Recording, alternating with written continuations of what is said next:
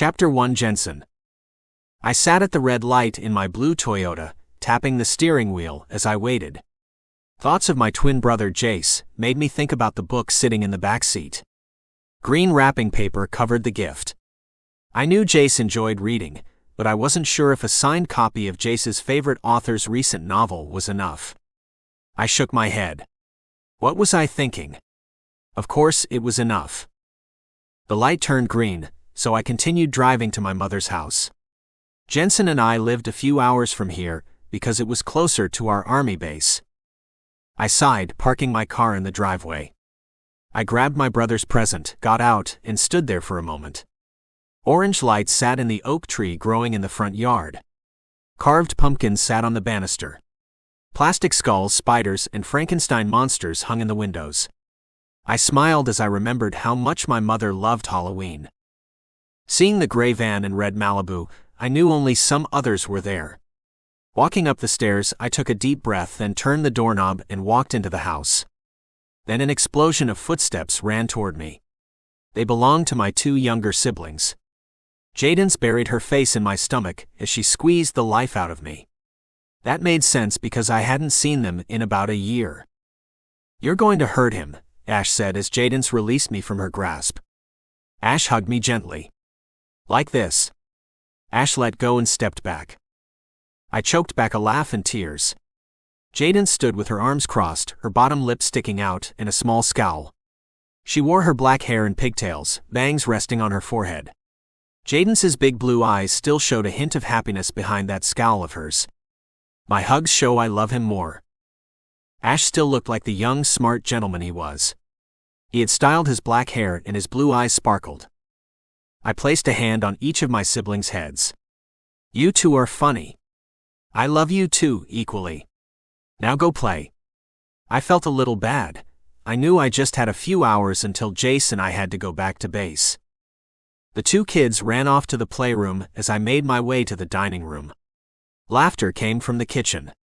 After placing Jace's gift on the table with the rest of them, I walked to the kitchen.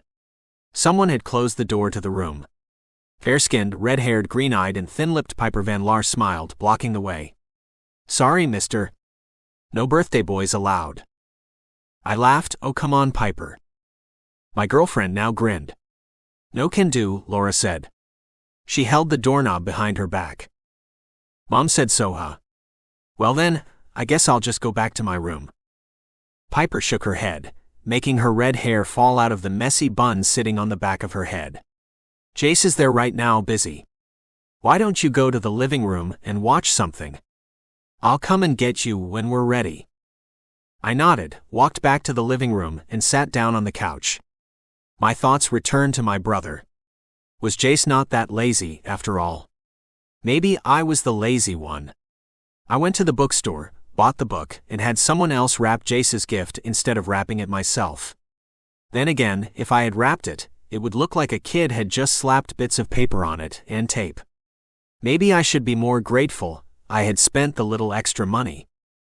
I reached for the TV remote, pressed the power button, and watched White Collar, even though I had seen it before. About 40 minutes later, Piper called for Jace and me as my parents rushed toward the front door and left. Getting up, I walked over to Piper, hands in my pockets.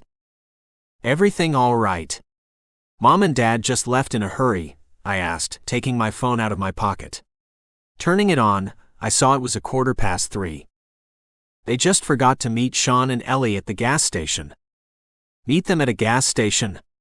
Why? Didn't they drive from the airport?" "Yeah, but your parents are taking Danny to the hospital." Danny was the oldest child of Ellie and Sean, but he was constantly sick, meaning he was in the hospital a lot. "Danny is with them? I thought he was still in Britain." With a small sigh, I asked, "I honestly don't think that was the best idea, because of his health." Piper stared into my eyes and opened her mouth to reply, but my vibrating phone interrupted her. The name on the screen read Mom, so I accepted the call. "Hey Jensen. We're going to the hospital with Danny." "Yeah. I know.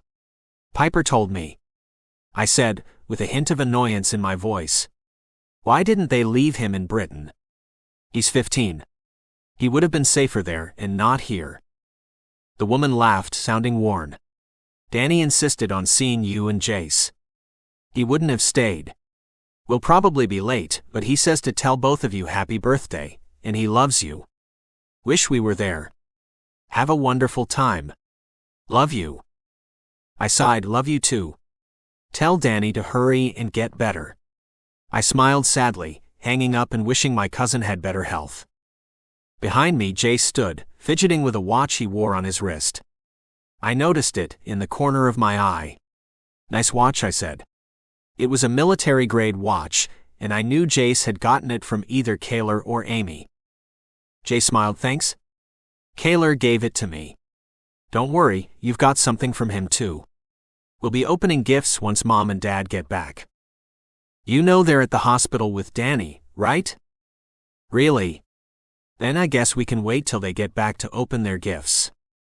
If that's even possible, Piper said, looking down at her phone. Jace and I looked at each other and Piper with wide eyes. Well, what do you mean? We asked in unison. Piper walked over to the living room. The TV was still on, but now an EAS was being broadcast. Yellowstone's supervolcano erupted earlier today.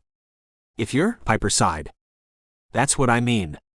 Of course, most of this doesn't affect us since we're in Georgia. The only thing affecting us would be the famine, ash, and temperature drop. The ash affects us? Jace asked, clearly surprised. I nodded. It's the highest number on the explosive index, meaning it's one of the most dangerous volcanoes there is. Guess this is where your nerdiness pays off, Jace said sarcastically. I'm serious, Jace. We need to do something other than just standing around. He leaned against the wall. What exactly can we do? There isn't much.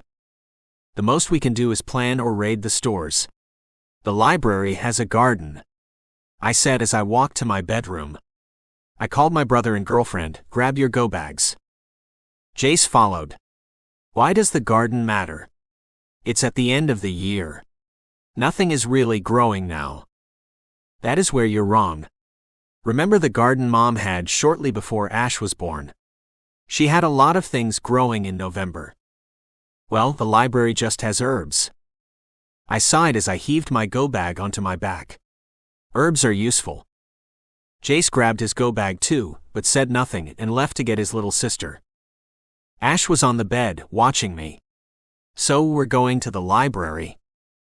Yes. Listen, you're a smart boy, Ash. You know how serious this is, right? The 9-year-old nodded. If I tell you to run, grab Jaden's and run. Okay? Ash nodded, hugged me, and left the room. Taking a deep breath, I ran my hand through my hair, then exhaled. Grabbing my green military duffel bag, I walked over to the couch, sat down, and placed the duffel bag on the floor. Then I opened it, taking my M17 and M18 pistols out, the Swiss Army knife too, now in my hand. The owner had carved the initials WHR into the handle. August 2019. You're crazy. Why would you do something like that? Joining a private military contractor? What if they don't like you? They'll kill you. Do you want that? Huh? Do you, Jensen? What's gotten into you? You're screaming at the wrong person, Cayler, I said, unfolding the paper and shoving it into his hands. It says Jensen Michaels, not Jensen. It's probably too late anyway. Cayler opened his mouth, but an explosion interrupted him. We ran toward the source and saw Wyatt Reynolds, Cayler's cousin, underneath the rubble. Hey bro. You all right? Jace placed a hand on my shoulder. Yeah. I slid the pocket knife into my pocket. Of course, Wyatt is okay, I said to myself. Wyatt gave me a pocket knife last year for my birthday. It was his father's before he died 20 years ago. What are you doing? We need to get going, Jace said, pulling Jaden's closer to him. Jaden's held Jace's hand and Ash was behind her.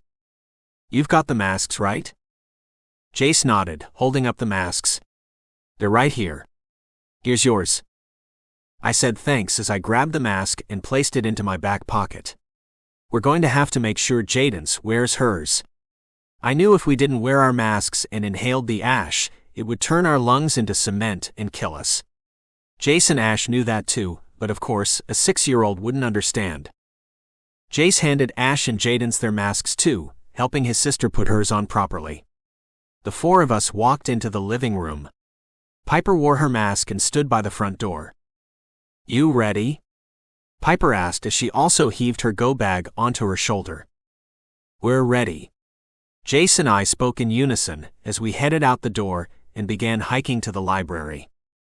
Once we were outside, sirens from fire trucks blared in the distance down the highway. Both Jaden and Ash covered their ears as the fire trucks passed. Vehicles piled up as they tried to leave town, but the traffic lights were out, trapping the people inside. Jace and I picked up our younger siblings, then placed them on our backs. We arrived at the library an hour and a half later.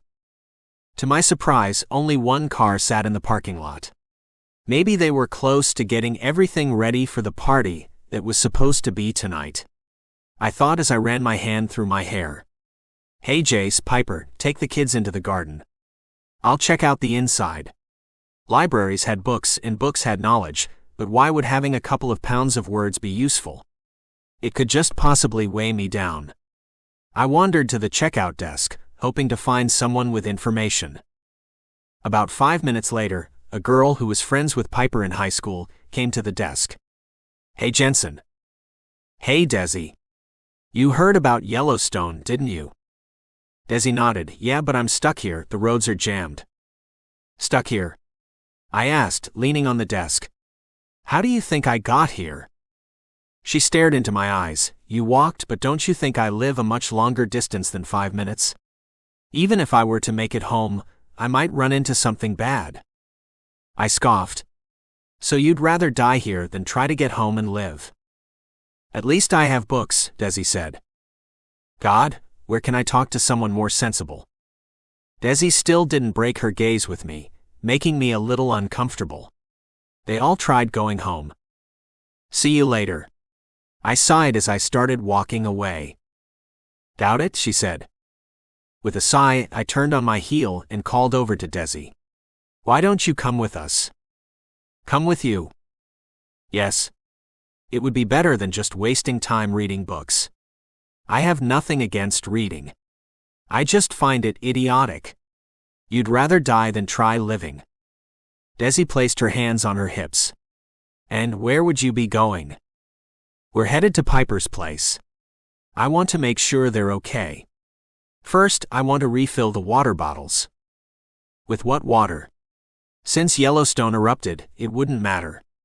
They'll be dead anyway." Desi deadpanned. "But fine. It beats doing nothing." "Water from the bathroom." "Of course, it beats doing nothing." I handed her a water bottle. "Go to the girls' bathroom and fill it up. Use the sink. It'll be faster. The power is out." "So, there should still be water in the tank. We have little time. Please fill it up." I practically begged. "Sure," she said as she put her purse on her shoulder, took the bottle, and headed to the bathroom. I went to the boys' bathroom, turned on the sink, and began filling up the bottle. A few minutes later, Desi and I started heading outside, but deafening thunder stopped us. "Go to the basement. I'll be back in a second." Desi nodded as I ran over to Jace, Piper, Ash, and Jaden's. "Come inside, head to the basement," I yelled. They dashed into the library, with me following. The herbs and a couple of vegetables were in their hands. I ran after the others and sped down the stairs going to the basement, after grabbing 6 pairs of headphones and a roll of toilet paper.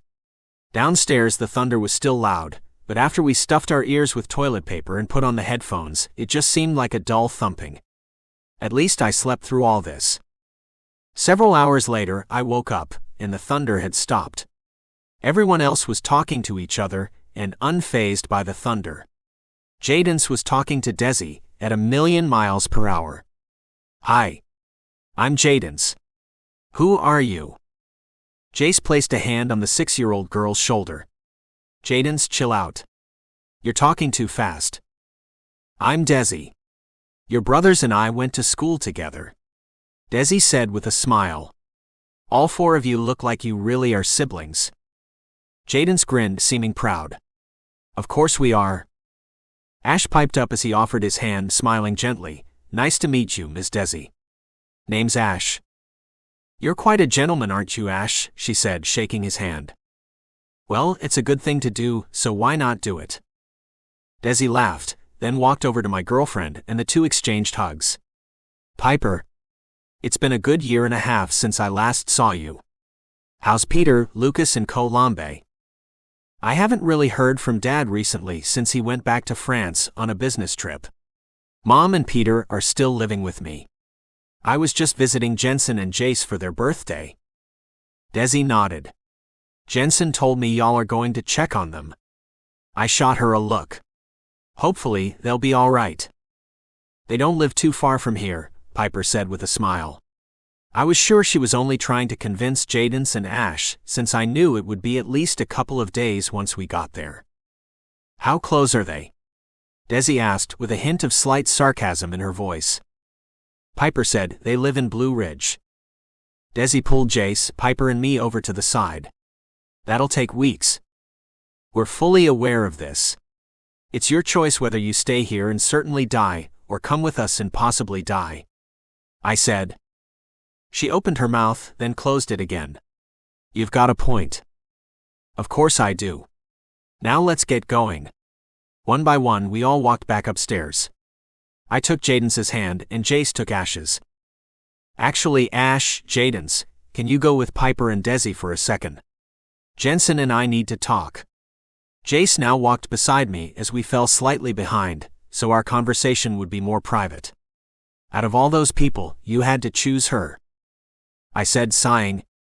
Everyone else had gone home or tried. Desi is also Piper's friend. I didn't want to see her die when I could have helped. But she's not that smart. I'm sure you've noticed that already.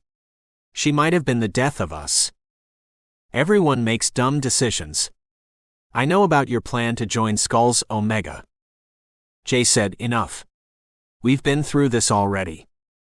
You're still an idiot, I said as I sped up my pace and took Jadens' hand again. We all walked in silence. My thoughts were on Yellowstone. How fast would the ash be moving? If we got stuck in the ashfall, Desi would surely be dead unless she had a mask or a cloth in her purse. Clearing my throat, I placed a hand on Desi's shoulder. You got a mask or a cloth? You'll need it for when the ashfall starts, which could be at any moment. I bet it'll start before tomorrow. Just to be safe, why don't you put it on? Piper stopped, dug an extra mask out of her go bag, and handed it to Desi. There. Thanks, Piper. Jensen, she sighed. No problem. We said in unison. Taking a deep breath, I raised my voice slightly to get Jace, Ash, and Jadens' attention. We might as well find a safe spot to stay during the ashfall. There is a diner nearby. My best friend Morgan works there. Piper said. And I promise we'll actually be there soon. It'll be about 10 more minutes of walking. About 10 minutes later, a small family diner came into view. The sun was setting behind us, so I couldn't see whether it was open. Piper knocked, but the door creaked open. Piper and I exchanged glances as I reached for my M17. I peered down at the site as I began entering the small building. Jensen? It's a pleasure seeing you, a gruff voice said with a hint of boredom. Light from the setting sun made it possible for him to see me, but the rest of the diner was dark. The little light from the candles made it a little difficult for me to see if he had a knife or a gun. Even though I held a gun, I slowly lifted my hands above my head and moved closer. Look, man. I stopped. Wait, I know that voice. What are you doing here? I thought only Jace, Cayler, General Corporal Michaels, and I were just sent stateside. Wait, you know this guy? Desi, who had just entered herself, shrieked. The guy laughed. Of course, Jensen and I used to be in the army together. Then why do you sound like you want to kill him? I growled. Nate, this isn't necessary. I waited a few seconds, and after his silhouette didn't budge, I cocked my pistol. What are you doing here? I was looking for some water and food. But since you're here, I'm assuming Jace is with you. Where is that little? Put your hands behind your head. Jace yelled as he cocked his pistol. Out of the corner of my eye, Jace stood in front of the door, pistol in hand. Nate smiled. Just the guy they first was looking for. Let's calm down and talk about this. We still stood a suitable distance apart, but moved a little closer to each other. Jace had the gun at his side and his finger on the trigger. What do you want with me, anyway? Killing us won't do anything. Even if you killed us and could get the money, Hester is a dead girl walking. She has cancer. The knife he held clattered to the floor as Nate fell to his knees, sobbing. I just joined for the money. You understand, right? My daughter was dying, and I give her a few more months. Piper, Jadens, and Ash all stood by the wall. I caught Jace's gaze. I see why you and Wyatt joined or tried to, but for Jace too. No. It's unbelievable. Jace glared at me. Shut up. Right now there are more important things to deal with. What are you? I began, but a group of men wearing black leather jackets and sunglasses, armed with guns and knives, marched in. Get up, I hissed to Nate, whose eyes became as wide as dinner plates. I grabbed his hand and pulled him to his feet. Desi hid under a table. As the guys came into the building, I realized a man in his mid-30s was being carried and looked as if they had drugged him. Blood covered his face and looked swollen. At first, I thought the guy was going to be treated for his injuries, but then I wondered why they would have taken him to a diner and not a hospital. Hey, I said, tapping a balding man's shoulder as he loomed over the drugged, half-faced, bloody man. What are you doing here? That man needs medical help. I don't know if you can read that sign outside, but this is a diner, not a hospital. Balding smiled. Well, I don't know if you know this, boy, but the world is different now. There is no hospital, and don't you think we'd know this is a diner? We aren't really the get-well-soon type. Calmly, he pulled a pistol from his belt and aimed it right at my head. Whoa, easy. You don't want to do this. Tell me what you want, and I'll leave you alone. All right? Begging for mercy, huh? What? He began but ended up screaming as Jace shot Balding's hand, who dropped the pistol, then onto his knees. Well, we aren't really the get-well-soon type either. Jace swiftly hit the man's temple, causing him to black out. The other men stopped for a good second, then it came to my attention that this was probably a prison gang, judging by their tattoo-covered arms. The knowledge of us having 3 ex-soldiers on our side gave me a little more confidence, but that being said, it was 3 against about 5. They had knives and the other 3 had guns. Jace noticed this too and asked, "What are we supposed to do?" "The knives won't be a problem, the guns." Nate was quiet as he picked his knife off the ground. "I got this. You get the injured guy and run." Jace and I knew Nate was going to die, but we also knew he owed us his life after Jace and I had saved him a few months ago while we were in the army. I signaled Piper to get the injured man and hoped Desi also noticed.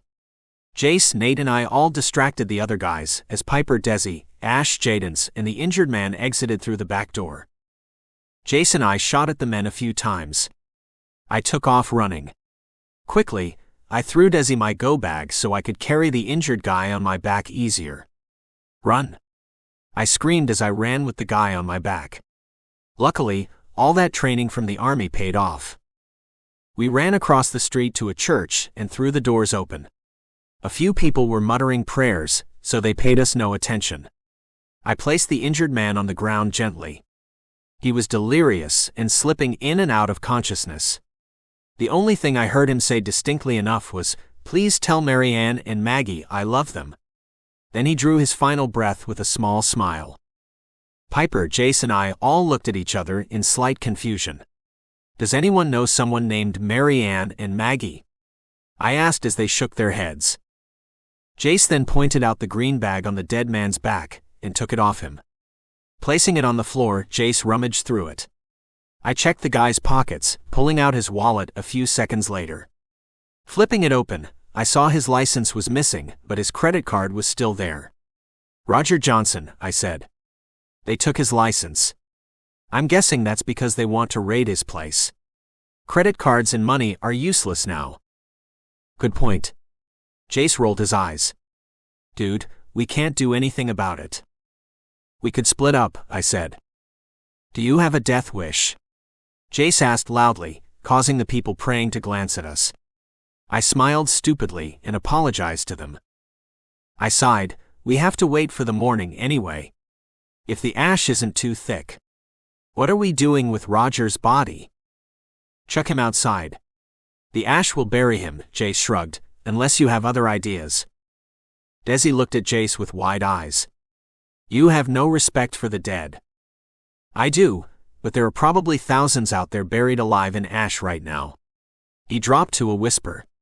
My parents and cousin might be among those people. That quickly seemed to shut Desi up. I turned to Ash and Jadance, who were quietly looking at the stained glass windows. Hey guys. It's a busy day tomorrow, so let's get some sleep, all right? My 6 and 9-year-old siblings nodded as Jace and I handed them sleeping bags from our go bags. Use these, okay? Just think of it as camping. I tried giving them my most comforting smile. Sleeping on the ground was going to be a pain, but at least the carpet underneath helped our comfort, plus the padding of the sleeping bag. Luckily, Piper had an extra one for Desi to use. Because of exhaustion, I fell asleep a few minutes later. Chapter 2 Jensen. Waking up on the floor of the church in a sleeping bag puzzled me at first, but after blinking a few times, I remembered the events of the day before. I sat up and looked around. The people who prayed the night before were gone, and so was Roger's body. Jadance and Ash played a hand game, while Desi, Piper and Jace were having hushed conversations. They were already put the sleeping bags back into their go bags, so I knew they were waiting for me to wake up. Morning, I stretched, stood up and put up mine. Good morning, sleepyhead, Piper said, walking over to hug me. From what I can see outside, the ash doesn't seem too thick. Doesn't mean it won't be a pain to travel in. At least that's somewhat good news, I said. All right, let's go. Jadance looked at me with pained eyes. What about breakfast? I'm hungry. Right, I said to myself. Listen, it won't be what you're used to, but it'll be something. When, she whined, sticking out her bottom lip. Piper crouched down to her level and placed a hand on her shoulder. Just give us a minute to figure it out, all right? Jadance nodded as Piper, Desi, Jace, and I went over to the side. What are we going to do? The diner was probably picked clean last night by those guys. That's a good point, Desi said, not interested. Desi, just go watch Jadance and Ash, will you? I groaned. Why did I invite her to come with us? It just means there is one more mouth to feed. Sure, she said, seeming more relieved. Jace didn't say anything for a good second. We've got stuff in our go bags. It'll hold them over until we get something else. That'll work, I said, but where and when would we go? My brother shrugged, not here. I know that. We could try the diner again. There aren't too many options. Jace sighed, looking over at Desi, and then at Piper. Jensen and I will go over to the diner. You and Desi can watch the kids. I'm only asking you to stay here for your protection. Piper nodded, sure. And someone should at least be here if we need protecting. Jace, why don't you stay here as well, I said, catching what she was implying.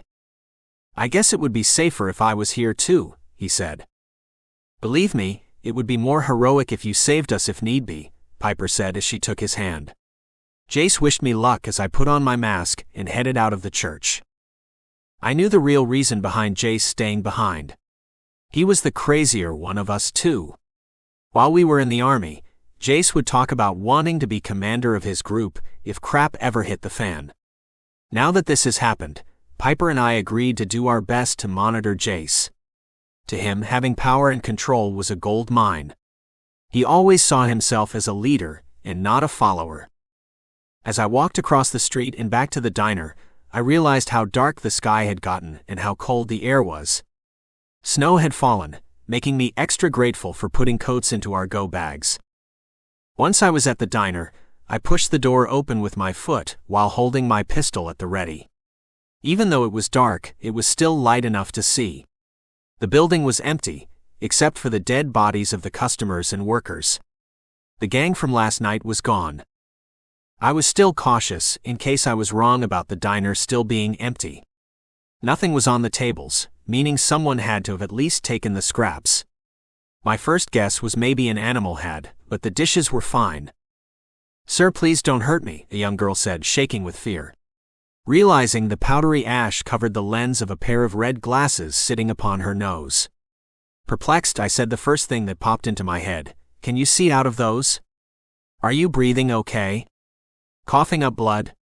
I asked these questions without thinking, and hoped it proved I would not hurt her. "I'm okay." I had an old rag around my mouth when the ash started falling. She answered, calmed, but small sobs broke her words. "I'm Mary Ann Johnson, by the way." "Jensen Michaels," I said with a gentle smile. "Judging by the ash on your glasses, you were outside during the ashfall. Is there anyone with you?" Mary Ann's head dropped as she took her glasses off and began crying. "My dad, but he's dead. He died last night. A group of bandits brought us into this diner after they had tortured my dad. I had hidden in a cabinet, but I could hear everything that had happened. I had even heard your voice and a couple of others. I guess Roger had distracted me too much for me to have noticed Mary Ann. I'm sorry for your loss. Where is your mother?" "At home with my uncle. I wanted to thank you for trying to save Dad. I saw your twin dump his body outside the church. Just tell me you did everything you could. I know you weren't able to do much since you were in a church, not a hospital. We did everything we could. What are you going to do?" Mary Ann smiled as she hugged me. "I'll go back home, I guess. I don't care if I make it or not. And there is food in the kitchen. It was too much for me to take all of it. See you around, Jensen." She released me from her hug and walked to the door. I followed, but headed to the church to get help with the food. "I need your help to get all this extra food from the kitchen. And Jace, we need to talk." The six of us walked back to the diner and into the kitchen. "What is it?" Jace asked as he began rummaging through the cabinets. "Remember Roger from last night? His daughter, Mary Ann, was hiding in a cabinet. She saw you dump her father's body, but she thanked us for trying everything we could. But seriously, you dumped his body? I couldn't do much." I sighed. "It doesn't matter now. Just hope those other people didn't see you." "Why does it matter if they did?" he said as he stuffed cans of peaches into his go bag. "You'll want to keep everyone on your good side if you expect to have a following," I said, rolling my eyes. Jace slugged my shoulder and laughed. "So now you're finally letting me loose after all these years?" "No, I was just seeing if you were still stuck in that crazy fantasy of yours, and you still are. So you never thought we would be better leaders than those old scumbags we had?" Jace stopped, placed a hand on my shoulder, and faced me fully. "You never thought of leading our own organization?" I scoffed and pushed his hand off my shoulder. "We? Never once was there a we. It was always you. How many times do I have to tell you that, Jace?" Then it seemed as if my twin brother had taken a pair of scissors and cut the rope of our brotherly bond as he stormed out of the diner. Piper started going after Jace, but I held up a hand to stop her. "Piper, just let him go. He's gone." I stood there in shock. Was Jace leaving me and our brother and sister? I also wondered if he realized it was going to be impossible for me to take care of them, practically by myself. I couldn't protect the others and do other tasks like getting food at the same time.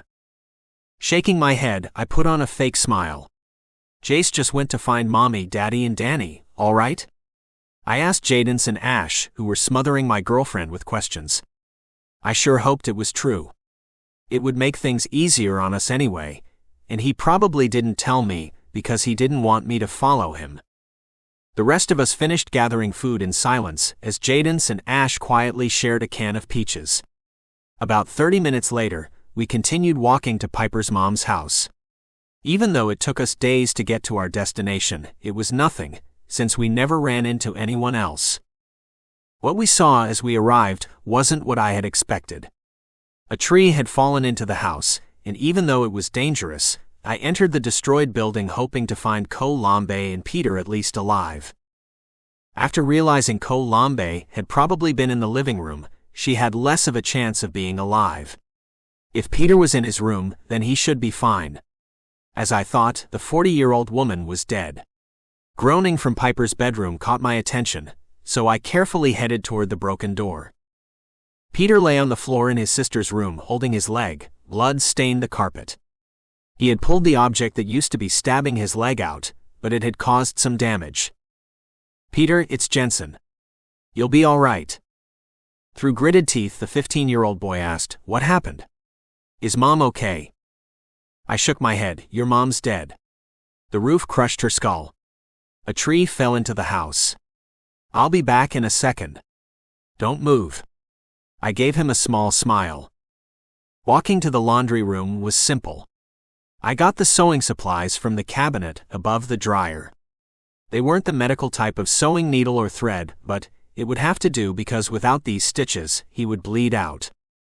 My eyes watered as the thought of me telling Piper about her mother's death came to mind. All I needed to focus on right now was keeping her younger brother from dying, too. I stumbled back to Piper's bedroom and sighed. "This is going to hurt." I threaded the needle and stuck the needle into his skin. Of course, Peter screamed but eventually passed out. Soon enough, I was done and tied it off. Carefully, I carried him out of the house, and Piper instantly ran over to me. "Peter," she said, shocked. It took her a moment to realize Cayler wasn't with me. "Mom?" she asked, voice cracking. Again, I shook my head and told her the news. Piper cursed in French under her breath, but looked at Peter in my arms. "At least Peter is alive." "There is that," I smiled the most forgiving smile I could. "We can take him to the hospital after he rests a bit." I turned to Desi. "We'll be staying in the cars for a couple of days until Peter gets better. Get into Colum's car with Ash and Jaden's. Piper, Peter and I will be in Piper's." Desi stayed quiet and didn't complain. Maybe she now realized there was nothing she could do, and we were being nothing but nice to her. We spent the next couple of days searching the destroyed house for supplies.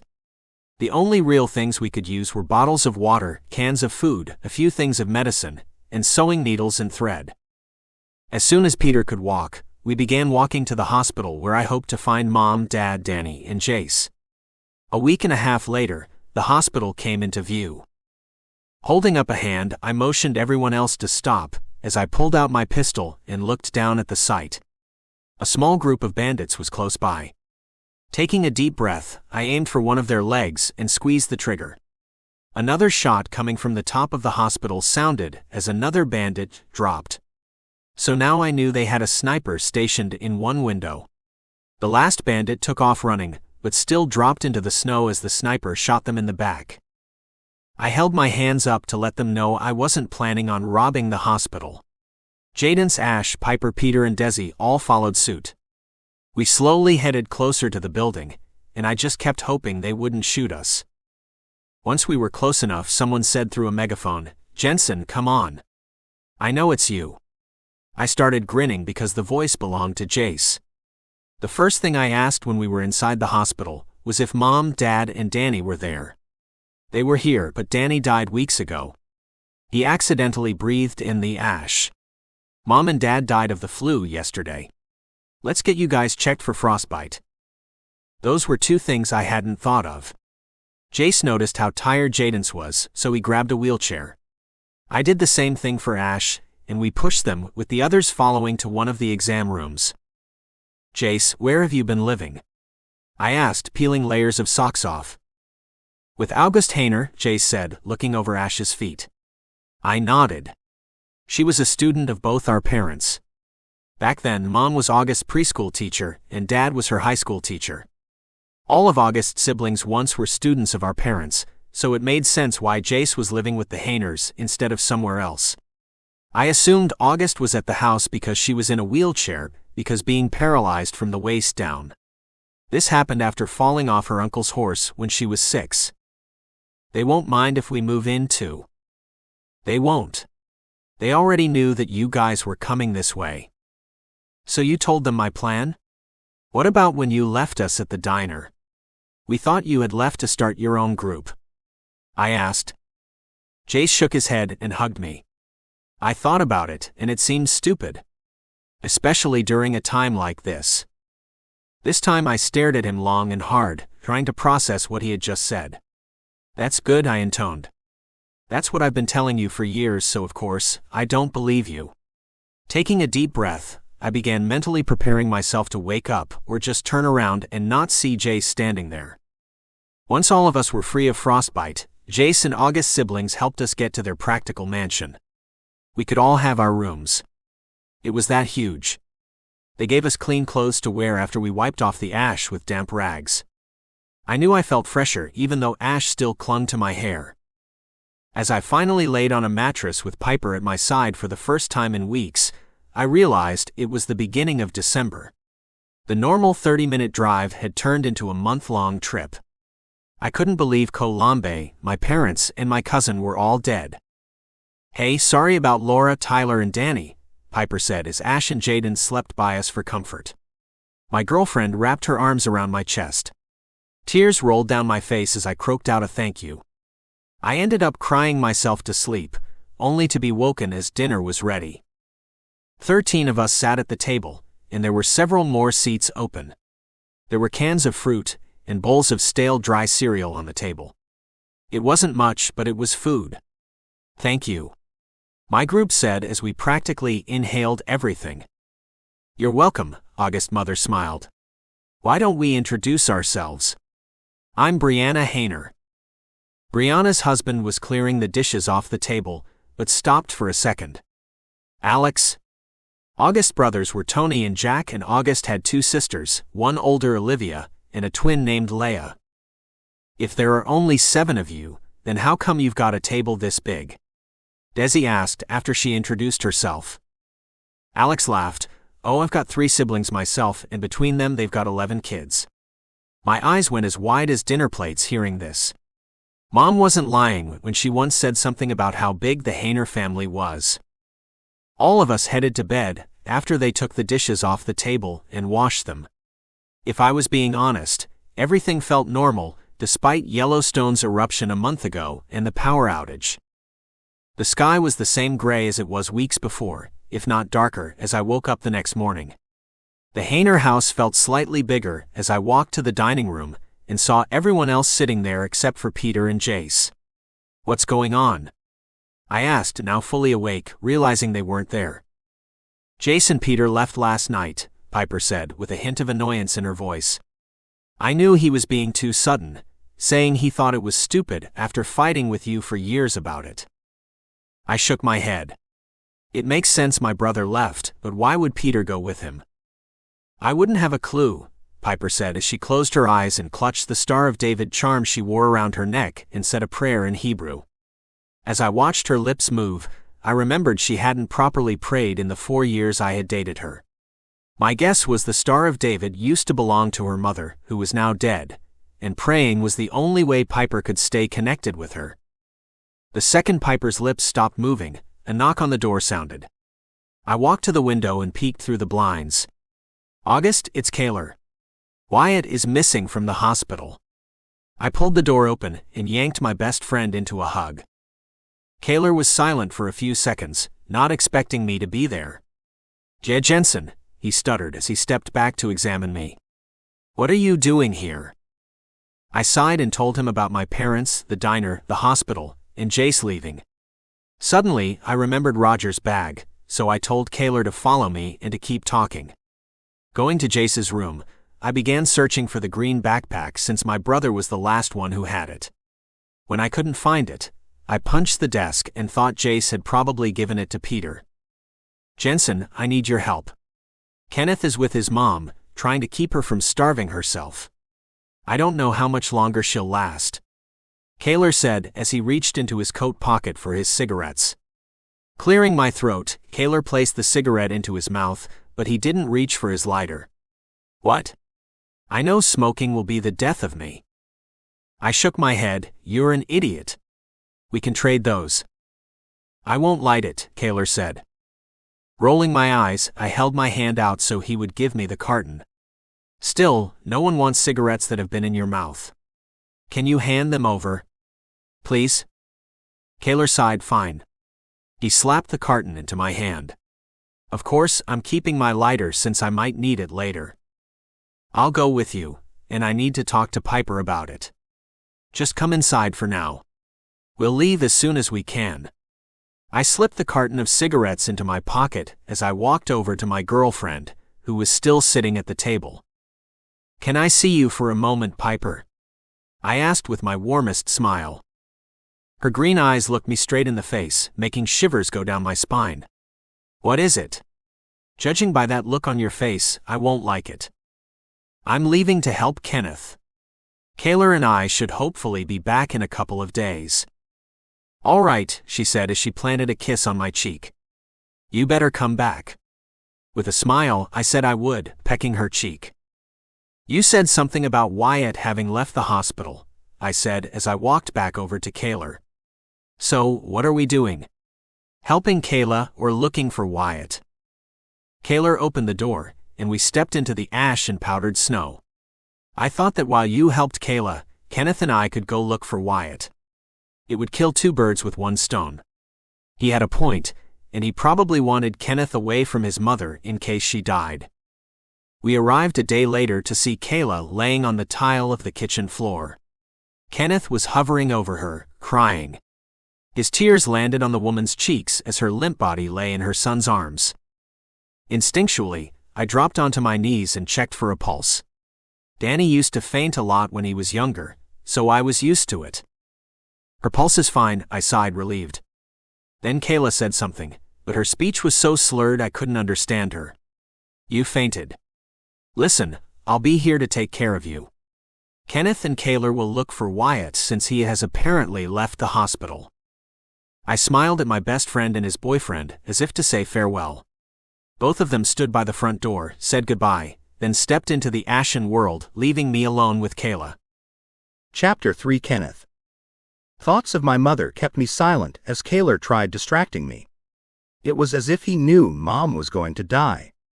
I already knew trying to keep her alive was useless, but I couldn't have brought myself to let her die. I knew it wasn't my fault if Mom died, because it was her choice not to eat. Now, memories of my older sister's death played in my head. I was there when she died, so I was afraid I would be responsible for my mother's death, too.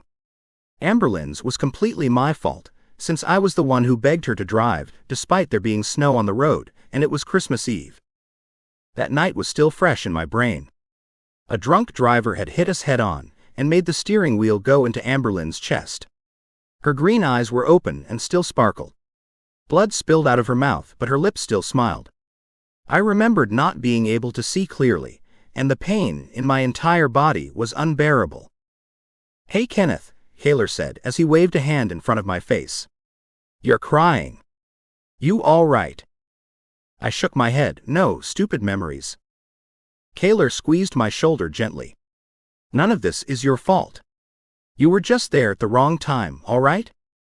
That seemed to be everyone's go-to thing to say when I said or implied I was thinking about Amberlynn, so I shrugged as if to say whatever or that's not true. To conserve energy, we walked in silence, occasionally asking each other if we needed to rest a little. The scenery of the landscape seemed like a winter wonderland instead of a wasteland.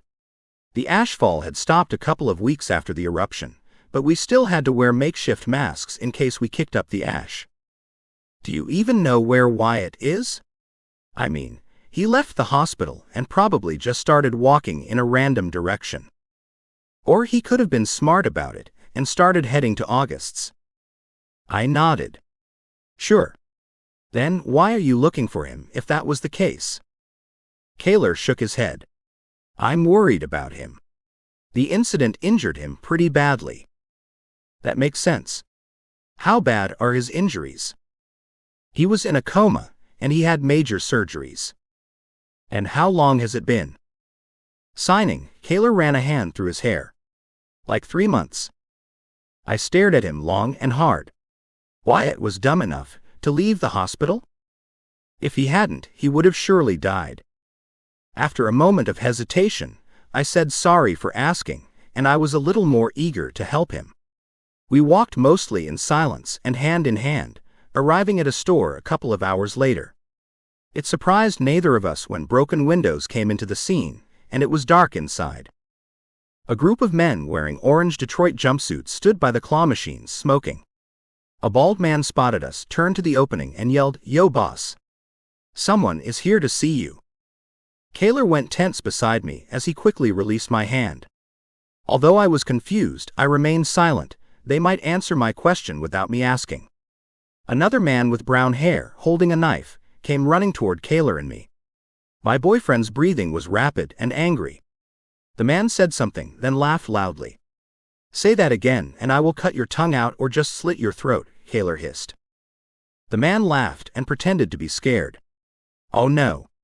I guess he's afraid I'll tell everyone." Cayler whipped out his pocket knife. So I did the same. Broken glass littered the ground because someone had busted the pharmacy's windows. The workers were dead, and in a pile of blood that stained the white-tiled floor. I'm guessing these guys broke out from the Detroit prison and walked 500 miles for drugs. I asked. My boyfriend didn't answer me, but he growled, "Rattan Reynolds." I froze upon hearing the name. "It's been a while, 15 years since I last saw you and your stepsister," Rattan said. Cayler's breathing was remarkably steady. "You hated having a blind wife who divorced you, so you killed her in cold blood, because if you couldn't have her, then no one could, right?" The old man grinned as Cayler went to hug him. But my boyfriend had hidden his knife behind his back. He stuck his blade deeper into his dad's back, who collapsed as the knife was deep into his chest. "Anyone else?" Cayler asked as blood pooled at his feet. To my surprise, everyone except for one backed up. The man dashed toward Cayler, but I was quicker and jumped in front of the attack. A few seconds later, blood came as pain seared through my chest. Chapter 4 Cayler. "No!" I screamed. Kenneth's body landed on the ground with a thud. Dad lay dead at my feet, but I didn't care about him. All I cared about was getting Kenneth to safety and nurturing him back to health. I looked up and saw my boyfriend's attacker. There was a lack of light, but the person had shoulder-length dark hair, wore a police uniform with the sleeves torn off, and had a skull tattooed on their left shoulder. Just as I got up and started fighting the guy, a gun cocking stopped me. "Put your hands where I can see them," a female's voice rang out. Kenneth said something faintly, but apparently loud enough for the lady to say something. "Kenneth, what are you doing here?" she asked, walking toward us. I stood and began walking toward Kenneth. My voice quivered. "He's hurt, ma'am. I don't know if he'll be okay." "Jamie, you check on Kenneth while the rest of us get the others," a man said as he walked carefully over to Dad and kicked him. The other police officers arrested the person who attacked us, and they put Dad into a body bag. I grabbed my knife off the floor and used my shirt to wipe the blood off. Jamie snatched my wrist, making me nick my belly, and asked, "Did you kill this man?" I yanked my arm from the woman. "Yes, ma'am, but he was?" "I don't care who he was. You killed." "I killed my father who murdered my mother in cold blood," I growled as I turned to a man moving Kenneth, who was barely conscious. "What are you doing, Kenneth?" My sudden outburst startled the man. "We'll take him to the hospital, and—" "No, you aren't. I'll take care of him, thank you." "But," the doctor said with wide eyes, "he'll be better with a doctor's treatment." I glared at him. "You know you aren't the only doctor in the world, right? I was a doctor in the military, so I'm certain I've seen much worse than you. I'm not paying a crap ton of money either." The doctor picked Kenneth up, who moaned. "Careful with him, idiot." I took my boyfriend from the doctor carefully and kissed his sweaty forehead. He opened his pain-filled eyes. "It'll be all right, Kenneth, Cayler's here." Then he began begging me to stay, and I swore I would. I carried the 17-year-old to a clearing in the woods, laying him down on the snow-covered ground, and unbuttoned his torn shirt. Without thinking, I took the sewing kit from the bag beside Kenneth. Then I grabbed a nearby stick, wrapping a cloth around it. I told him to bite down on it, so he did it without question. He just tried to relax. Kenneth nodded when I asked if he was ready. We took a deep breath as I stuck the threaded needle into his skin. I continued stitching his wound. Of course, Kenneth kept screaming. After an hour, I was done. Kenneth cried in pain, so I stroked his hair and said I finished. He smiled weakly and closed his eyes as the grip on my hand loosened and said, "Thank you." Smiling, I laid a rag on his forehead and placed snow on it to reduce his fever. As we rested, I held his hand. He slept on our bundled-up shirts while I slept on the ground. A few hours later, we both woke up. Kenneth screamed as he sat up. Tears sprung to my eyes after hearing him scream. "Cayler, I'm so glad I jumped in front of the guy's attack. Kenneth began, but I cut him off. "You could have died, Kenneth. Also, that was reckless. I don't want to see you in pain," Kenneth said, pressing his lips to mine. We kissed for a few minutes, then I told Kenneth he needed to rest because we'd be moving on in the morning. He smiled and nodded. I moved over. I laid down with my hand behind my head, my mind on Kenneth. Finally, sleep came, but it wasn't long before I smelt smoke and the heat covered me in sweat. Kenneth crawled over to me and said hoarsely, "Fire, Cayler, fire." Seconds later, I ran with the bag and Kenneth in tow. I couldn't grab anything else without being burnt to a crisp. I ran with Kenneth in my arms, and the bag on my back was slow, but I tried running faster. Luckily, the heat was making the snow melt, so it was easier. "Run. Run," a voice yelled behind me. That somehow made me run faster, and doing so caused something warm and wet to end up on my chest. It was blood, meaning Kenneth's stitches had come undone. He gasped like a fish out of water. After stopping to catch my breath and fill my burning lungs with fresh air, we were far enough from the hungry fire to be safe. I pulled my eyes up from the crying, semi-conscious boy in my arms. A girl stood a few feet in front of us with a messy ponytail, her brown eyes looking up at me. Powdery ash covered the lens of a pair of red glasses sat on her nose. Perplexed, I blinked a few times to make sure the girl was real. "I'm Mary Ann Johnson. I'd offer you a hand, but yours look a little full." I nodded. "Nice to meet you, Mary Ann. My name is Cayler Reynolds, and this is Kenneth Anderson." "Where are we?" I asked. We were by a frozen pond with a small house beside it. There was a man on the roof with a shovel, shoveling the ashy snow off. Mary Ann sighed. "We're at my mom's place. The man on the roof is my uncle, William Johnson. My mother, Maggie, is inside. Why don't you come in?"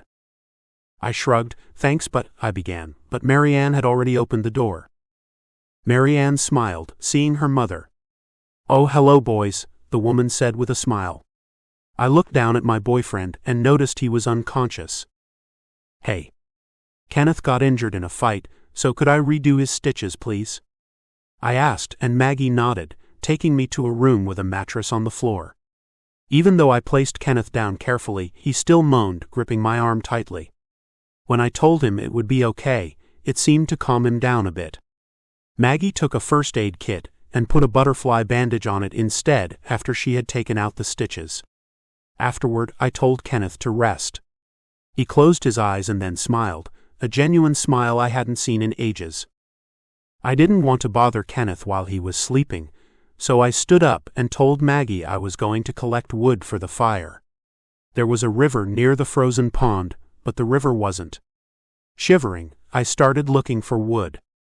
Eventually, I came across a forest that wasn't the burnt one and picked up fallen pieces. A little while later, I went back to the Johnsons and put the wood by the fireplace. I walked back to Kenneth's room and saw Mary Ann sitting beside him. "How's he doing?" "He's doing great. The cut isn't too deep," Mary Ann answered with a smile. I watched my boyfriend sleep for a couple of seconds, then turned to the window. A man with brown hair and a black face mask walked with a blue-haired girl by his side. I snuck outside through the back door and observed them. "Hey, Helia. Think that house over there is empty?" the guy asked. They were talking about the Johnsons' house. I snuck back into the house and ran to where Mary Ann was. "We've got company," I told Mary Ann, who told her mother. "I'll handle it. I just wanted you not to worry."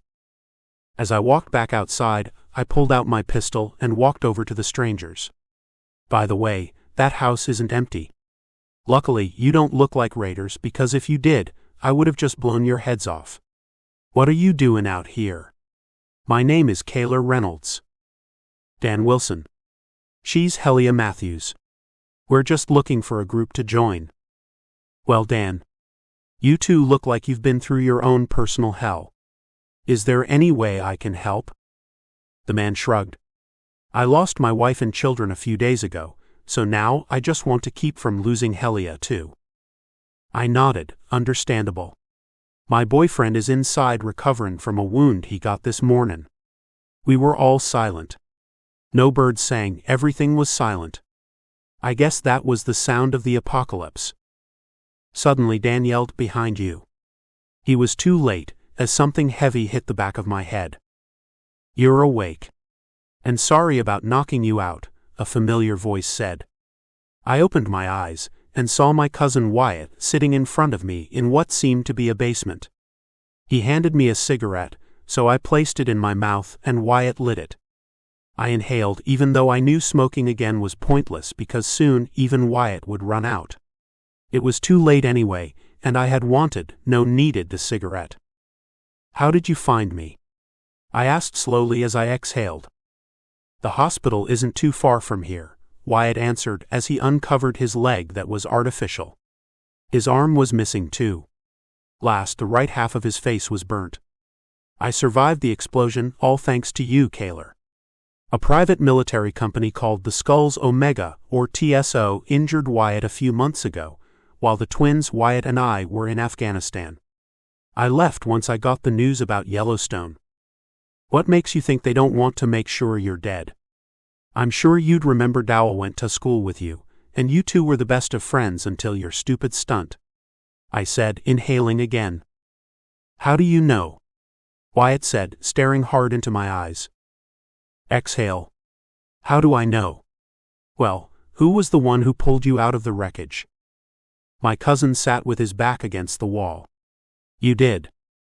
I nodded, and I know you were trying to fake your death. After they sent you to the hospital, I found your paperwork for joining TSO. It was brilliant. You were going to die and become Ryan Lawrence. I was nice enough to burn those papers. What you did was stupid. You lost your arm, leg, and half of your face because of this. And what for? I don't even know if I can trust you. Talking to you right now could even be a trap. Wyatt walked over to the wine cellar and grabbed a bottle. Cayler, you're telling me you would? Footsteps ran down the basement stairs, and a man dressed in a soldier's uniform came into view. Wyatt stood and saluted. I stayed put, hand on my pistol. I studied him, then stood and saluted. Then I realized it was General James Giovanni. General? Wyatt said as he poured a glass of wine and handed it to the general. He took the glass inside, sitting down. As you were, and for the last time, it's James. We aren't in the army any longer. That doesn't mean I can't call you General out of respect, but whatever makes you happy, James. Right now we've got much bigger things to deal with. I looked at Wyatt with wide eyes. What's going on? James coughed, looking at me. Cayler Reynolds, right? I nodded. You should know TSO, then, since you were the one who saved Wyatt's life. Yes, sir. Well, TSO is everywhere, taking over town after town. I just came from Chatsworth, and they burned it to the ground since they didn't hand it over. James sipped his wine. I hear they're headed for Pompeii next, but I want to stop them before they do any actual damage. Just the three of us. James laughed. Use your head, boy. Of course not. Of course not. Then what are we doing? How are we going to stop TSO? Didn't you say they burned down Chatsworth? They did, but most of the survivors will help. Wyatt threw a look of annoyance in my direction. Then should we head to Chatsworth? My cousin asked as he stood. I held my hand up to stop him. Before we go, I need to go back to the Johnsons and let them know I'll be gone. There probably isn't any point in it. Let me say it again. I'm going back to the Johnsons. Kenneth is there getting his injuries fixed." As I stood to leave, Wyatt stood in the doorway. James cleared his throat. "Wyatt, back away, please. He'll be back." Wyatt hugged me and stepped away from the stairs. I hugged him back, tears streaming down my face. "I love you, Wyatt. Thank God you're alive. After Mom and Aunt Rachel died. You and Amy were the only family I had left, so after I thought you were going to die, and all because you tried faking your death just to join TSO. Back then, I had turned my sorrow into anger, but now I'm happy you're standing here. Of course, I'll help you bring TSO down." Wyatt released me from his hug, squeezing my shoulder as I walked up the stairs. As I reached the surface, I noticed I had been in a storm cellar, not in a basement. This minor detail made me realize where I was. As I turned to survey my surroundings, it hit me. Yes, I was here. I stood in what was my uncle's workshop until he died 20 years ago. Outside would be the house where Amy and I grew up. Even though I had only been to the Johnsons once, I knew where I was. The advantage of being a driver and hyper-observant was I remembered the road name and how to get there from here. It would be about a 30-minute walk from where I was. The good thing about the short walk was the lower chance of not running into trouble, and luckily I didn't. Knocking on the door, I took a deep breath and rubbed my hands together, moving from one foot to the other as I tried to keep warm while waiting. A few minutes later, Maggie answered the door. "Hey, Maggie. I can't stay long. I have a favor to ask you. My cousin and I are going to Chatsworth with an old army friend of ours to see if we can protect a town from being attacked soon. Can you monitor Kenneth for me until I get back? Thank you so much." Maggie smiled and pulled me into a hug. "We sure can. Be safe, all right?" "Yes, ma'am. I'll try my best." I hugged her back and then started walking back to Wyatt and James. The two men were standing outside of the workshop talking. As I walked up to them, Wyatt waved upon noticing me. "You ready?" "Yeah. Thanks for doing this." "No problem, it's our hometown too." Wyatt and James had a point. TSO won't surprise me if they head to Blue Ridge if they successfully burn down Pompeii, I said. "Which is why I won't let that happen," James said. "So here's the plan. We'll head to Pompeii and meet the Chatsworth survivors outside the city limits. Then if decide to back away, we'll fire." Wyatt shook his head. "They won't back down, so there isn't any point in negotiating with them." "So just kill them? That's what war is. Did you forget what happened all those years you were in the army? TSO never once thought about what was good for us. The only thing they've done is promise you money, but you have to join or you die." "Wait, really?" I stared at him in disbelief. He was dead serious. "I thought." Wyatt shook his head. "They forged the signatures. If they thought you were worthy, they would forge your name on the form and then tell you they promised you tons of money. If you refused, then they would try killing you." As we continued walking in silence, I ran the time I had found the form for Jace to join TSO, and when Jensen and I found Wyatt under the rubble through my head. Was the day Wyatt's accident had happened, and finding Jace's form that day a coincidence? Was the name change on Wyatt's form originally there, and did he accept or refuse? "Hey, Wyatt? Do you remember what happened before your accident?" "Yeah, but I don't want to talk about it." Understandable. It was probably still fresh in his mind since it was so recent. Now at least we were hopefully ending So's wrath once and for all. 30 minutes later, the three of us arrived at the city limits of Pompeii. There was an enormous group of people standing nearby. A guy in his 30s ran over to us. "General Giovanni, thank God you made it. Thank you for doing this." Wyatt shot James a look who just shrugged. "Everyone ready?" "Where's TSO?" I asked as I looked around for the black camouflaged army uniforms. "Over there," Wyatt said, pointing. I couldn't tell if we were outnumbered or not, because both armies were huge. It didn't matter since I was sure TSO had far more training than ours. They were a private military contractor group, while ours was just a militia. Chills ran down my spine as I remembered being in Afghanistan, being a combat medic, and witnessing the near death of my cousin. I shook my head and thought that we were going to be okay enough to at least do enough damage to weaken them. Then again, they've been a group for a good 20 years. James placed a hand on my shoulder. Cayler, everything will be okay, all right. We can do this for Pompeii, for Chatsworth, and for all those dear people we've lost. Nodding, I realized we were standing on one side of a bridge. Are you doing what I think you are?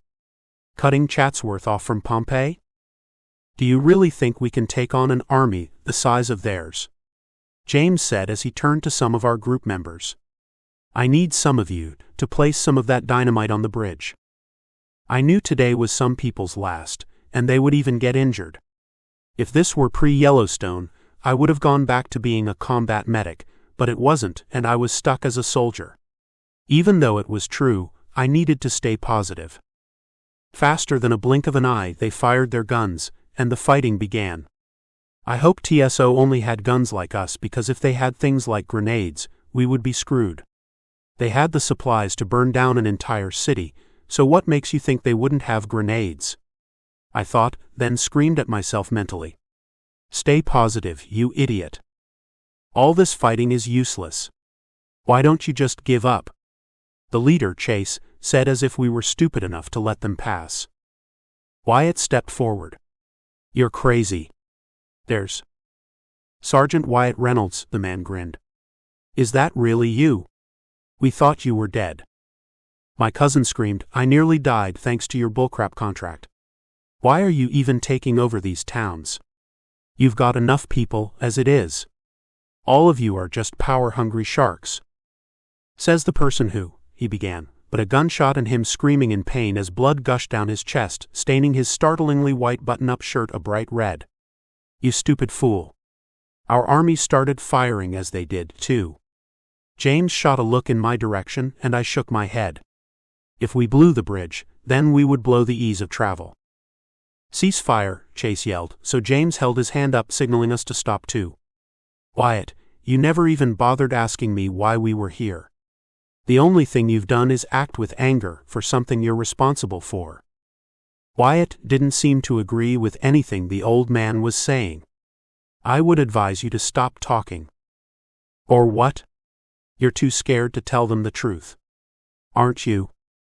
You're lying about everything. Oh, really? What about you? Why do you think they'll trust you?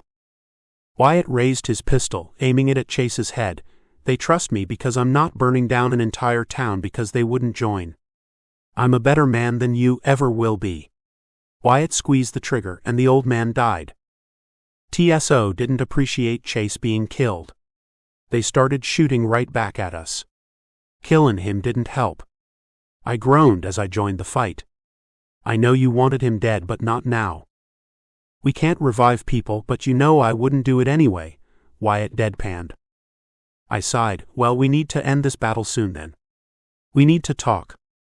My cousin shot me a glare but kept shooting. Fine. Men fell, but soon it was over and the remaining members of TSO ran off. Even though Chase finally died after 20 long years of terror, my mind was still stuck on the last conversation Wyatt and the man had. What was Chase talking about, Wyatt? What did you do? You know where I was coming from, all right? You, out of all the people, should be the one to understand the most. I nodded slowly. With Mom's chemo being so expensive, I had to do something. I just didn't want to be discharged because I was just watching her die, so I joined TSO for the money. I paid for Mom's chemo, and in return, I had to help TSO recruit new members. Since you and the twins were such great friends with each other, I wanted to recruit Jace to begin with, but my plan backfired. I got injured too badly, and they sent us stateside. This made Chase and Porter mad, because they thought that was my plan in order not to pay them back. I shook my head. No, that's not true. They just made it look like you joined. Wyatt sighed. Where do you think I got all that money from? You have a point, I groaned. The worst I had thought was true. At least I knew he had done it for a good cause, but it made me realize another question I had. Why did you hide that from me? You did everything to save your mother. You should be proud of that. I killed a little boy. He was only a toddler. Wyatt fell to his knees and started sobbing. My pride in finally getting an answer faded as I stroked his back. I'm sorry I asked. You're okay now. I promise. Don't make promises you can't keep as I did. You might end up making the same mistakes I made, and look where they got me. We're all human, so we all make mistakes. That's why there's this thing called human error. Wyatt stared at me, got up, then walked over to our injured soldiers. Start doing triage. Sadly, the only ones we should bother trying to help are the ones who can still walk. I gave him a slight nod and started doing the triage. Wyatt knelt beside a teenage boy and checked his pulse. Hey, he's still got a pulse. Well, is he conscious? It wouldn't help much if he isn't. He'll wake up soon, believe me. I shrugged. Well, we should leave soon. James walked over to us 15 minutes later. Come on. We should get going if we want to get back before dark. Good point. How many people are able and willing to come with us? James sighed like a fourth. That's better than nothing, I said. Let's get going. As we started walking, I realized James had split the group into 3 sections for easy travel because James told us what section was ours, so we walked over to our assigned section. Chapter 5 Kenneth. Jensen pointed in front of him, where Cayler came running and picked me up in a hug. I'm so happy to see you. The smile he wore quickly faded as my boyfriend saw the look on my face. Kenneth, what's wrong? I sighed and took his hand, taking him into the house. Jensen accompanied us as we walked to Jaden's and Ash's room. Grabbing a mask, I asked Cayler to put it on, since Jace and I already wore one. They're contagious, so make sure they don't cough or sneeze on you. What are they sick with? Whooping cough. Desi was the first one of the 3 to die of it. Cayler's brown eyes were wide with surprise. I thought. Remember, Yellowstone caused vaccines to go poof, Jensen said. A few seconds later, a scream coming from Ash caused the 3 of us to rush into the room. The 9-year-old boy stood behind his sister. Jaden's. So she's dead. Naturally, I would hug the young boy to comfort him, but the mask reminded me of the current situation. Ash stared at his little sister for a few more seconds, then pulled a sheet over her face. The poor girl was only 6 years old, but now, hopefully, with her mother and father again. No, I didn't think there was a heaven, if you will, but death would reunite you with your dead family. Jensen and Jace were silent. This new world was too harsh for anyone, especially kids like Jaden's and Ash. Jensen was stuck in some sort of trance as he just stared in front of him. We would have buried Jaden's in the Hainers' backyard if it hadn't started snowing. I left to go find August to tell her the news so she could figure out how to deal with Jaden's body. Kenneth, you all right? August asked as I entered her room. I shook my head. Jaden's isn't here with us anymore. August sighed and left to tell her family while I went to Jaden's room. Amy and Piper were there now, paying their respects. Cremate her, Jensen said. Jace looked at him but didn't reply. August nodded and left to tell her family. It wasn't like he had much of a choice. It'll be much quieter with her gone, Jace said. I'm going to miss her. He smiled sadly at his 9-year-old brother, who sobbed quietly and desperately needed a hug. Cayler reached into his pocket to get his pack of cigarettes. He groaned as he pulled his hand out empty. Jensen noticed, I took them, remember? Cayler nodded, yeah, sorry. I coughed. I'm surprised you handed them over that easily. I wanted to stop anyway, but I wish I had saved the last one for now. Jensen inhaled sharply. It's the apocalypse, man. You'd be smoking a pack a day if I hadn't taken them. Cayler nodded once more. That's true. Thanks again. You're welcome. August came back with her brothers and dad. We'll move her to the basement for now, her older brother Tony said, and Jensen nodded. The 3 men carefully carried Jaden's down to the basement. Everything seems like it's on fast forward, Amy sighed.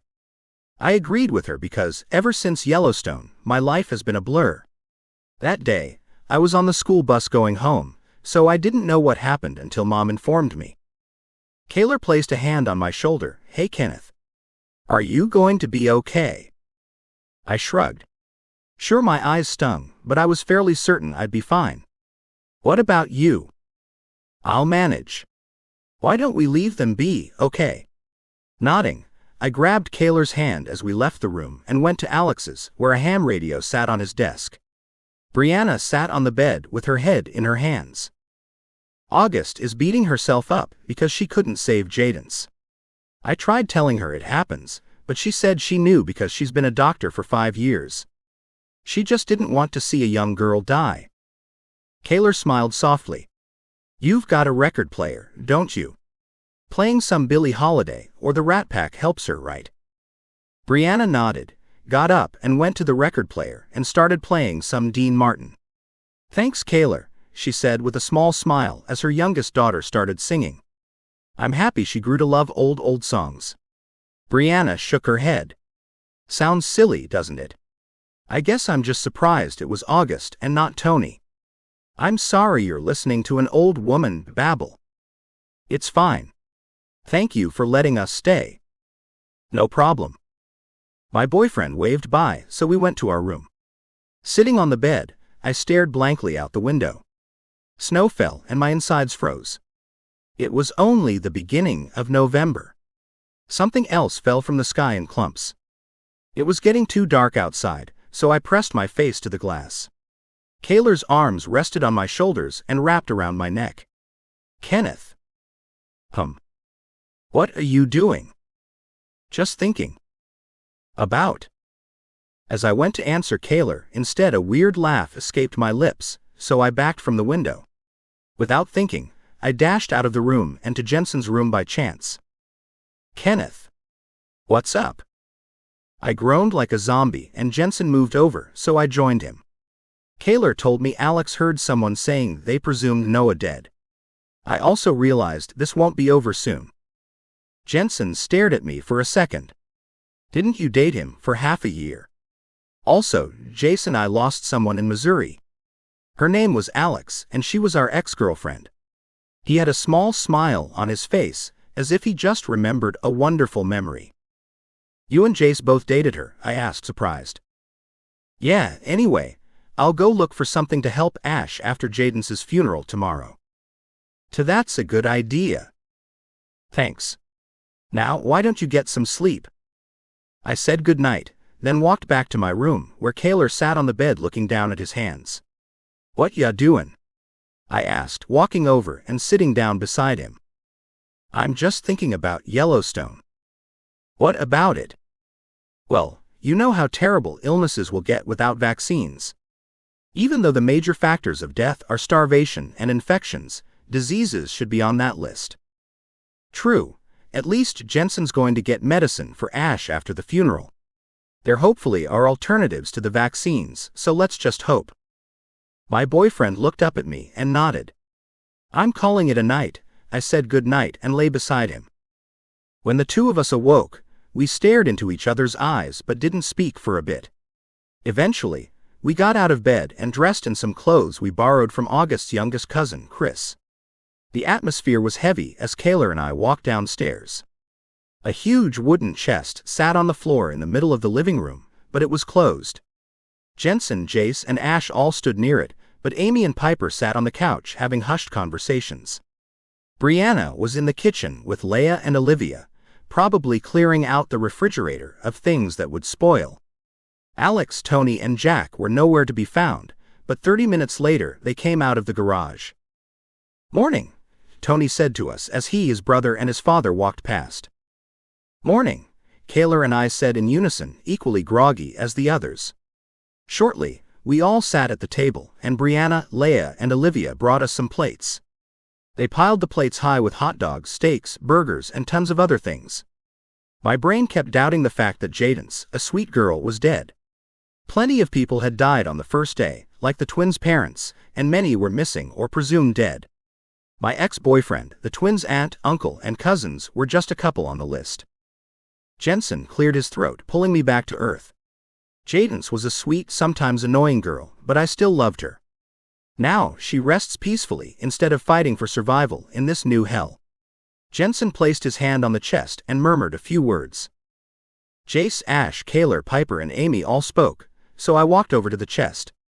Jensen had the lid closed, but I pictured Cadence lying there. She had her arms crossed, wearing a white dress and her black hair in pigtails. In reality, bandages still wrapped her leg and arm, and an old sheet wrapped her body. Cadence would always make me happy on a bad day. It will be difficult to get used to not having her around. Everyone applauded, and Jensen went back to the chest. Alex, can you please take care of the rest? Thank you. Alex said sure and asked his 2 sons to come and help him. Tony and Jack nodded, then helped lift the chest. Since Ash was sick, he couldn't attend Cadence's funeral. He was in his bedroom, over by a window. Ash looked over in my direction, then said thank you. No problem, I said as I tried smiling the most reassuring smile I could. Sorry about Cadence. Ash nodded as a hacking cough hit him.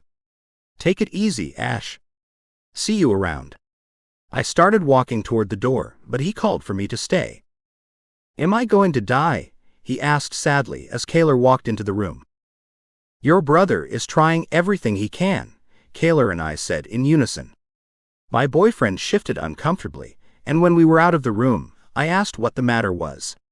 Cayler said the plane that Amy's biological father, Dylan Collins, was in had gone down somewhere between here and Indiana. It also sucked that Ash was probably dead no matter what Jensen got or tried. I sucked in the air. The only thing we can do is stay positive.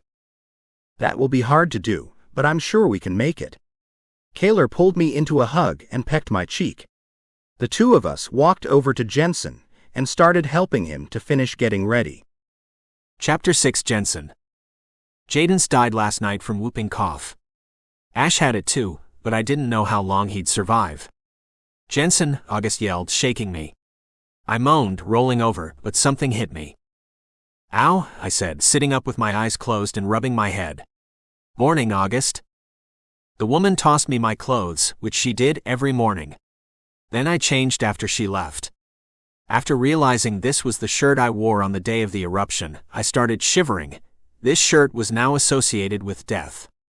The supervolcano eruption had killed millions of people, including my parents, cousin, and sister, and now it was killing my little brother. Ash's harsh cough interrupted my thoughts. My brain snapped back to now. Ash is dying. August tried everything, but he would surely die if I didn't try helping him. There's one thing you can do. August's words bounced inside my head. You can look for the medicine or the herbs needed to save him. I tried saving my youngest brother's life. August told me turmeric could help, but neither she nor the store had any, so I'd go to the next town and glance there. If they didn't have any, then I'd go to the next and repeat. All this traveling might mean death or being close to it. I didn't hesitate to walk any distance to save Ash. Be careful, Jensen. Jace, Amy, Piper, and August said as I stood in the doorway. The snow was a good foot deep but stopped falling, and the wind wasn't blowing. I wore good warm clothes and Dead Man's backpack. A pistol and knife were both there. The knife was for when I ran out of ammo or needed to be silent. Another cough came from Ash, reminding me of the task at hand. I said goodbye, then headed out into the ashen, snowy world. My feet sunk into the snow the second I stepped off the porch. Scowling and walking in the snow without getting my shoes, socks, and feet soaked was impossible. Remembering the plastic bags in my pockets, I took them out and put them over my shoes. Standing there, I questioned what way to go, but figured it out a few minutes later. The right was the more taken path, so I'd take it too. Taking a deep breath, I stepped out into the snow and began walking down the path. There was no sense in turning back once I started going. Feeling the weight of the backpack reminded me of meeting the previous owner and killing the poor man. I shook my head, trying to throw the scene away and think of something happier, but nothing came. Suddenly, someone tackled me to the ground and pinned my body against the hard, packed snow and ice. We got 'em, boys. Load 'em up and go home, a bossy teen voice said as I winced when something hit me in the back of my head. I awoke hours later on a hard stone floor. The atmosphere was cold and musty. I coughed, using the wall to sit up, scraping my shoulder. When I opened my eyes, darkness masked my vision. Someone had tied my hands behind my back so I couldn't stand. My stomach screamed for food while my mouth wanted water, but my brain told me there was no use in screaming for help. As I started closing my eyes, the hinges of the door shrieked, so I turned my head toward the noise. Hearing heavy footsteps walking toward me made me panic. The person began pulling me behind them. Sounds of more people being dragged filled the room, so I wasn't alone. Everyone was silent, so I was stupid. You? Where? I screamed as someone plunged a knife deep into my shoulder. Shut up, a voice hissed, or I'll have to kill you. Then I shut up. If I died, Ash would die too. They dragged me for several more feet until we stopped. The blood from my wound rushed down like a waterfall. Sir, everyone's here, a female soft voice said as someone lugged me up some stairs and threw me into a chair. The smell of burning flesh reached my nose, sending nausea to my stomach and mouth. Smelling blood, sweat, burning flesh, and vomiting made everything spin. I caught a man saying, "Roger." I didn't know who he was talking to. "Jensen," a different man yelled, correcting the first man, then the man who said my name screamed in pain. "What?" I yelled as another knife dug into my shoulder. I was gasping now. Why in the world didn't they gag us if they don't want us to talk? Let me go. I began rocking back and forth until someone grabbed me by my shoulder and carried me back to the room I was in before. My eyes were closed, but I opened them when they put me down. Having my eyes closed and opening them again caused the brightness to sting my eyes. The first thing I saw was a man with black hair and a woman with blonde hair and brown eyes. Aunt Katrina. Uncle Shane, how did you? They cut me off. Jensen, why are you here? I looked side to side frantically. We were in a small bare room with a candle and a metal door, much like a prison. Ash is sick, and I was trying to get turmeric, but they had kidnapped me. Where's Thomas, Haley, Angel, and the kids? We think Angel's in the smoke room, and that's all we know. There was a huge fire in the middle, they informed me. Just as I opened my mouth, Aunt Katrina shushed us. With little warning, Uncle Shane pulled the blindfold back over my eyes. I picked up the same voice from earlier. Has Roger learned his lesson? Snake hissed. Being called Roger made me almost shriek. My name isn't Roger, you snake, but I remained silent for Ashes and my sake. They dragged me to a different place. This time the stench of burning flesh was much stronger. I also mixed the scent of turmeric in. Wait, turmeric. I can save Ash now if I don't die first. The person let me go, making me fall onto my back, and with my hands tied behind my back, I had to get up the hard way. After rocking and forth repeatedly, I sat up. I put my legs through the hole caused by my hands, so they were in front of me. Although I was blind, I untied my hands with my mouth, and with my hands now free, I removed the blindfold. I didn't know what I was expecting, but what I saw made me fall to my knees and throw up stomach acid. What I saw was a pile of dead and living people being put into a huge fire. Angel was shoveling them into it. I noticed she looked dazed and tired. Walking over to her, I indeed saw my cousin's wife. Angel was stunned to see me there, but eventually she followed me. That was after I took several minutes to soothe the 39-year-old woman. After being here for several months, the thoughts probably scarred her for a while. Where's the turmeric? I asked as I scanned the room, then a different door came into view. They made it out of wood, unlike the others.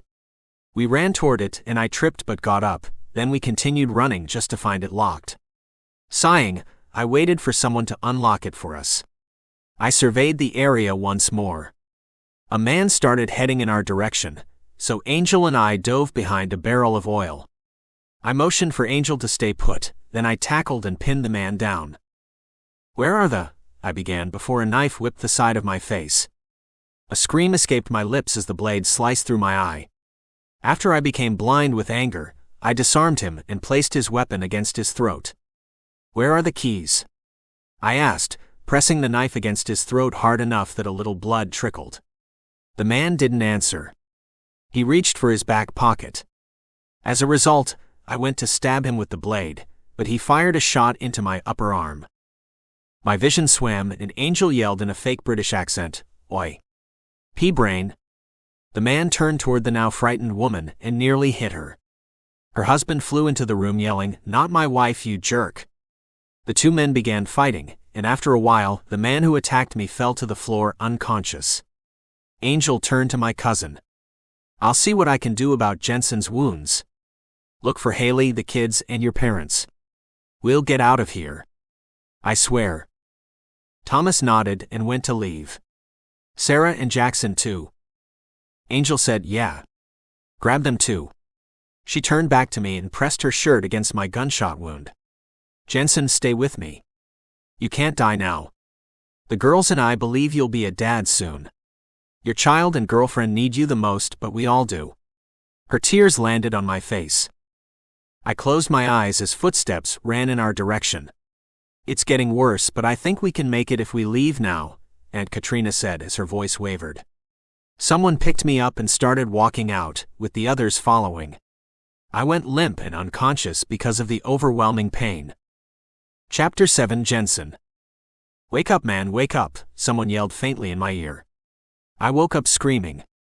The person clamped their hand over my mouth. "Hush it," another voice said sternly. I never bothered opening my eyes because I was unprepared. The first voice began, but the second one cut them off. "Quiet, let me tell him," the second one yelled. Suddenly a female's voice cut in, "Both of you. Shut up for God's sake. Why don't we both tell him?" A second female's voice suggested, much softer than the others. "What's going on?" I asked, sounding slurred. "Well, you're missing an arm," they all said, which I found barely audible. The news shocked me into silence. "It's okay. You can look now." Unwillingly, I opened my eyes. My right arm was missing. They cut it from the shoulder, serving as a stump. My dad's brother and his wife with Jace and Amy stood there, so I asked where Piper and Ash were. Amy started, but Piper interrupted her. "Jensen, oh my God," Piper yelled, running over. She fell over while trying to hug me. I said nothing as tears rolled down my cheeks and onto the white sheets covering my legs. "Before you ask, I got the turmeric," Uncle Shane said as the bedroom door opened and 4 men and 2 girls entered the room. I recognized a little over half of the group. Cayler carried Kenneth and the others followed. Cayler," I drawled. August eyed me. "These 2 men are Dan and Wyatt. Wyatt is my cousin. Dan, Helia, and Marianne are just friends." August shrugged, seeing the others.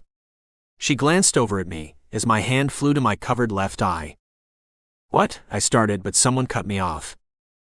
"Your eye is sealed shut. Why didn't you leave it be?" "It healed like that, so I made an eye patch. I would have been fine." "Jensen," Jay said, sounding too much like Dad, "your eye is closed and there's nothing you can do about it." Relieved to be called by my name, I sighed. So when I was looking for turmeric, I got kidnapped, and the guys kept calling me Roger. The Roger they first had met at the diner. Marianne looked at me, startled, so I stopped talking. "You know each other? You knew Roger?" Cayler asked, looking at me, then glancing at Marianne. "Yeah. When Desi, Jace, the kids and I were at the diner near Piper's, some guys brought in Roger who seemed beat up. Jace and I tried saving him, but we couldn't." "Why?" I said. Marianne took off her glasses, sobbing. A group called Metal Fire had kidnapped Roger, and he had escaped. This other group found and tortured him, because he used to be with Metal Fire. That explains why others called you Roger and not Jensen. Thinking about Roger made me wonder about my cousins and Angel, so I asked. My answer was Angel. Metal Fire's men had traumatized her. Not talking, but she would be okay. I shot up from my lying position and went to stand, but fell against my twin brother and girlfriend. "Don't tell me, is my leg or foot missing too?" I asked. Piper shook her head. "August, can you check on Kenneth?" "He got hurt while fighting Dad," Cayler asked, voice trailing off. The red-haired woman nodded and said goodbye to Wyatt, as she rolled over to Cayler to take Kenneth from him. Wyatt was blushing as August left. Cayler laughed. So wait. You being sweet on August over there? Hearing this, I bit my lip and hoped they wouldn't start fighting. Wyatt yelled, "You're sweet on Kenneth, Cale. So what's the problem?" My friend held his hands up like he was surrendering. Nothing. I was just asking a question. There was this awkward silence, so I just asked Piper and Jace if I could see Ash. The 9-year-old boy sat at a small table in the bedroom he stayed in. "Hey buddy. How are ya feeling?" I asked as Jace and Piper sat me down beside Ash. "I'm doing amazing," Ash said. This shocked me and my brother greatly. I wasn't sure of what to say without sounding vulgar. Silence filled the room, but Ash's coughs followed soon after. Ash reached for a small bottle on the table and drank some clear syrup. "Well, that's good," Jace said after Ash stopped coughing. "Are you aware you might not be alive tomorrow?" Ash nodded. "I'm fully aware, Jace. That's why I'm wanting to have a good life while I can." I stared at Jace in shock, but he avoided making eye contact with any of us. With one eye, I saw tears sliding down Jace's cheeks. August stuck her head through the cracked door. "Kenneth is ready to be seen. He'll be all right. How are you feeling, Jensen?" "I'm feeling excellent," I said sarcastically. The pain was excruciating. "Love, you look like you're going to faint," Piper said as a wave of nausea hit me. Piper and Jace carried me to the white bedroom and laid me down on the mattress. Piper laid down with me and snuggled close. "Happy New Year's Eve. You'll marry me, right?" I laughed. Of course, I just didn't know when I'd ask, but I guess I don't need to since you basically already proposed. Chapter 8 Jensen. Ash died early this morning, and Jace blamed himself because of what he had said the night before. "We're creating Ash too," Jace stated, close to tears. "Wouldn't that be mean?" "His name was Ash," I said, voice cracking. "Don't worry about it now," Amy said. Jace collapsed onto his knees. "We cremated Jaden, so why not Ash too?" His body shook. I got onto my knees and wrapped my left arm around my brother's neck. Outside, the wind howled viciously. Cayler started humming gently, calming Jace down a bit. I stood up with Piper's help and walked over to August. "Where's Ash?" August pointed to the basement door and handed me a flashlight. Turning it on, the corpse of Ash lay on a table, and Alex had covered him with a sheet. I uncovered his face and kissed his cold forehead gently. "Ash, thank you for being an amazing brother." Even though he was dead, I continued talking to him. I sat there with my hand resting on his cold one, holding something in it. I hesitated before taking it from his grasp, so I called Jace downstairs. "What is it, Jensen?" He had this paper crumbled up in his hand. I hesitated for a moment. "Do you think it's okay if we look at it?" "He's dead, so I don't think it matters." "All right," I said, taking the piece of paper, uncrumpling it, and reading it aloud. "Dear Jason Jensen, I know I'm knocking on heaven's door and I'm laying on my deathbed. Before I go, there are a few things I wish to tell you. I love you, and hope you know you are the best brothers anyone could ask for. Jensen, thank you for teaching me ASL. Jace, thank you for teaching me how to ride a bike. Love, Ash." Tears rushed down my face and Jace cried too. Something small was at the bottom of the letter. "Please cremate me." I coughed this and Jace caught it. "See. There was no point fighting yesterday." "Guys," Piper called, "breakfast is ready." Hearing this, Jace and I both darted upstairs. Even though it had been only a month since we last had breakfast, I was still happy. "What is it?" Jace asked, and I glared at him. "Sorry, I mean thank you so much, Mrs. Hayner." August's mom smiled, placing plates on the table. Brianna, Alex, and their kids sheltered us for a month now. Everyone sat down and thanked Brianna. "Mom, how did you get the bacon?" Tony, Olivia, Jack, Leia, and August asked. Everyone was thankful since we were all skin and bones. "Your dad and Wyatt killed it." August pecked Wyatt's cheek, and as the others said, "Thank you to Alex and Wyatt." "If only Ash was here to enjoy it too." Jace said quietly, then he said loud enough, "Let's give a moment of silence to remember the lost." Every single one of us bowed our heads and closed our eyes. Shortly, someone interrupted the silence by banging loudly on the door. Alex, Jack, Tony, and Wyatt all shot up, running to the door. Alex slowly opened it, then a few seconds later, the guy pressed Alex against the wall with a gun pressed to his forehead. Another man followed, and they both wore army uniforms. "I'm looking for General Cayler Michaels," the second man said. "I'm sorry, sir. General Cayler has been dead for 2 months." The first man shoved Alex toward us. "Tell me where he's buried, or I'll shoot this old man," the second one said, as if he was reading a script from a movie.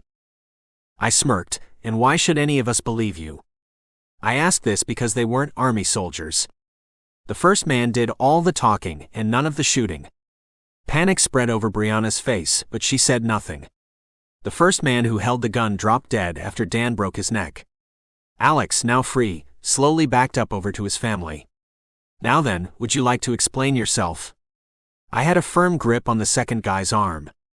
"And how did you know my dad's name? Plus, why were you going to kill this poor man if you weren't told the information?" I gritted my teeth. "And how in the world did you and your gunner find this place?" The man coughed. "I just wanted to pay my respects to the general." I twisted his arm, making him scream, "That is complete bull. It seemed like you wanted to kill him if he wasn't already dead," I spat in his face. "That's not entirely true. It was an order from Tungsten. I was supposed to use your dad to get you and your friend, so you guys would work for him." I nodded. "Who is this Tungsten?" The man now sputtered. "He's the leader of Metal Fire." Grinning, I sighed happily. Now we're getting somewhere. Why don't we continue this conversation somewhere else? I asked Cayler to follow us to the living room, and he nodded. I pushed the man to the living room. "I saw one of your crones at the library when the crap hit the fan wearing one of those jackets. Was he the reason you knew how to get here, or did you follow my family and me when we escaped that god-awful prison?" Anyhow, your group, Metal Fire, is the reason I'm like this." I took a couple of deep breaths. "Now you have 2 choices, you die or you take me and Cayler to him." I regretted saying it at that second, but I didn't dare change my mind. The man said he would take Cayler and me to Tungsten. "Good, we'll leave in the morning." The man's name was John, and he seemed eager not to die. "Oh, Dan will stay posted outside your room, so no funny business."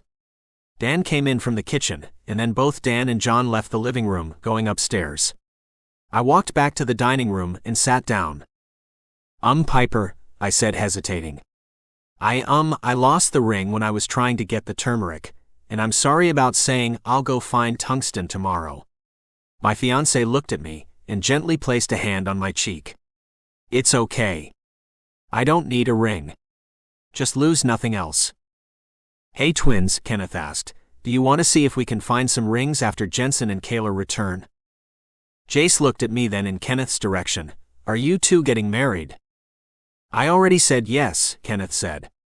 Behind me, Angel was talking to Thomas, sounding a little tense.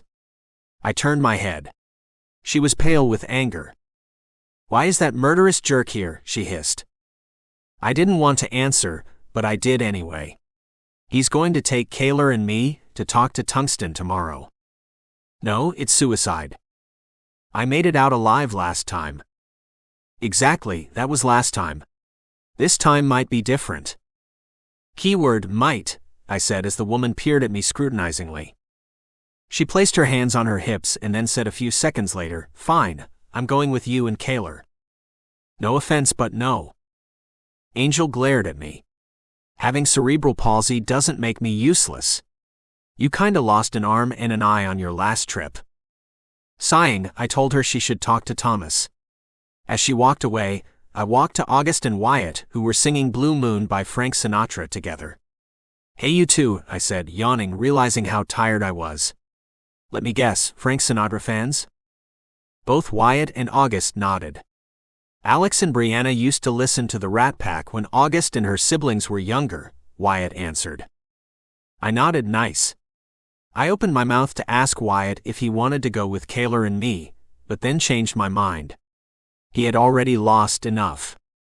Was there something you wanted to ask, Jensen? No. Wyatt shrugged. Well, you were just standing there like you wanted to say something. Just thinking. Hey, Cayler said you and him are going somewhere tomorrow, and it sounded dangerous. Need an extra man? I sighed. I don't want you getting hurt. Look, we're in the same shape. I'd rather have me get hurt than you. Why? Is it because of what happened in the army? If it is, why put yourself in more harm? Wyatt didn't answer at first. I don't think you know this, but I took care of Amy and Cayler when May died and the police arrested Rattan. That's why. I nodded, then said it was up to him if he wanted to go. Kenneth was in no shape to go with us, so I didn't bother asking. Wyatt, Tony, Jack, Thomas, Jace, Haley, Uncle Shane, and Aunt Katrina all came to an end.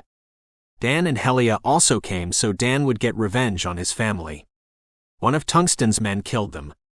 Of course, everyone who stayed helped us get prepared to leave in the morning. No offense, Shane, but you're the reason Metal Fire caught us, Angel said to my uncle as we began walking to where Tungsten should be. Aunt Katrina was more irritated than Uncle Shane was when their daughter-in-law said that. I mean, you wanted to head home when there was snow on the road. We got stuck and Metal Fire rammed their truck into my Impala, then kidnapped us. Tony looked over at Angel. I'm guessing you drove? Angel nodded. He never listens to me or Tom, she said like Uncle Shane wasn't there. Jack nodded. How old are you and Tom? Old enough. The Hayner brothers didn't reply, so we just walked in silence. My uncle, aunt and cousins led the way since they had seen, unlike me, who had gotten knocked out. It felt weird and like I had a death wish as we walked to the same place I nearly died while trying to save my brother. Turn left, Uncle Shane said. I couldn't see but took his word for it. After turning left, the road was no longer what I assumed, paved, but dirt, or more accurately, mud. The road we were walking on still stretched on, never turning. A forest had hidden and shadowed the dirt road. Before Yellowstone, I had never noticed this, and I had driven past it every day heading to high school for 4 years. Haley sighed and turned to me, Jace, Cayler, Jack, and Tony. Get ready to run down the hill. Years ago, I would have thought Haley was crazy, but today, I didn't because that road was the only way down. If it wasn't for the snow and possibly ice, I would have already run down. Instead, I froze and became paranoid about crashing into trees. Come on, Jensen. You'll be fine. What's worse than losing an arm and an eye? Thomas asked. Mom and Dad'll go first. Aunt Katrina and Uncle Shane both took deep breaths and began running down the hill. The rest of us followed in pairs of 2. At the bottom, there was a huge warehouse prison-like building. How are we supposed to get inside? They'll probably recognize half of us. Haley said with a hint of doubt. Miss, I believe I could help you get in, John said as he turned to Cayler and me. Can I see you, please? Dan eyed John. Remember, I've got a gun. Helia nodded, and he's very good at using it. John nodded after a second and smiled. You should pretend to be my partner, so you can keep the gun, Dan. Don't speak though. Dan grunted and got ready. John looked the others over and sighed. The rest of you can, well, just follow my lead. Everyone nodded. Now we were ready. Both Cayler and I walked over to John and Dan. John pressed the buzzer, then said through a speaker, I've got the boys plus a bonus. General Michaels and Sergeant Hayner. A few seconds later, the metal doors swung open. I took a deep breath. I was glad I wasn't wearing my uniform because my rank was private. You've found the escapees too, a man hissed. My heart skipped remembering Snake. Tungsten's upstairs. John thanked Snake and then motioned in Jack's direction. Found recruits. This girl here, John said as he pointed to Helia, is Tony's daughter. Snake nodded. Go ahead. I sighed, relieved and surprised that Snake hadn't recognized me. Or any of the others. Now all we had to do was kill Tungsten without getting caught and get out the same way. Snake left to go somewhere else, and luckily went in the opposite direction. I didn't know you were a sergeant, Tony, I said in awe. Tony shook his head. I was a petty officer in the Navy. I just borrowed Dad's uniform. John turned to me. Why did you come back after you nearly died? Revenge, I said, an eye for an eye. Maybe I'll make it true. He'll keep hurting people if we do nothing. Thanks for doing this, John sighed as the rest of us entered the building. So what exactly happened here? Jack asked. John lowered his voice. After Yellowstone erupted, this prison's inmates escaped.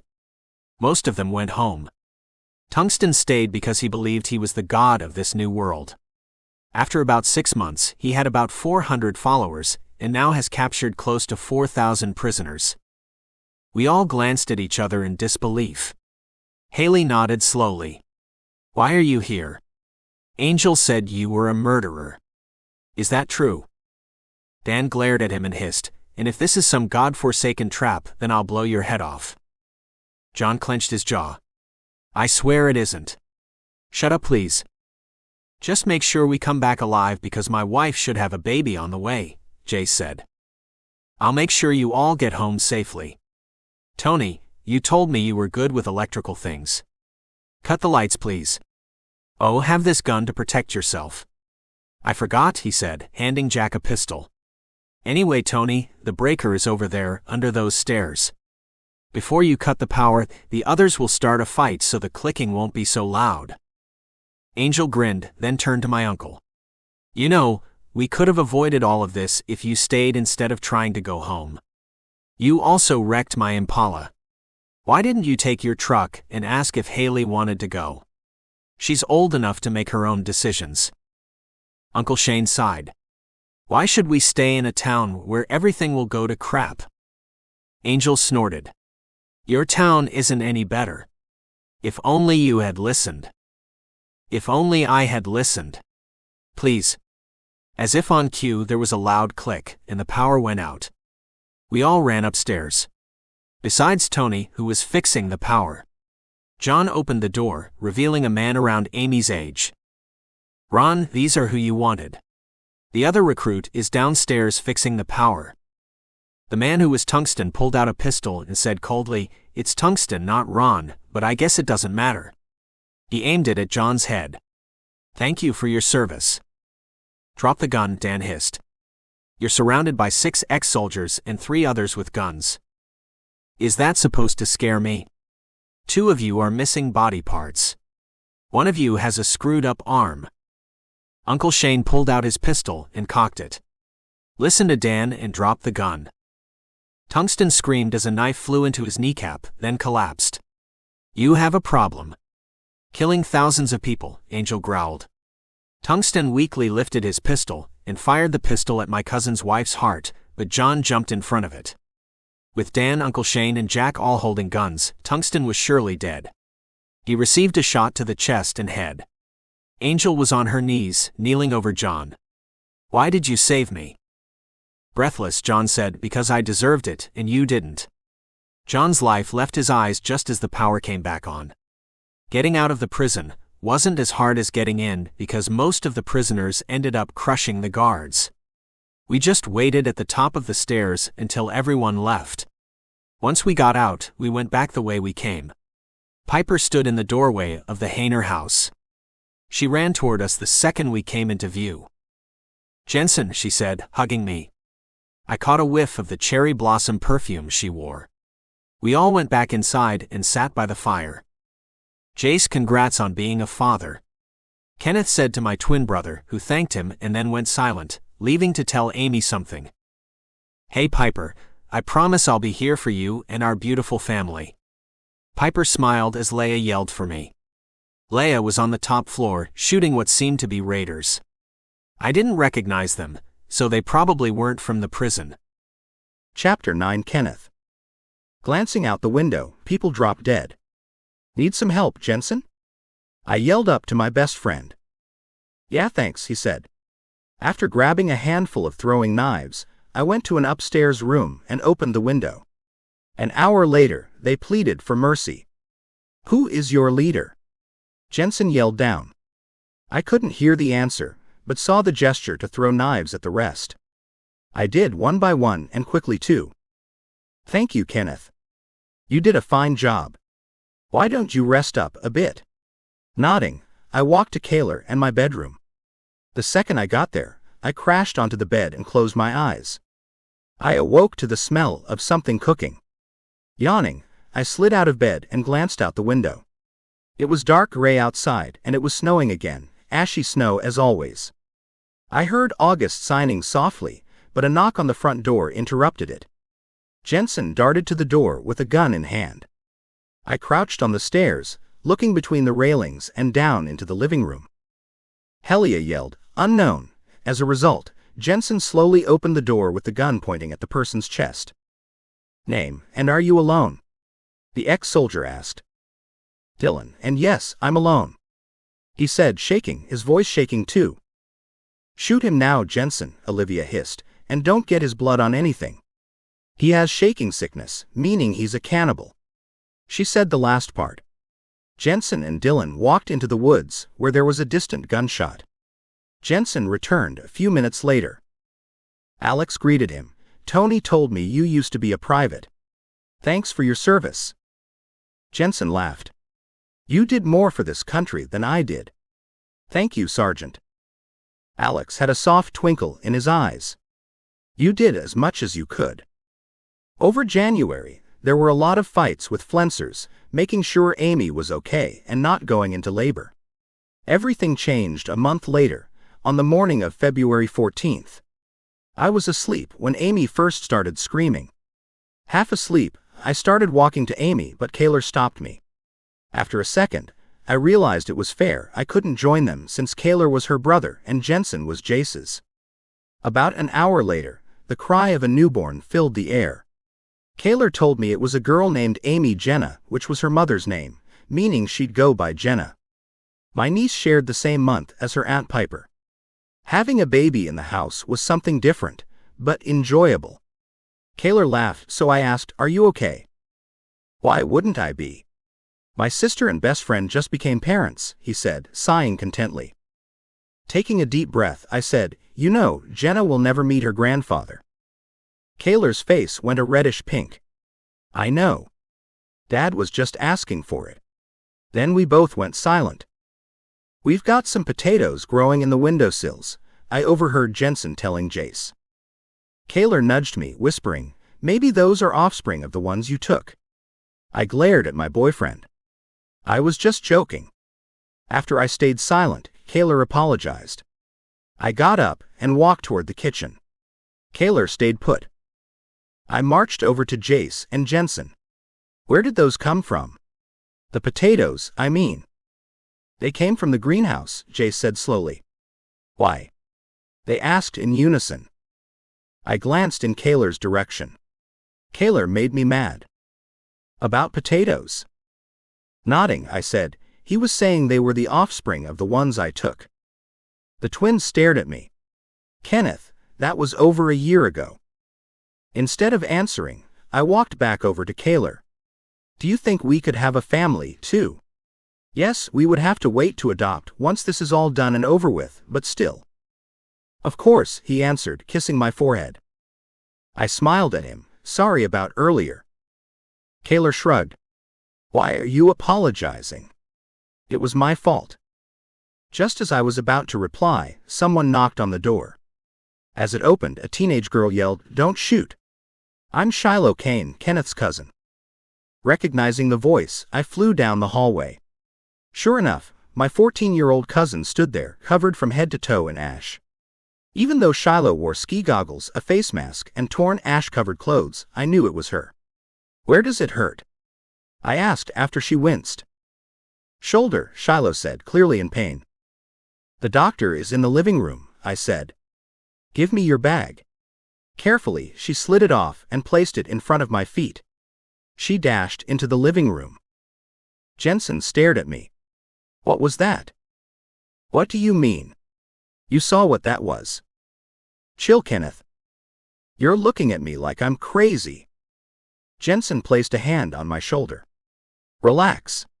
You're being a little, grouchy." "Well, yeah. My cousin showed up randomly after Yellowstone erupted a year ago. At least she's here now. Go talk to her." I nodded and headed toward the living room, stopping before entering.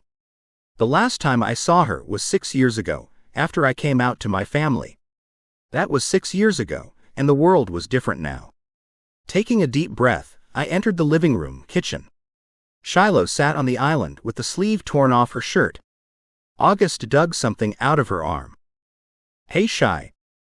"Hey, Ken." The three of us stayed silent. Shiloh's grip on the marble was noticeable. "Are you going to be okay?" "Probably, unless it gets infected," Shiloh said. August looked up. "You act like I'll allow it to even become infected." "Ow. I'm just saying that it can happen, and in today's world, it happens more often, Doctor." "So why are you here a year after the eruption?" I asked, somewhat bitterly. Shiloh stared at me. "Mom's blind now, and she asked for your help." "Well, after she goes blind and it's the apocalypse, she totally forgets what happened 6 years ago and asks for my help. Why me and not someone else?" "There isn't anyone else, and you're my family." "Fine, stay here till your arm until I fix your arm, then we'll go." August didn't seem to like the idea. "No. You two aren't going anywhere." She reached over and lifted my shirt, revealing a thick and ugly scar going diagonally across my chest. This happened after he and Cayler went up against a gang of Detroit prisoners. "You, Shiloh, apparently got shot." "This is my mom we're talking about. What would you do if this was your mom?" August was silent at first. "I'm a doctor, so it might be useful if I went. Is there anyone there with her?" Shiloh didn't answer at first. "Yeah, Nick is." I glared at her. "Your deaf piano boy is with her." "What in the—" August shushed me. "We should probably leave now." "They're at your house," Shiloh said. "I don't live far from here, but most of it collapsed under the weight of the snow." August sighed. "Okay, well, let me finish bandaging Shiloh's arm." "What happened to you to get shot in the arm?" I asked quietly. My cousin sighed sadly. "There was a family of 2 living in the house by the pond, and a woman was screaming for help. There was a dead man in the doorway. Sadly, that woman was dead by the time I got there. Afraid, the person who had killed the family shot my arm. They ran away before I could do anything." Suddenly, 10-year-old Mary Ann tried tackling Shiloh, but Wyatt caught her before she reached Shiloh. "Tell me you're lying." "Sorry, I wish I was," Shiloh said. Mary Ann tried to get out of Wyatt's grasp. "Those were my uncle and mom you let die." "I would have done something if I could, believe me." Wyatt looked at Mary Ann. "Would it make you feel better if you knew they died honorably?" The young girl nodded, then started crying into Wyatt's chest. Then it hit me. People were dying everywhere we looked, and we were lucky enough to be alive, especially Jensen.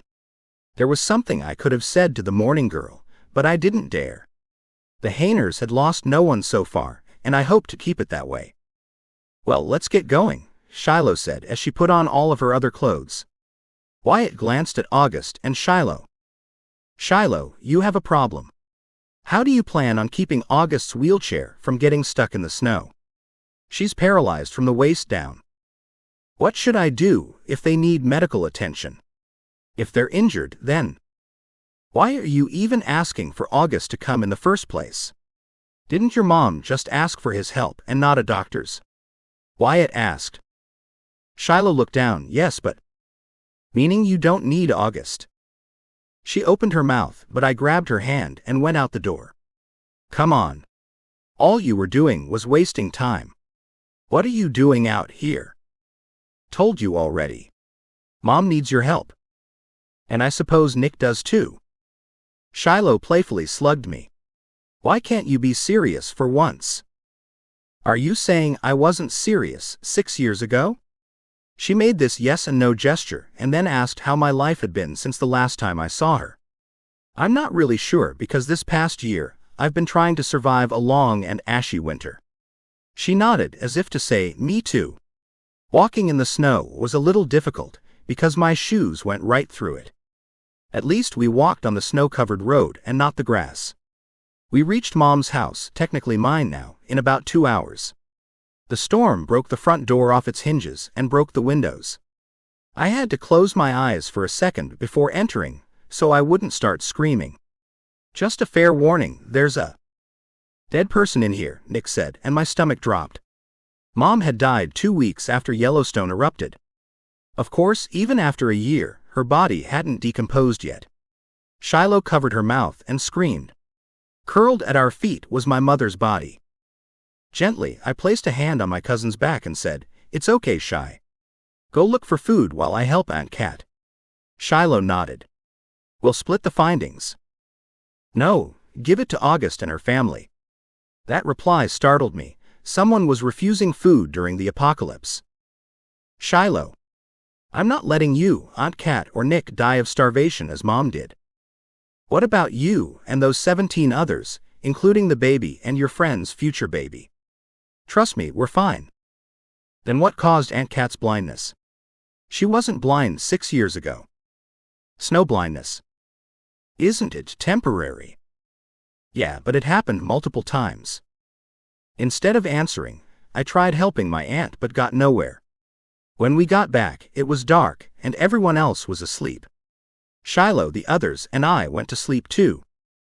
Chapter 10. Kenneth. "Kenneth," Cayler said. Shiloh and the others left. "There's a gigantic box of food by the front door." I cursed under my breath. "I'm not surprised. What time is it?" "Around 3. They left about 3 hours ago, and it made perfect sense because Shiloh was restless when something needed to get done. No, I won't chase them down. Shiloh said they'd be okay, so it's her fault if they die." Cayler stared at me. That was harsh. "True though. The eruption has totally changed you. A year ago, you probably would have chased them and tried saving every soul in need." I didn't answer right away. "We saved Mary Ann." My husband nodded, "Sure. Mary Ann started staying with August and Wyatt before her parents died. Do you know why?" "Well, she told Wyatt she didn't feel safe because she felt like she, Maggie, and William were being watched ever since Roger had disappeared. I guess Mary Ann was right about being watched, which saddens me." Cayler placed a hand on my shoulder. "At least she's safe here." I nodded. "I feel like a demon by harming everyone I'm around." Grinning, I yelled to Jensen and Jace, "Dean! Sam! Get the salt. We've got a demon in the living room." Cayler glared at me as the twins marched over to us. "Kenneth, it's 3 in the morning. But no one's asleep." "No one but Jenna," Amy said, annoyed and carrying her daughter. Jace took Jenna and bounced her up and down, calming her down. I apologized and told them about Shiloh and the box of food. "Do you know what's in there?" Jensen asked. I shook my head. "Should we go look?" "Of course. Take it into the living room first." Turning to Cayler, I sighed, "May I have a hand?" Cayler nodded, so we both walked to the front door where a box sat. Another one was behind it, twice the size of the first one. "This one has a note." He grabbed the note off the taller one. "Dear Ken, thank you for trying to help Mom. Inside this box, you'll find bottles of multivitamins. Love, Shy." "Where in the world did she get all this?" "From Dad's basement. Yes, he died before I was born, and I don't know why he had so many. Maybe he was a prepper. That's the only reasonable explanation. He had enough here to last for 2 years, whatever, the others are waiting." Grunting, Cayler lifted the box full of multivitamins while I grabbed the box of food. Everyone sat in the living room, including Jenna. "August, you and only you have the permission to distribute these," Cayler said as he slid the multivitamin box toward her. He turned to the others. "We've all known each other for about a year now. I trust we won't fight over food." They all nodded. "I think Jensen, Piper, Jace, Amy, and Jenna deserve to have more," Thomas said, glancing at his cousin. Everyone else nodded their heads in agreement. With the food now taken care of, we all went back to our rooms. I fell asleep, waking to someone pounding on the front door and muffled screams. I bolted upright, tossed on warm clothes, and flew to the front door. "What's going on?" 3 men stared at me. "The girls are sick and—" I held up my hand to stop them. "The doctor is in a wheelchair. There isn't any way to get her there in time." They looked at me, desperate. "Great," I said. "How am I supposed to help these men?" "Wait. I got it." Turning back to the men, I told them to tell August what those girls were sick with, then I'd go with them to help treat their family. Together, the 4 of us walked to August, and the guys told her about the symptoms. One guy, the smallest, walked over to me. "Name's Ashton." I offered my hand. "Kenneth. Listen, I just wanted to thank you." "No problem. You just reminded me of someone I used to know. His name was Ash." "Sorry, I don't think you want to hear me rant." "Continue, if you please." Sighing, I continued. "He died about a month ago from a whooping cough at 9. Ashton nodded. "Sorry for your loss." I smiled. "Thanks. He was the little brother to my friends, Jace and Jensen." "We should probably get going, Ashton. Otherwise we might be too late," the oldest said. He turned to me. "Thanks a lot for your help." I nodded as we all walked in silence to save our energy. Everything around us was this whitish-gray color, and the silence was eerie. The sound of snow crunching was the only thing heard besides the hard breathing from the middle person who tried jogging. "Cade, running will just make you tired faster and get you nowhere," the oldest deadpanned. "If we continue at this rate, then Lily and Jasper die. It'll be all your fault." "Cade, Justin, shut up and keep walking," Ashton said. Cade and Justin both shut up that second. Again, snow crunching was the only thing I heard. Justin turned into the driveway of an old abandoned house. "Lily and Jasper should be upstairs by the fire." Nodding, I followed the men upstairs. Inside the room were 2 young girls laying on a mattress with another girl who was trying to get them to eat some soup. "Hey Kyrie," Cade said gently. "This is Kenneth. He's going to help Lily and Jasper, okay?" Kyrie nodded, tired but smiled anyway. How in the world is an 8-year-old helping 2 sick girls by herself? "Why don't you go rest, okay?" Kyrie nodded once more and lay on the couch nearby. Lily was the one who wore pink and had blonde hair, while Jasper wore dark blue and had brown hair. I knelt beside Lily. "Hey Lily. Can you stand up for me? I'm here to help you." Lily nodded and stood up. "Thank you, sir. Take a few deep breaths and walk around some, okay? Also, have some warm water." "Okay," Lily said as she started taking deep breaths and walking. Helping Lily overcome pneumonia seemed way easier than helping Jasper. Maybe because Lily was around Kyrie's age and not a toddler. Despite doing all I could do for a good 2 weeks, Jasper died while Lily recovered. Chapter 11. Cayler. Soon enough, Jenna was a year old, and Jensen's girls, Adina and Shoshana, were born, 5 months after my niece. Kenneth was trying to learn some first aid because of what happened to the guy's sister Jasper around a month ago. It would help others if they needed medical attention because August was in a wheelchair. About 6 weeks ago, Jensen had turned the Hainers town of Blue Ridge into a safe place for outsiders by having fences built around it and having people guard the entrances. There was even a sign outside the fence reading, "New Haven." The population is 24. "Hey Paige, may I have a hand with the greenhouse?" Angel asked the 14-year-old, who was trying to get a fire going in the fireplace. Paige nodded. "1 second, let me take care of that. Please go help your mom." Thomas entered the room. Paige nodded and left with Angel. Thomas sighed, then started on the fire. "I feel as if this all happening has brought us together." I nodded in agreement.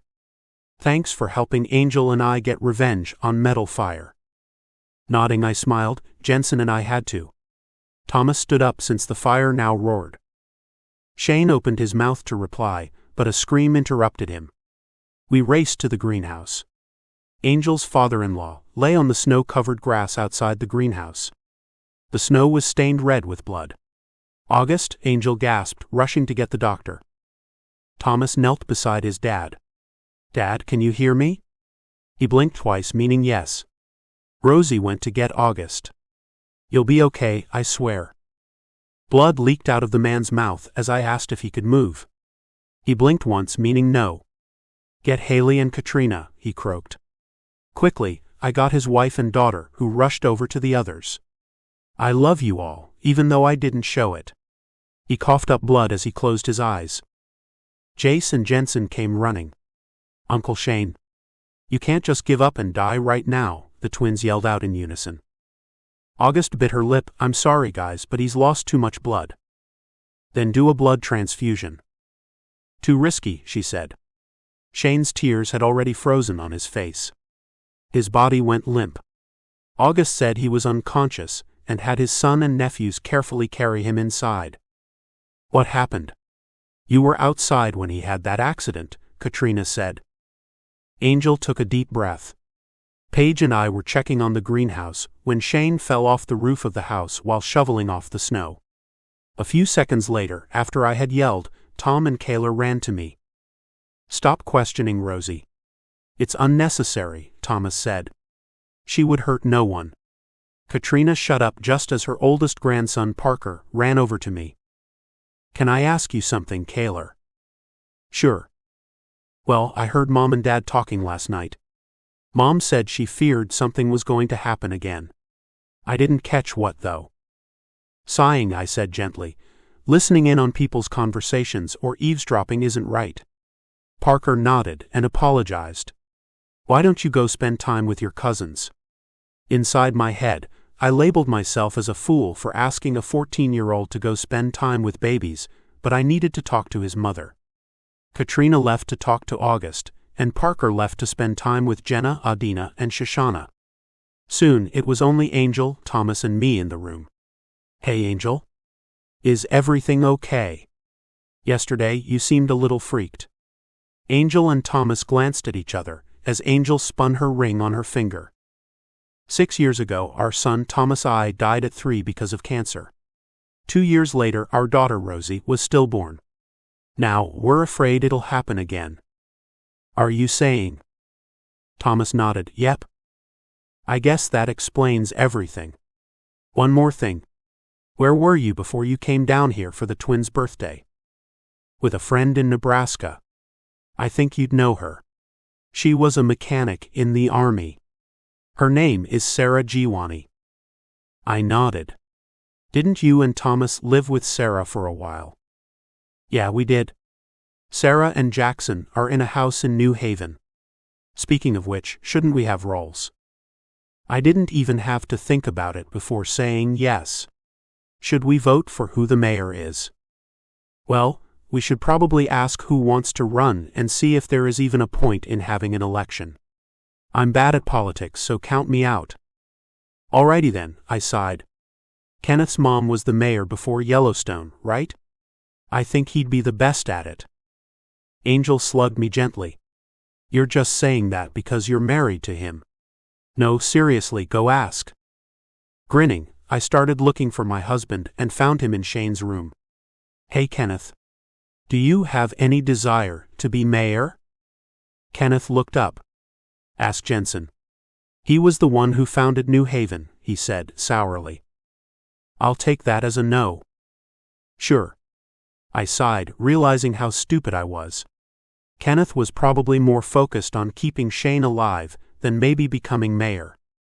I went to find Jensen as he opened the door. How is he? Jensen asked as he walked over to his unconscious uncle. He sat down in a chair beside the bed. Kenneth looked at Jensen, not breaking his gaze.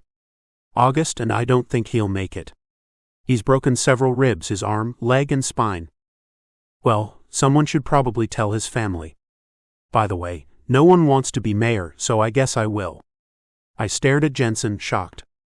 About 15 minutes ago, Angel had said something about the mayor and stuff. Word spreads fast in a small town, doesn't it? Before I could stop myself, I grabbed Jensen by the collar and yelled, Your uncle is dying and you're popping jokes? An hour ago, you were chewing August's head off. Cayler, shut up. I've lost way too many people in the past 4 years, so I've learned to accept when someone is going to die. Try telling that to Thomas and Angel if their child dies. What? Parker and Paige aren't dying soon. I sighed. It probably wasn't the best idea to say anything. If his cousin had said nothing, then he probably had a reason not to. I said I had misspoken, and maybe got Jensen to believe me. Jensen sighed, saying he'd be in his bedroom, then left. Slowly, I walked over to August and said, "Hey, may I ask you a favor? Angel's afraid of losing someone in around 6 months. Can you make sure that doesn't happen?" August nodded slowly. "I'll try. I mean, I'm the only qualified doctor in New Haven." When I found her, she was hugging her knees with her back against the wall. "Are you okay?" I sat beside Angel and wrapped my arms around her since she shivered like crazy. "Cold and hungry," she stuttered. "Where's Thomas?" Helping Parker with something." Well, sitting in the sunroom probably isn't the best idea." She remained silent. Her eyes were bloodshot and her cheeks were wet. "Hey, don't blame yourself. He should have never been up there. He was too fragile. It should have been me cleaning it off." Angel whimpered, "Of course I'm blaming myself. Tom's dad is dying and found him." "Did you push him off?" She shook her head. "Then it wasn't your fault." Katrina's questioning didn't help. They were married for 34 years, so I'm assuming it was just shocking. The 32-year-old sighed but said nothing else. I hoped Shane didn't die because if he did, it would mess New Haven up. "Please stop worrying, Angel. Now go crawl under the covers and go warm up. I need to go talk to Jensen. Oh, before I forget, your little one should be fine." "Thank you, Cayler," she said, getting up to hug me, then went to her room. I began thinking. Most of New Haven had jobs or had gone to college, but Yellowstone made those non-existent. Now we have jobs we had probably never dreamed of. Jensen probably would have never been a mayor, but an FBI officer. Angel had graduated from MIT 8 years ago before Yellowstone as a web designer, but now that was no longer useful. All of us were now trying not to freeze or starve. I walked solemnly to Jensen's office.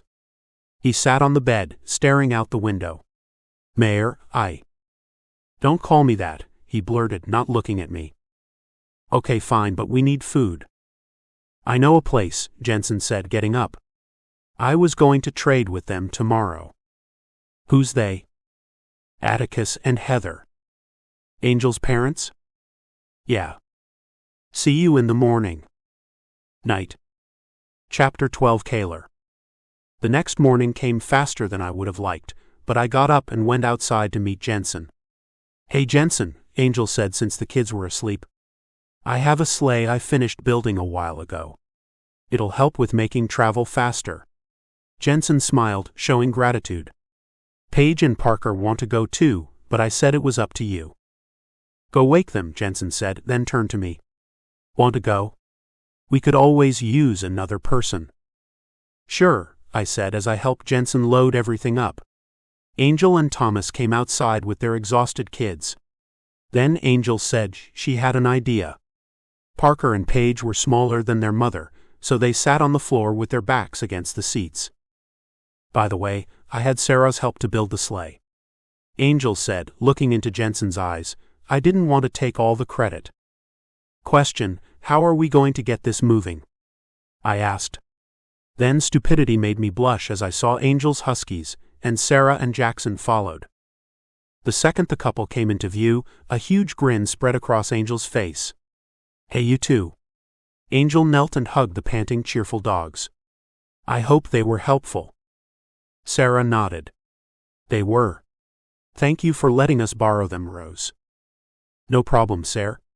Want to see if the sleigh works?" "Of course." Nodding, Thomas connected Yuki and Yuri to the sleigh. Angel, Thomas, Jensen and I all climbed in, and the two huskies started pulling. We flew past the endless snowy plains. I sat back with Paige and Parker with my hands on their shoulders. Soon, Yuki and Yuri seemed to slow down to a trot.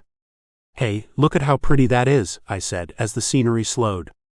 Snow was drifting, and the trees that still stood had ice hanging down from the branches. There was a frozen lake nearby, and sunlight gleamed off it. Both Parker and Paige gasped at seeing it. Angel and Thomas stole a kiss, and Jensen smiled. "We're here," Angel said a few minutes later as we pulled into the driveway. All of us, including Yuki and Yuri, ran up to the porch, and Angel knocked on the door. A few seconds later, a man opened the door. He was probably her brother. "Hey Rose. How's it going?" He asked this as we entered the house. None of us spoke as Angel shrugged. "I don't know, Cameron. Shane fell off the Hayner's roof, and we don't think he'll make it." "Isn't August the only doctor?" "Who's they?" "August and Kenneth," Angel nodded toward me. "Kenneth is Cayler's husband." Cameron nodded. I just smiled, feeling awkward. I knew Angel's parents were supportive of same-sex relationships, but ever since Yellowstone erupted, the viewpoint on love seemed to be, well, they were desperate. "Mom and Dad are in the garage," Cameron said to Jensen, who looked around. "I think it would be best if we were to wait in the living room. I'll get the fire going." "Hey, Cayler. Can I see you for a second?" Angel asked in a whisper. "Sure." "Great, follow me." The woman grabbed my hand and dragged me to what might have been her old bedroom. A white carpet covered the floor, and a poster of Shawn Mendes' Illuminate album was on the wall. I began laughing. "That album came out when you were, like, 30, and you have a poster in your bedroom? Geez, I thought you got married already. Weren't Parker and Paige in the picture too?" Then I stopped laughing because Angel seemed like she was going to explode. "Please.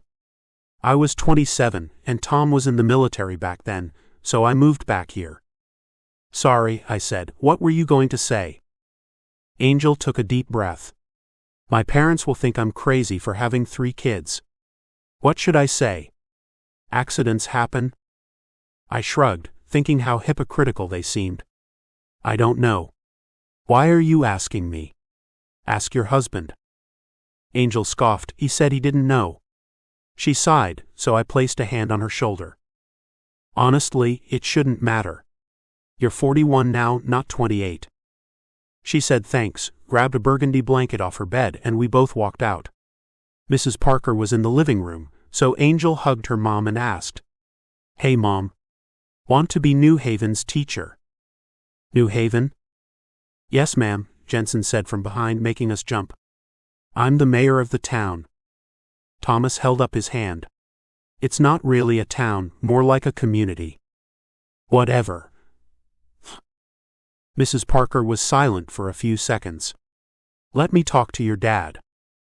Angel turned to her brother. "What about you, Nissan?" "Me. Being a sensei?" "Not necessarily." I was confused. They were saying a few words in Japanese, but I didn't understand them. Angel started laughing when she saw the look on my face. "Sorry, Cayler. Cameron and I have been doing this for so long that we don't think before talking like that." I nodded, feeling rude. Jensen went down the hall with Mr. Parker, leaving me feeling weird just standing there. About 2 hours later, we left, with Angel's family joining us. Over the next few days we made many trips, clearing out their house and moving them into one of the other empty ones. Chapter 13. Jensen. Visiting Angel's parents was worth it because Heather became New Haven's teacher. Atticus helped wherever we needed him, and Cameron helped defend New Haven. "Jensen, we need you now." "It's Shane," Kenneth yelled, rushing into my office. Instantly, I shot up from my desk and ran toward Uncle Shane's room. "Don't touch him," I hissed. He was dead. Both August and Kenneth just stared at me. "He's no longer in pain." "That's true," August said slowly. "Katrina, Haley, and Thomas already know." I began tearing up, but started taking deep breaths in an effort not to cry. Clearing my throat, I sighed. The ground's way too frozen to bury him. Of course, we all knew that. Even though we couldn't properly bury our dead, we still made headstones. I placed Uncle Shane beside Ash when we had the Yellowstone-style funeral. This involved burning the body in one of New Haven's many warehouses.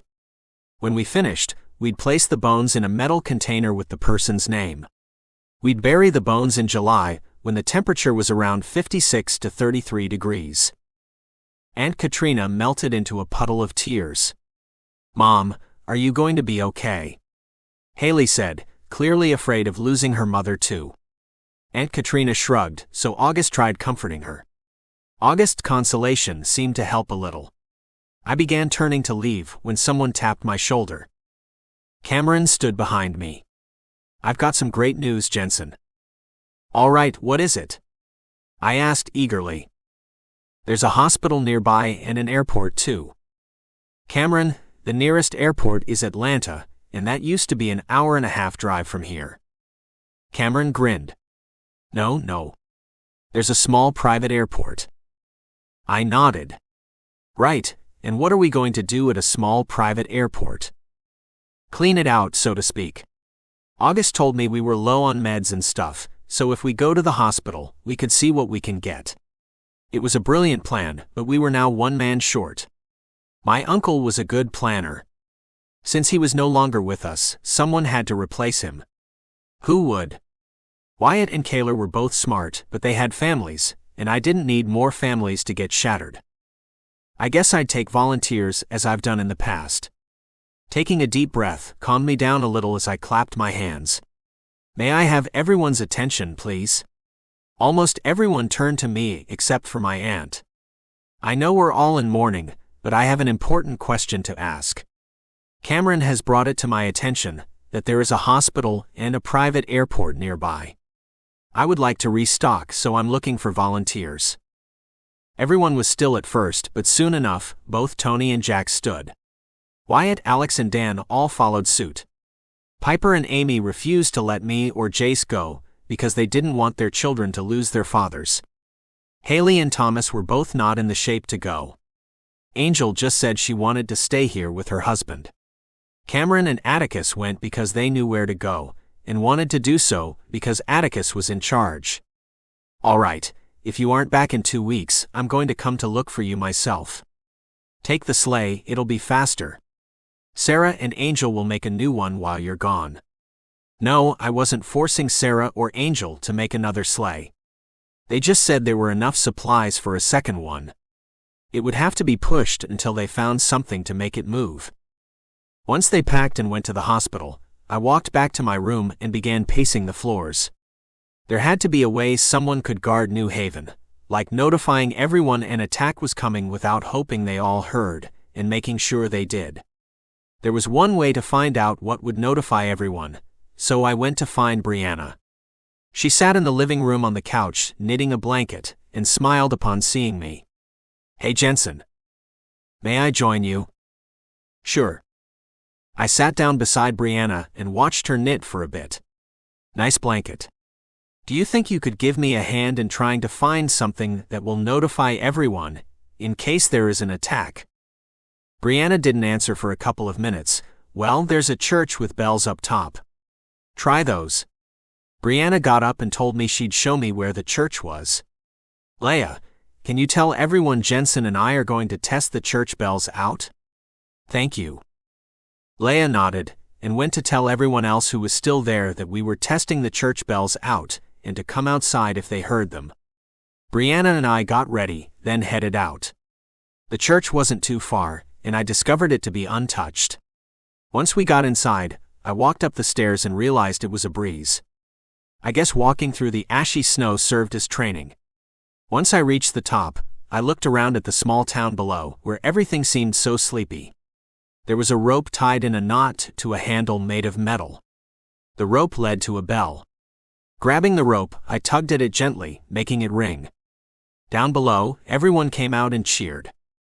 When Brianna and I got back, Piper grabbed me by the shoulder. "Are you okay?" I asked, concerned. "Jenna went outside somehow and—" "Did you find her?" My wife nodded. After a few seconds, she wheezed. "She found a dead guy outside somewhere." "What? Where's Jace and Amy?" Piper looked at me, sad. "Remember the guy who had shaking sickness? You shot him in the woods at the start of this year. I think that's who Jenna found." I shook my head, hating the fact my 10-month-old niece found a dead guy outside. How did Jenna get outside in 10-degree weather? I don't know, but August is checking and maybe treating frostbite. I collapsed on the couch with my head in my hands. Luckily, Angel and Sarah were working on their sleigh quickly, but the men who left for the hospital and airport weren't returning soon. The sleigh was faster, of course, but the dropping temperature didn't help at all. I told Piper, who tried to reassure me. I know why no one wanted to be mayor. It's because they knew it would be hard, and I just sent 7 men to their deaths. Piper glared at me. No, that's not true. They all went because they knew we were all in danger if they did nothing. Now stop talking like this, Jensen Michaels. She hugged me as I fell asleep in her arms, protected from the cold. When I woke up still in Piper's arms, Angel and Sarah were talking to my wife. Morning, sleepyhead, Sarah said, grinning. The new sleigh is done. We found 4 bikes and attached them. It'll take 4 people to make it move, but it should work. Good work, ladies. Check in with August and she'll check for frostbite. They both nodded and headed to the kitchen. I sat there staring into space, thinking. What Piper said might have been true, but I was still worried. At least we were much better off than everyone else. If it wasn't for the Hainers, my squad and I would have been dead. I shook my head and tried getting those thoughts out. Things needed to be done, but I wasn't sure what. Piper, can you check the greenhouse? I'd normally have Angel check it, but you know. Even though Uncle Shane died this morning, the air was still gloomy. Hey, love. I'll be okay, Thomas said to his crying wife. Even though your dad was a bit of a jerk, I know you're broken. Remember, you've got kids plus 1 more coming soon, Angel said. Thomas was about to reply when his mother-in-law rushed over to her daughter.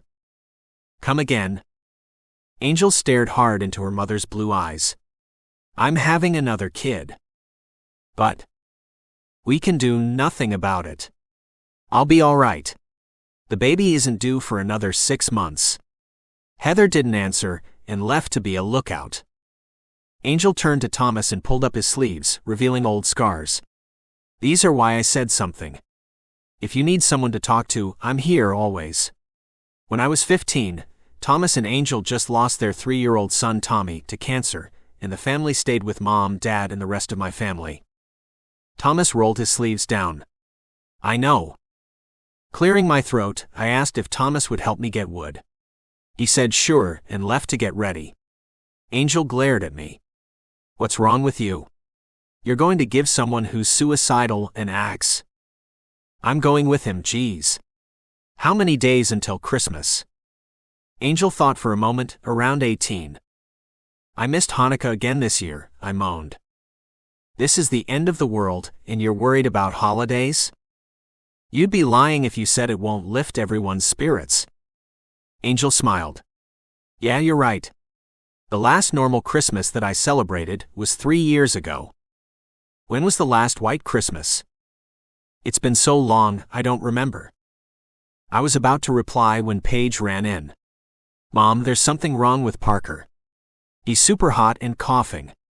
He's stuck in bed too. Angel dashed to August's room. I followed because I didn't want Parker to die as Ash and Jaden's did.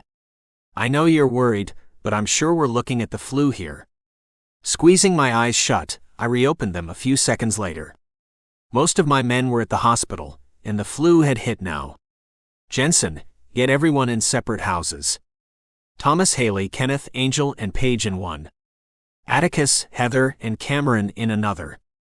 Got it? Put families in their own houses. I'll be the only one here with Parker. Nodding, I started doing the math. So like 7 houses. Over the next few hours, I started quarantining everyone. I'm sure it pained August to tell Angel and Thomas they wouldn't be able to see their son for a while. I walked to the sign outside the town and changed it to read, New Haven, population 30. Quarantining from the flu. I walked back to the house my family stayed in and collapsed onto the nearest bed. Instead of sleeping, I just stared at the white ceiling. My daughters were going to be half a year old next month, and the flu was going around. Before Yellowstone, the flu season was yearly. 2 years ago there were vaccines, but now there were none. Jensen, remember that book by William R. Forstchen? 1 second after. Yeah. Remember that hospital scene? I think it was a nursing home, but yeah. I hope the guys don't have to see that at the hospital. I nodded. It's been 2 years, so probably not. Piper made a small sound. With everyone quarantined, it was hard planning and gathering things for Christmas. Nightfall was coming soon, which made everything colder, and luckily, I had spent a while getting wood for all the houses. Hopefully, the flu will be gone before the holidays, I said, looking out the window. I knew I had missed Hanukkah this year, and there would not be 8 days' worth of gifts, but I'm sure Piper would enjoy the effort put in. Celebrating the holidays, Nice idea. It'll help lift spirits. Should we go shopping? I nodded. Piper and I left New Haven early in the morning, after dropping Shoshana and Adina off at Jace's. The earlier we left, the earlier we'd get back. The two of us began walking toward where the town and Piper walked quickly in the snow. Then I remembered she had lived in Paris since she was 14. Even though it had stopped snowing, I shivered. The wind nipped my face as I pictured a nice and toasty fire. Then Piper yelled as something sped toward us. Neither of us was in the shape to run in the snow, so we threw ourselves over to the side. Chapter 14. Jensen. I didn't know what was better, throwing yourself into a huge snowdrift and being soaked, or being hit by a moving vehicle and getting hurt. Death might claim our souls either way.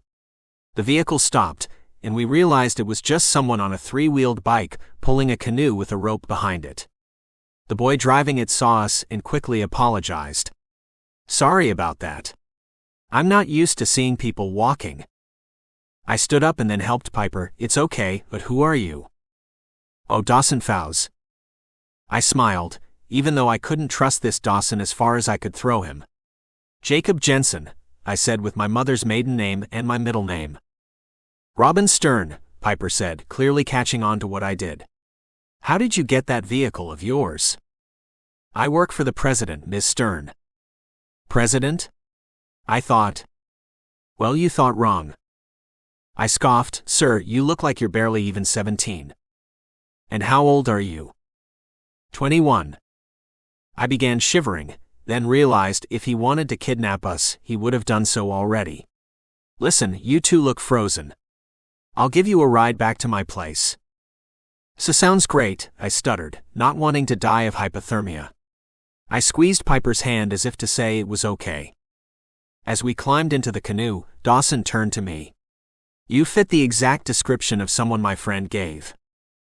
Who? Shiloh Kane. Oh. She's my friend's cousin. I lowered my voice because Piper was asleep against me. My name is Jensen Michaels, and she's my wife, Piper. Sorry about that back there. Dawson shrugged. I get it. You're cautious fellows. So. What brings you out here, Dawson? My job is being a cartographer, so of course, I'm trying to find unknown places. Well, you're in luck. I'm the mayor of a town called New Haven. Dawson smiled as he pulled up to the gate, said his name, and waited. I sat there and marveled as the gate lifted. Pretty cool, huh? Our mechanic, Lindsay, built it. After parking in the garage, Dawson and I got out. I had to carry Piper since she was out cold. She was extremely light, scaring me. Dawson took Piper to a hotel room, and I just stood in the lobby. There was a giant chandelier hanging from the ceiling. White couches lined the walls and red curtains were on the windows. Lights were on like Yellowstone had never happened. Oi, Jensen. Should I give you that tour of Sternenstadt? Sure. Is the name of this town in German? Dawson nodded. Yep. Do you know German or something? Nah. Piper does though. Cool. I thought I recognized the last name, Stern. Isn't there an actress with the same last name? HMHM. Ready for that tour? Yeah, sorry. You're just great to talk to. Oh, here, Dawson said as he threw a pair of clothes at me. Change into these, then we'll start the tour. I walked into the bathroom, locked the door, and changed into new clothes. It felt weird wearing non-ashy clothes, but it also felt great. The tour was brief and gave me plenty of ideas for New Haven. The last part of the tour was meeting the president. The president's name was Elliot Brockman. "Madam President, this is Jensen Michaels, Mayor of New Haven." Elliot smiled and beckoned me toward her. Her green eyes twinkled as I stepped forward. With my military background, the best thing I did to show respect was to salute, so I did. Afterward, Elliot just laughed. "There's no need for that. Welcome to Sternenstadt." I nodded, realizing she sat at a normal desk with a white flag having a huge S in the middle behind the desk. "Thank you, Madam President. A 14-year-old boy in my town has the flu. May I have some help? We could form alliances." "Thank you." I swallowed. Everything I said was horrible. Only one sentence came out as planned, and that was, "Thank you." I don't even think "thank you" is a sentence, but more of a phrase. It was too late to fix anything. Now I could just hope. Elliot turned to Dawson. "I know you're just a cartographer, but go with Jensen to New Haven and give the 14-year-old some medicine. Also map the town, please." She turned back to me. "Yes. We'll form alliances since there is a group called Lux planning to attack a day now, so the faster your people get better, the faster we can win this war." "Madam President, thank you. We have the best doctor, so we won't let you down." After leaving the president's office, Dawson and I went to pick Piper up from the hotel. I ran up to Piper's room and opened the door. "Bonjour, madam," I said with a smile. "Bonjour, Jensen. Where are we?" "Sternenstadt. The President Elliot Brockman lives here. She gave us medicine for Parker to help them fight a war against a group called Lux." Piper stared at me for a second, and at first, I thought she was going to yell. "Jensen, I have an idea," she said. "The people of Sternenstadt could move to New Haven, then the attack might not happen. And if it does, then the injuries will be closer to August, and then fewer deaths should happen," I said, kissing Piper on the cheek. The two of us ran downstairs, then told Dawson the plan, which he agreed to. He even dropped Piper off with Elliot, so Piper could inform the president about the plan. Dawson and I went to get the medicine at their hospital. To my surprise, Shiloh sat behind the front desk, filing paperwork and wearing scrubs. "Hey Shi," Dawson said, making Shiloh look up, and she was breathless seeing the two of us. "Jensen Dawson," she gasped, getting up. The young girl ran over and hugged me tightly. Her ribs dug into my side. "Hey Shiloh," I said weakly. Can I have some medicine for the flu?" Shiloh nodded and ran to get something. There was a crackle in the air, then Elliot's voice filled the air. "May I have your attention, please? Citizens of Sternenstadt, we will move to the town of New Haven, hoping to be safe from Lux. If they attack, then we will have more men and a real doctor on our side. We will leave in a couple of days. Thank you." Then she repeated the message in German. Shiloh came back with some pills and said she'd see me in a couple of days. I had become super worried about how skinny she had gotten, making me wonder if she'd even survived a couple of days. "Shiloh, you're dangerously thin. Have you eaten anything at all this week?" She nodded, but it felt like she was lying. "Yeah, of course. Do you really think I'd starve myself?" "Ever since Nick died, yes," Dawson said, and I stared at him. Nick the deaf piano boy, as Kenneth called him, was dead? "Sorry for your loss," I said. "Thanks," Shiloh said. She turned to Dawson. "The very thought of food is nauseating." She packed stuff up. "If I wanted to die, don't you think I would have just taken a bullet to the brain? Or maybe I would have jumped off the church." "I think you just answered Jensen's question and countered your last answer," Dawson said, and I shook my head. "Dawson, I think her statement about the thought of food being nauseating was sarcasm. Anyway, I think Piper and I should get going and notify New Haven about the plan." He nodded, so we said bye to Shiloh. I got into the canoe, Dawson pedaled the bike, picked Piper up, and headed back to Safe Haven. Dawson, Piper, and I all went into the Hayner house. "This is Dawson," Piper said, introducing Dawson to August as she gave the pills to the doctor. We came back with medicine for Parker. Piper then explained what was happening in a couple of days. Dawson and I left to tell the others. Sadly, we needed everyone on the battlefield, including Paige and Parker, if Parker got better in time. Thomas, Jace, Sarah, Cayler, and I gave everyone shooting training. Even though Angel hated guns and had cerebral palsy, she still trained. Luckily, Tony, Alex, Jack, Wyatt, Dan, Cameron, and Atticus all returned from their trip to the private airport and hospital yesterday. They all knew what was going on with Sternenstadt and were eager to help. Parker got better after we had been back for a week, and about 5 days later, he was as ready as he could get him. Chapter 15 Kenneth. It surprised me when Parker volunteered to help.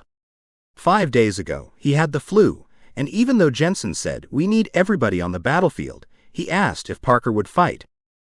The 14-year-old had said, of course. Even if I die, I'll be protecting everyone. It shocked me deeply to hear him say this.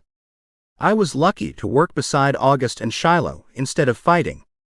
Yes, I'd be seeing injuries, but I'll have a much lower chance of getting myself injured. Everyone was inside already because it had snowed again. Suddenly, a loud, instantaneous eruption blew most of us off our feet. Cries and the sounds of shattering glass filled the air. I hit my head on the wall, but other than that, I was all right. If this was Lux's plan, it would be a good one. If they disabled most of our people, then they'd have a much better chance of winning. My ears rang, but I could still hear Sarah yelling, "They're here!" Coughing, I tried getting up to help Jensen, Cayler, and Piper, but a massive headache almost made me fall over again. Get up, I said to myself through clenched teeth.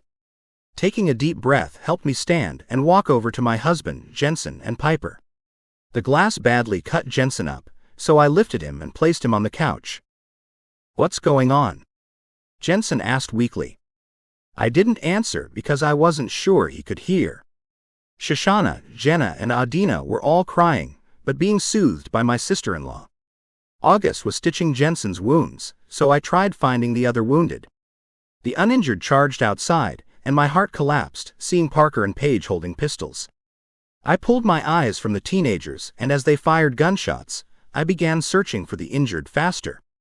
I'm glad Cayler spent 2 years in the military, since it gave him more training for an event like this.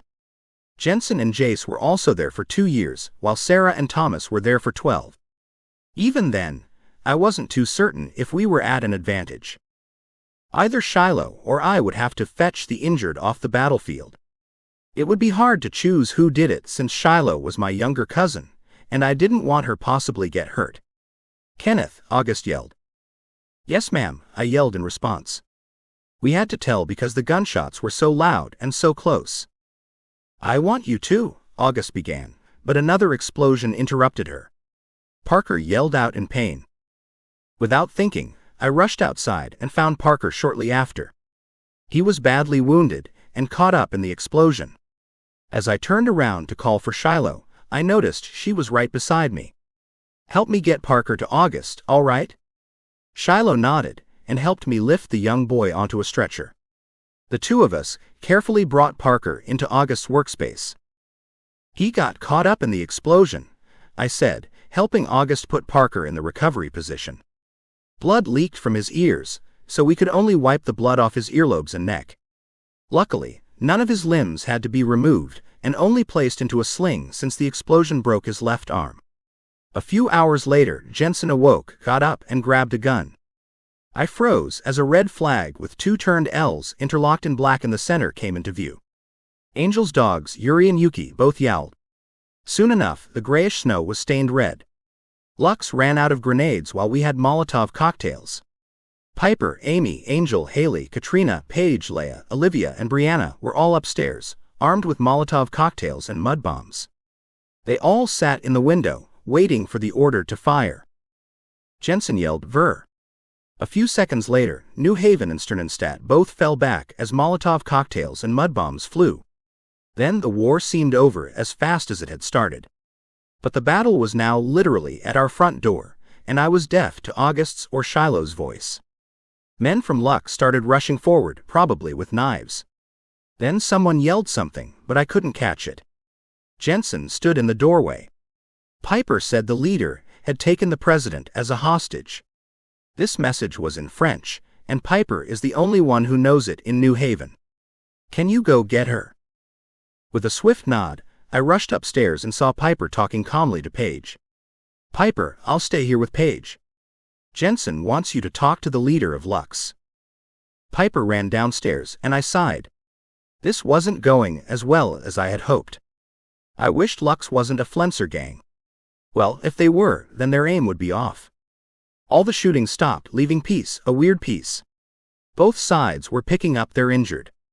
Cayler yelled, "They have a white flag up." Maybe most of their people were dead. Parker was still unconscious, and Shiloh brought in the others. The ones who had enough strength helped drag the dead into the woods. Then, behind me, I heard a muffled scream. Quickly, I turned around. Shiloh sat in a chair with her hands tied behind her and her legs tied in front. He gagged her too. Tears slipped down her cheeks. I removed the gag and asked, "What happened?" "I just saw you a few minutes ago." The leader of Lux had gotten past and went upstairs. After cutting my cousin loose, I crept upstairs, knives in hand. He left the door cracked, so I slipped inside, hearing a teenage boy saying something in French. The leader was Piper's kid brother. Without thinking, I threw a knife, grazing his shoulder, and he turned to me with a grin. "Dude, what's your problem?" "President Brockman isn't here," I said, growling. "Peter, what are you doing here?" Piper asked, voice cracking. The 17-year-old turned to his sister. "I was only killing the president," he said with slight anger in tone, stating he thought it was obvious. "After bringing a war here, you killed tons of innocents. The war wasn't on purpose." Piper was silent. "I'm sorry, Peter, but you're banished from New Haven and Sternenstadt." Peter just cut everyone's bonds, left the room, and was out of town by the time I got downstairs.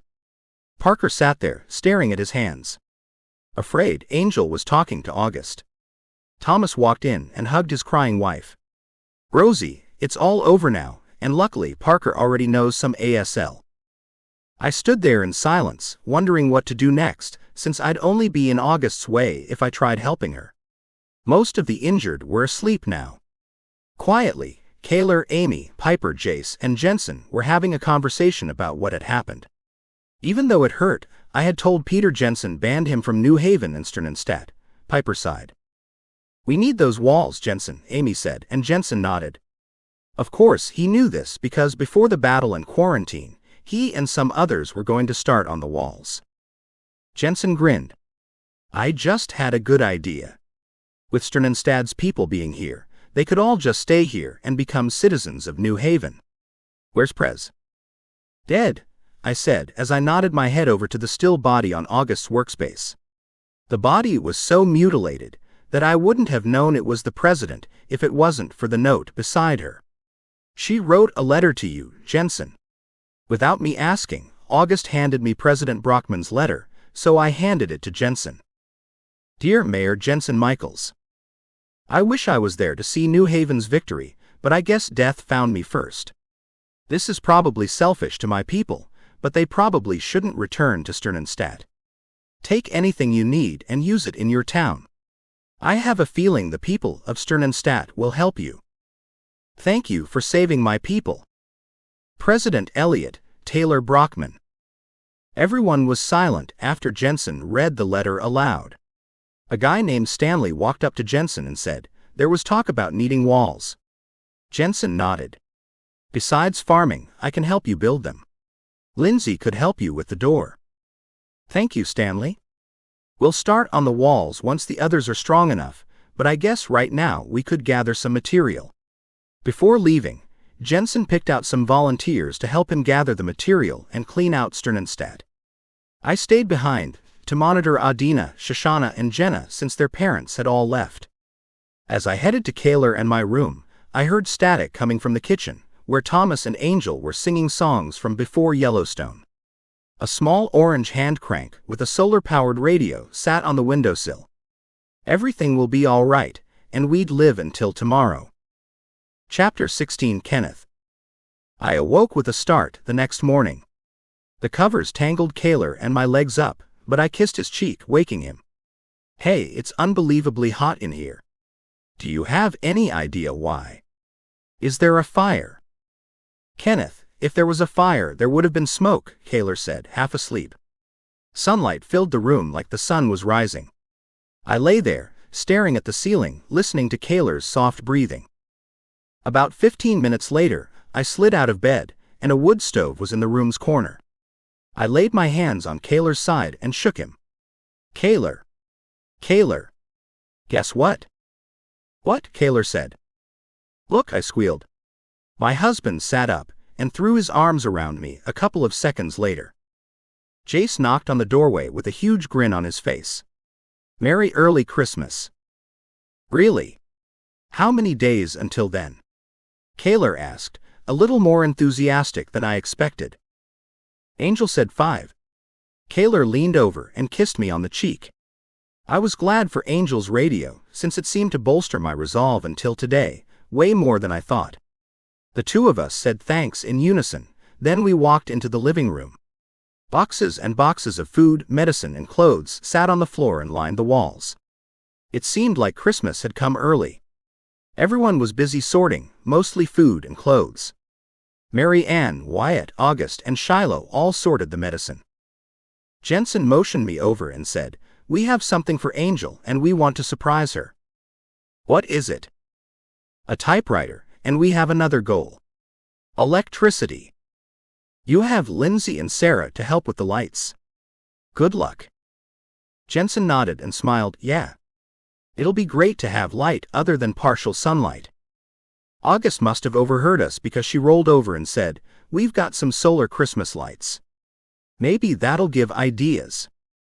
We said thanks, and then Thomas walked over to us. "Jensen, I found clothes for your girls." He turned to Jace. "Jenna has some too." "Thomas. Is Parker okay?" I asked, hoping the damage wasn't as bad as we thought. Thomas sighed. "We're not sure. Parker's still staring out the window. August said to give him a couple of days." I nodded and turned around, and the 14-year-old stared out of the window. His mother sat nearby doing nothing, and Paige rocked back and forth. "I think you should be over there with your family." I sighed, helping sort medicine. A little while later, Haley shrieked, "Look! Almonds!" Everyone was glad. Heading almonds still had their place in the world. We were also lucky the owner never opened the package. It was like the owner had bought the almonds. Then the next day, Yellowstone erupted. The rest of us who were sorting clothes and medicine took a break and started sorting food. There were plenty of canned goods and small packaged chunks of tuna. Packaged dried fruits like cranberries, apples, and apricots were there as well. More nuts were there too, walnuts, pecans, and peanuts. Now New Haven lived like kings. "This was all gotten last night?" I asked, shocked. Amy shrugged. "Most of it. There are some other things left in Sternenstadt, but we wanted to bring the wood stoves in." "What other things?" "Blankets and whatnot." "Cool, thanks for everything," I said, and Amy just smiled. Cayler tapped my shoulder. "Hey Kenneth. Can I ask you something?" I grinned. "You just did, but go ahead." "Are you aware Nick died?" "What?" "Nick, Shiloh's boyfriend, died. Jensen told me." "That explains why she's acting all depressed. What happened?" Cayler shrugged. "I think someone shot him or something." "Who would kill a deaf person?" He shrugged once again, and Shiloh dashed out of the house and into the cold and ashy outside. I quickly got dressed and ran after her. "Shiloh, where are you going?" She didn't answer and kept running, eventually stopping. She was breathless. "I shot Nick by accident. I couldn't see and shot him. We were being attacked by Lux for the first time. It was a surprise at night. I thought everyone else was behind me, and Nick was much farther ahead." Instead of saying anything, I hugged my cousin close and began trying to head back to New Haven. Knowing my luck, the wind began picking up and snow whipped around. Shiloh's body shook so profusely, I thought we were going to fall over. Without thinking, I took off one of my coats and put it on her, even though it swallowed her whole. A little while later, after walking around blindly, we fell onto something wooden. A few seconds later, a hand guided me to a warmer place, but I didn't dare open my sore eyes. "Miranda, could you get these wonderful lads some soup?" an elderly man asked as he felt our faces. The girl sat me on a couch. "Yes, Grandpa," a youthful voice said, and a little while later, someone brought a warm broth to my lips. It smelt vaguely of potatoes. "Please state your names," the man said. "Kenneth Reynolds." Shiloh squeezed my hand in Morse code saying, "I'm your daughter." "This young girl here is my daughter, Shiloh." "Thank you for your hospitality, but I'm afraid my wife is going to worry about us." "We've." "Nonsense. You're going to stay with us until that blizzard dries out." Shiloh said, "We don't even know where New Haven is. The stupid blizzard caused us to be lost and stuck with strangers." Chapter 17 Cayler. I prayed for the first time in about 10 years for Kenneth and Shiloh to return unharmed. Just as I ended my prayer, Angel yelped. I flew over to her and sighed, relieved. She stood in a puddle of water, teeth chattering. "Are you okay?" I asked. She nodded, wrapping the towel around her hip-length brown hair slide. "How did you bathe?" Tom had grabbed a pitcher, filled it with snow, melted it, then poured it over me. There's enough snow out there to fill the tubs full about 100 times. To be honest, I wouldn't have believed her if it hadn't snowed off and on for 2 years straight. Seeing Angel standing there, knowing she took a shower, made me want to take one too. The blizzard going on would make it impossible to get snow without freezing to death. Listen. After the blizzard's over, can I take one too?" Angel nodded with a grin. "You can take one now." Tom grabbed a little extra while he was at it. "I'm surprised we hadn't thought of this sooner. Olivia's washing our clothes, and Laya's mending them." "Here," Leia said, tossing me a pair of blue jeans and a dingy white long-sleeved shirt. I thanked her and walked into a massive bathroom.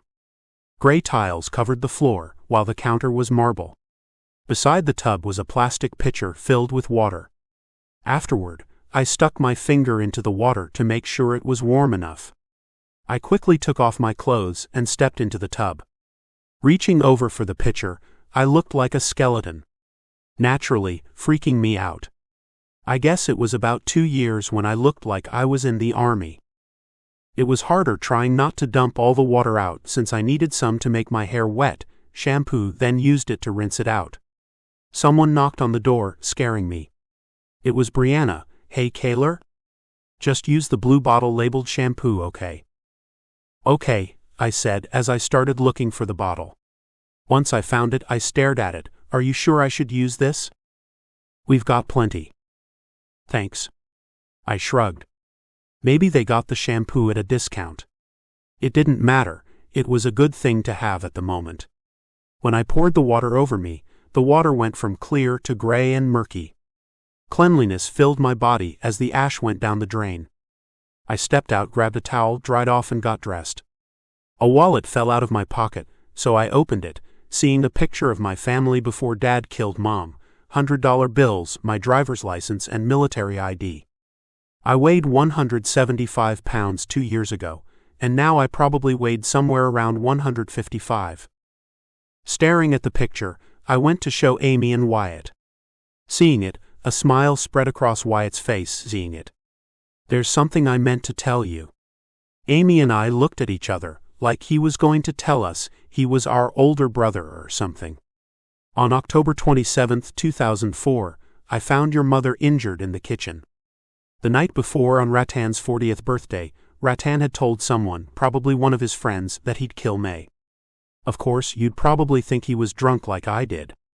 After the murder, everyone who knew him thought it was something psychological because 9 years ago, his brother, my father, died in a train wreck. Even though I was only 14, I begged my mother to take you two in. Anyway, before May died, she told me to tell you both that she'll always be with you." "Thanks for telling us," Amy said, and I nodded in agreement. "Do you think Kenneth and Shiloh are okay?" I asked out of the blue. Amy nodded. "I'm sure they are. I keep asking myself this every time Jace goes somewhere without me. But that's the problem. Kenneth's always with me. Is your gut saying he's dead? No. Then he's alive, and the blizzard should be over by the day after tomorrow. Sure enough, the blizzard had stopped the day after tomorrow. Even Kenneth and Shiloh had stumbled into the living room tired but unharmed. Around noon, Parker yelled, "Guys? Guys, I can hear out of my right ear." Every single one of us rushed into the living room, to where Parker sat. Angel and Thomas hugged their son, and Paige squeezed his hand. Shiloh tapped my shoulder. "I've got a feeling who killed Mary Ann's family." I stared at her. She had informed everyone about Mary Ann's mom and uncle's murder a year ago. That was a year ago, but who? Tungsten and his men are already dead, same with Lux. She shook her head. It's neither of them. They're like ninjas, and the ash and snow don't seem to affect them. So you're saying you've only seen them once? Yeah, but they're dangerous, said the girl who cried wolf. Shiloh crossed her arms. Don't come crying to me when everyone you love dies in your arms. You're tired, go to bed. Shiloh stormed off, going to her room. Of course, her words had left me paranoid. I went to find Jensen, who was talking to Parker. Hey Cayler, Parker said, waving. Hey Parker, I turned to Jensen. Can I talk to you after you're done with Parker? Yeah, I'll meet you in my office. I walked to Jensen's office and sat in a chair on the other side of the desk. It was an old beat-up mahogany desk I recognized as Mayor Anderson's. The guys who had gone to the small airport had picked up a gift for Jensen. A picture of Jensen, Jace, Piper, and me at graduation caught my eye. The date was on the corner, June 1, 2018. Amy had graduated 2 years previously from a different high school than I did. What's up? Jensen asked from behind, making me jump. Yeah, Shiloh made me paranoid. Then I continued explaining what had made me like that. Jensen nodded. I think it'll help to have some people guarding. I agree, and you know those stadium lights around the high school? What about them? I sighed. This was probably stupid, but it might help with ideas. What if we used them to light up New Haven? I'm not really sure how we'll transport them, but it's an idea. That is a marvelous idea, but like you said, how would we transport them? You just gave me another idea. We can use the surrounding fences of the empty prisons and put them around New Haven. Nice. Why don't you get some rest? See you in the morning. Instead of sleeping, I walked over to Sarah and Jackson's place. I knocked. They were talking, and the door opened seconds later. Cayler. It's nice to see you. Come on in, Sarah said. When I walked in, the heavy scent of cigarette smoke smacked me in the face. Why does it smell like cigarette smoke? I whimpered. The old owners used to smoke.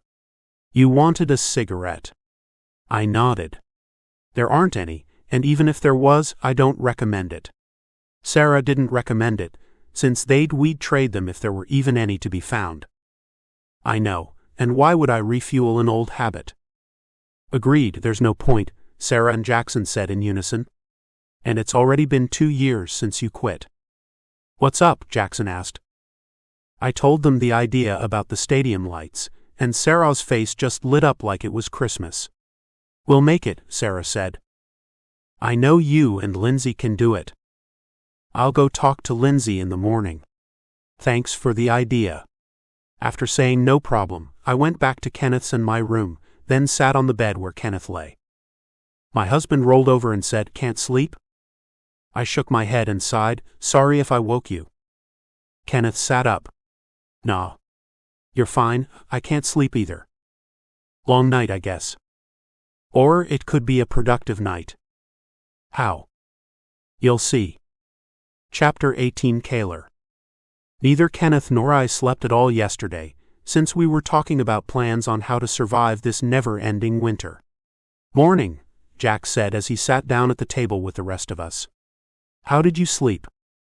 About half of us answered with didn't. Without food, there was no point in coming to the table the first thing in the morning when there wasn't food, but now there was food and a point. I guessed the Hainers had used the mornings as a time to talk about what they did that day. Since we entered their lives, table routine has morphed into our lives. Well, last night I came up with an idea for the wall. Of course, Cayler helped.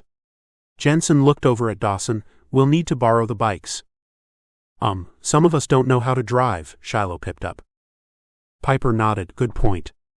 What if we set up a driving school? Clear some roads and use them as a driving course, Jace said.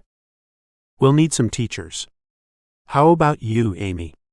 You can choose some others. Piper wants to teach French if anyone's interested. German and Hebrew too, Piper laughed. What should the driving age be? It used to be 15. 15 sounds good to me, Jensen said. We'll just start teaching at 14. Shiloh, who used to have her head in her arms, looked up happy. How many bikes do we have? An estimate will be okay. Dawson tapped his chin. About 30.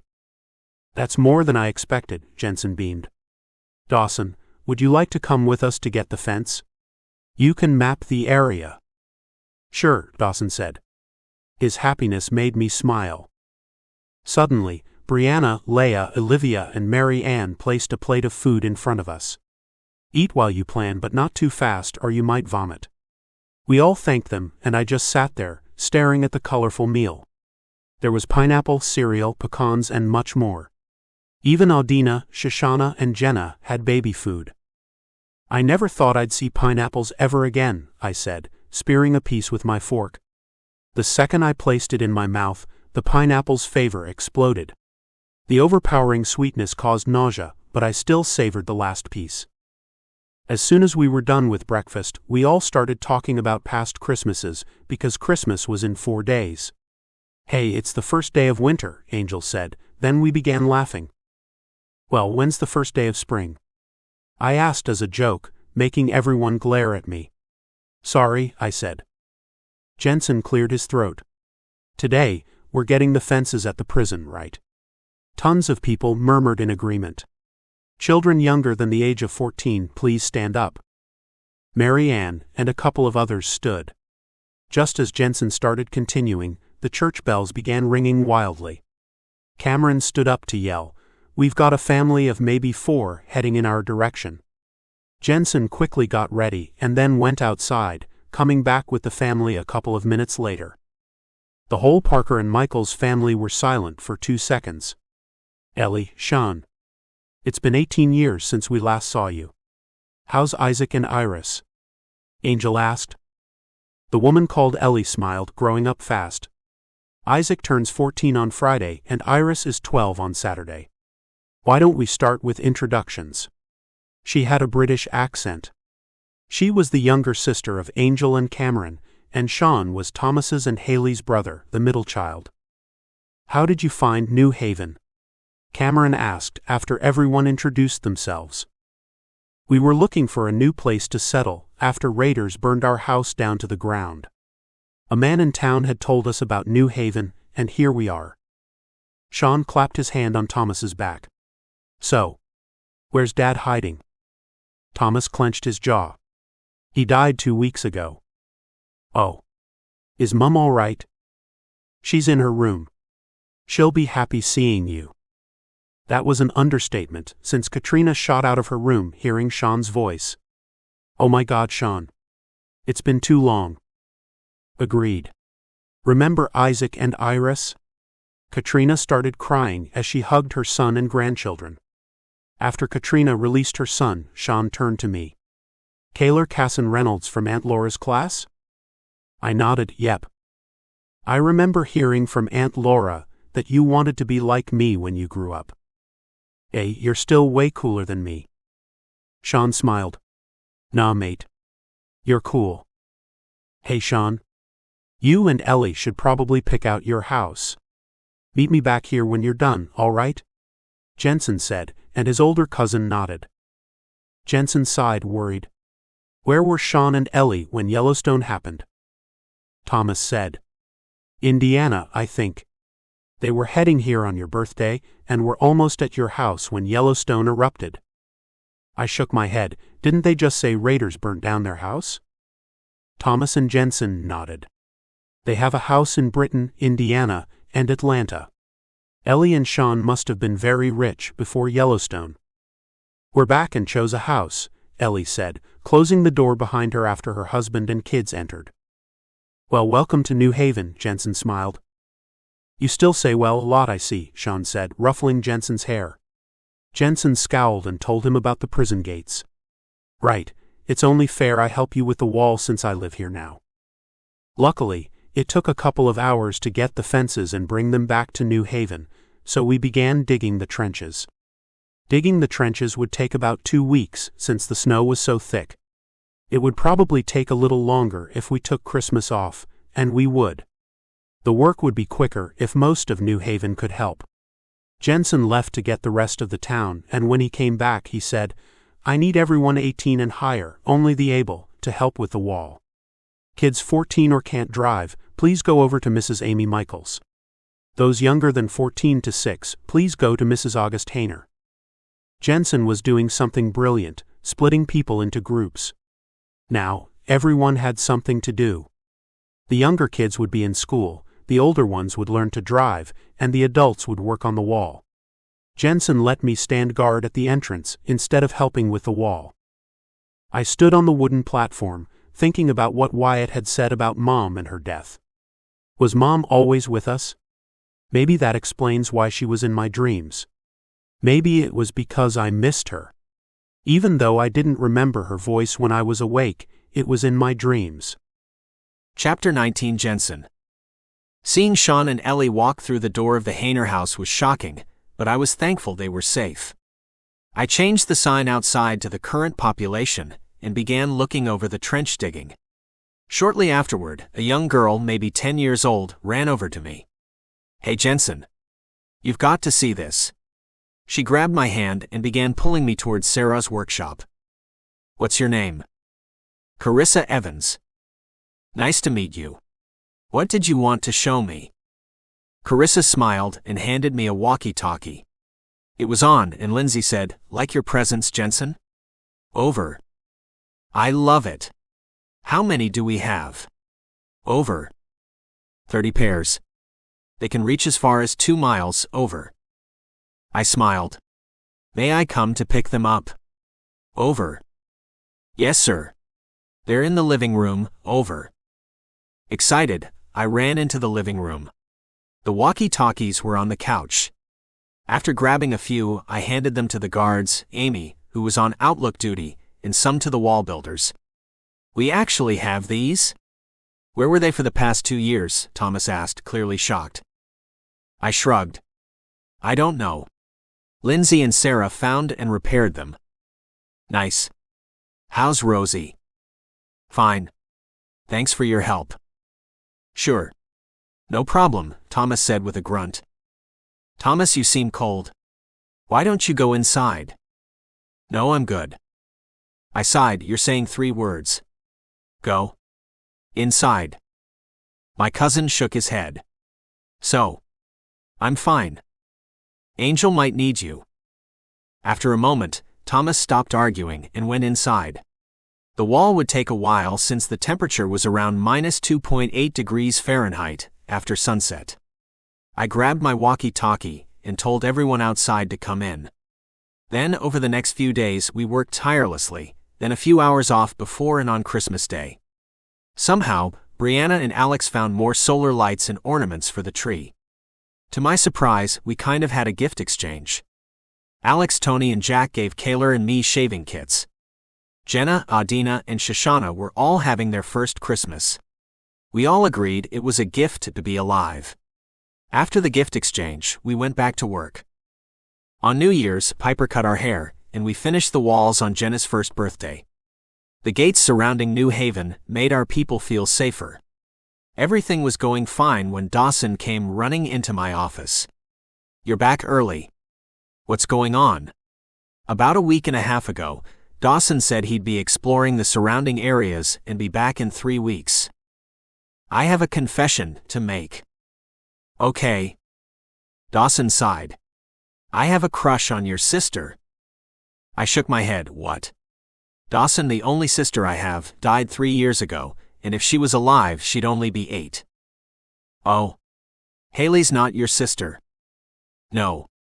She's my cousin. Thomas is her brother.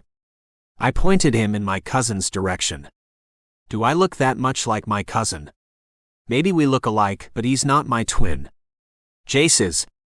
Haley is 3 years older than he is. Did he know this? Whatever. It only mattered if they were happy. Hey Dawson. Why are you asking Thomas if you could ask Haley out? I'm only 17. I don't want it to seem weird. Well, when do you turn 18? April 30th. I shrugged. Then you don't need to ask for permission to date my cousin, but you can if it makes you happy. Thank you, sir, Dawson said, then headed to ask Haley out. Picking up a walkie-talkie, I called Jace, Amy, Kenneth, and Cayler to my office, then sighed once they arrived. So, since I became the mayor on the 7th of December last year, should we have an election? Piper shrugged. December of this year is 11 months away, or 21 if we do it every other year. Why are we bothering about this now? I don't know if anyone else wants to run, and as Piper said, it's still a while till December, Amy agreed. Cayler shook his head. Still, planning is a good idea. We will set nothing in stone, Kenneth pipped up. Yeah, Jensen. We'll decide by, say, around the middle of May if there will be an election or not, Jace explained. I didn't answer right away. Well, maybe we should have the election every other year if it's decided now. Piper smiled slyly. Maybe we could have a vote now, on the election matter? It wouldn't be a bad idea. Just as I was about to reply, Sarah and Lindsay called us all outside. My wife and I glanced at each other, confused. Light shone brightly, glaring off the snow and nearly blinding us. We all cheered. Cayler stood there whispering, "It really worked." I remember Cayler mentioning the stadium lights, and he must have told Sarah and Lindsay since I had said nothing. You know, I feel thrilled and successful with these lights, I said to Piper, who nodded. It almost feels like we aren't in the aftermath of Yellowstone. These lights will be useful for working at night if need be. Stanley walked over to us. The light could stunt the growth of our crops. I nodded. That's very good. Piper nudged me and said something about voting in the election. Before I forget, do you think we should have an election for mayor every other year? Stanley shook his head. I don't see why we need one. New Haven is your town. Well, I feel like if we don't, it'll feel like a dictatorship. But we have free will, and if we have an election, then we might end up with a corrupt leader. We don't need another massacre on our hands. 6 months later, Yellowstone, the town of Sternenstadt, was called something else. I don't remember now. But there was this guy who was the mayor, and he slaughtered everyone. Elliot and the others who were in Sternenstadt when you came had moved in after the massacre. What about you? I grouped up with some survivors and killed the mayor. Thanks, Stanley, I sighed. A couple of hours later, the vote was done. We'd have an election every 5 years. We all went back inside. Piper, Cayler, Jace, Amy, Kenneth, and I returned to my office to finish our earlier discussion. I sat down back at my desk and said, we should probably keep the voting age at 18. Everyone agreed. Cayler shot up, grabbed my arm and said, I just heard something about the psychos. Who? The psychos. Remember the war with Lux? The leader of Lux had mentioned, Cayler began, but there was a knock on the door. It was Brianna.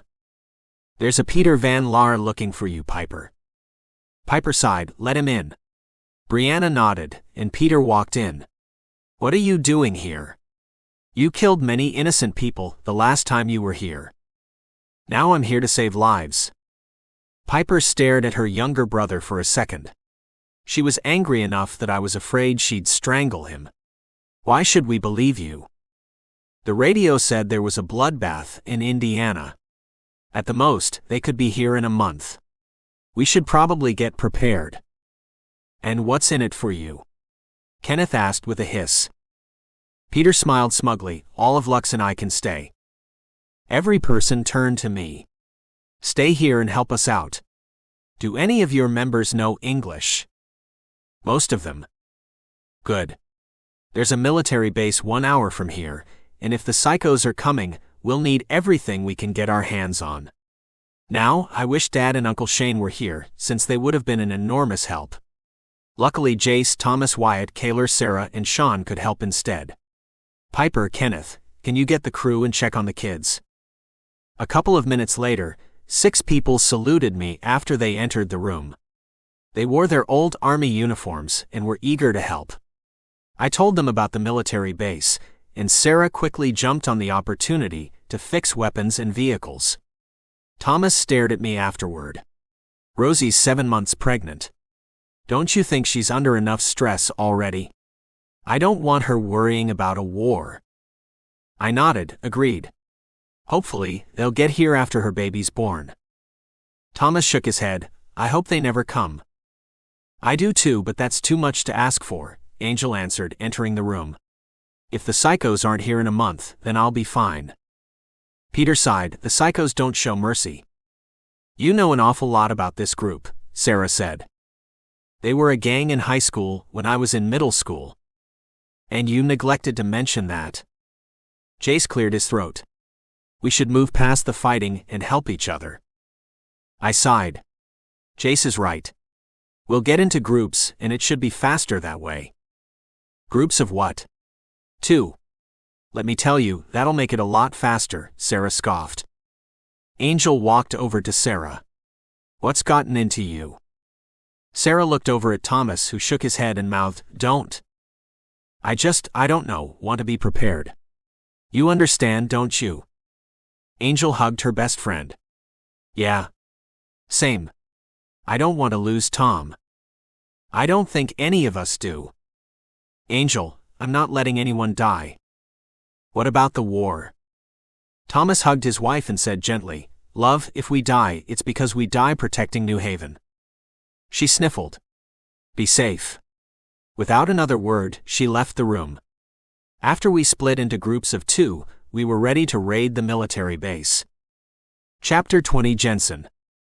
Sarah stood marveling at the jets and tanks for a couple of minutes, then looked upset, remembering that the ash had ruined the engines. Others were scouting out weapons, ammo, and other useful things. Luckily, there was gas lying around, but we still needed to get it from cars. Sarah took the caps off the gas tanks of the car, stuck a hose inside, then stuck another hose in, then blew. The gas flowed through the first hose and filled the 1-gallon milk jugs. After a while, we had about 270 gallons of gas. It feels weird being in April and having snow for 3 years in a row, Wyatt said. Yeah. Hopefully it'll be over soon, I said. Oi, Sarah. That's a good idea, grabbing the gas, Sean said. Sarah smiled. Thanks. At least we have a couple more soldiers coming this way. I looked up from the M16 I was holding. Come again? Sean smiled. Yeah? We have a couple of friends who were in the Air Force from Indiana. They'll be here soon. Soon? How soon is that? 2.5 hours. They're halfway here. That piqued Cayler's interest. Really? Are they flying in their jets? He was being sarcastic. Sean glared at him. Cayler, this is a serious matter, so please act like it. Fine. Are you saying they can fix up everything? What do you mean by everything? The jets? No. The ash destroyed the engines, Sean answered. Fighting this war should be easier, though.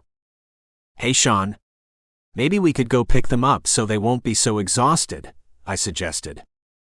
My cousin nodded. That's great. Thanks. Oh, here comes Sarah April, he said, pointing toward a young woman who came running in. Her red braids bounced. Where's Gavriel and Gavin? Sarah April held up a finger as she caught her breath. They're with the others. Sean nodded. Lynn too. Nah, she left 7 years ago. After Gavin was born? Yep. I held up my hand. Sean. Were you in Indiana before Yellowstone? What makes you ask that? Thomas said he thought you might have been. Makes sense. Anyway, our plane crashed and somehow the radio was fine, so we contacted Gabrielle and Thomas. Where are the other passengers? About half of them died either during the crash or while walking here. The survivors are with Gabrielle. I placed my head in my hands. Sean, I don't think New Haven can feed them all. Use your head, Jensen. Most of them will have their last meal here in a month when the psychos attack. And if we go back down to 215 people and they all had 3 meals a day, then we'd almost make it 2 more years.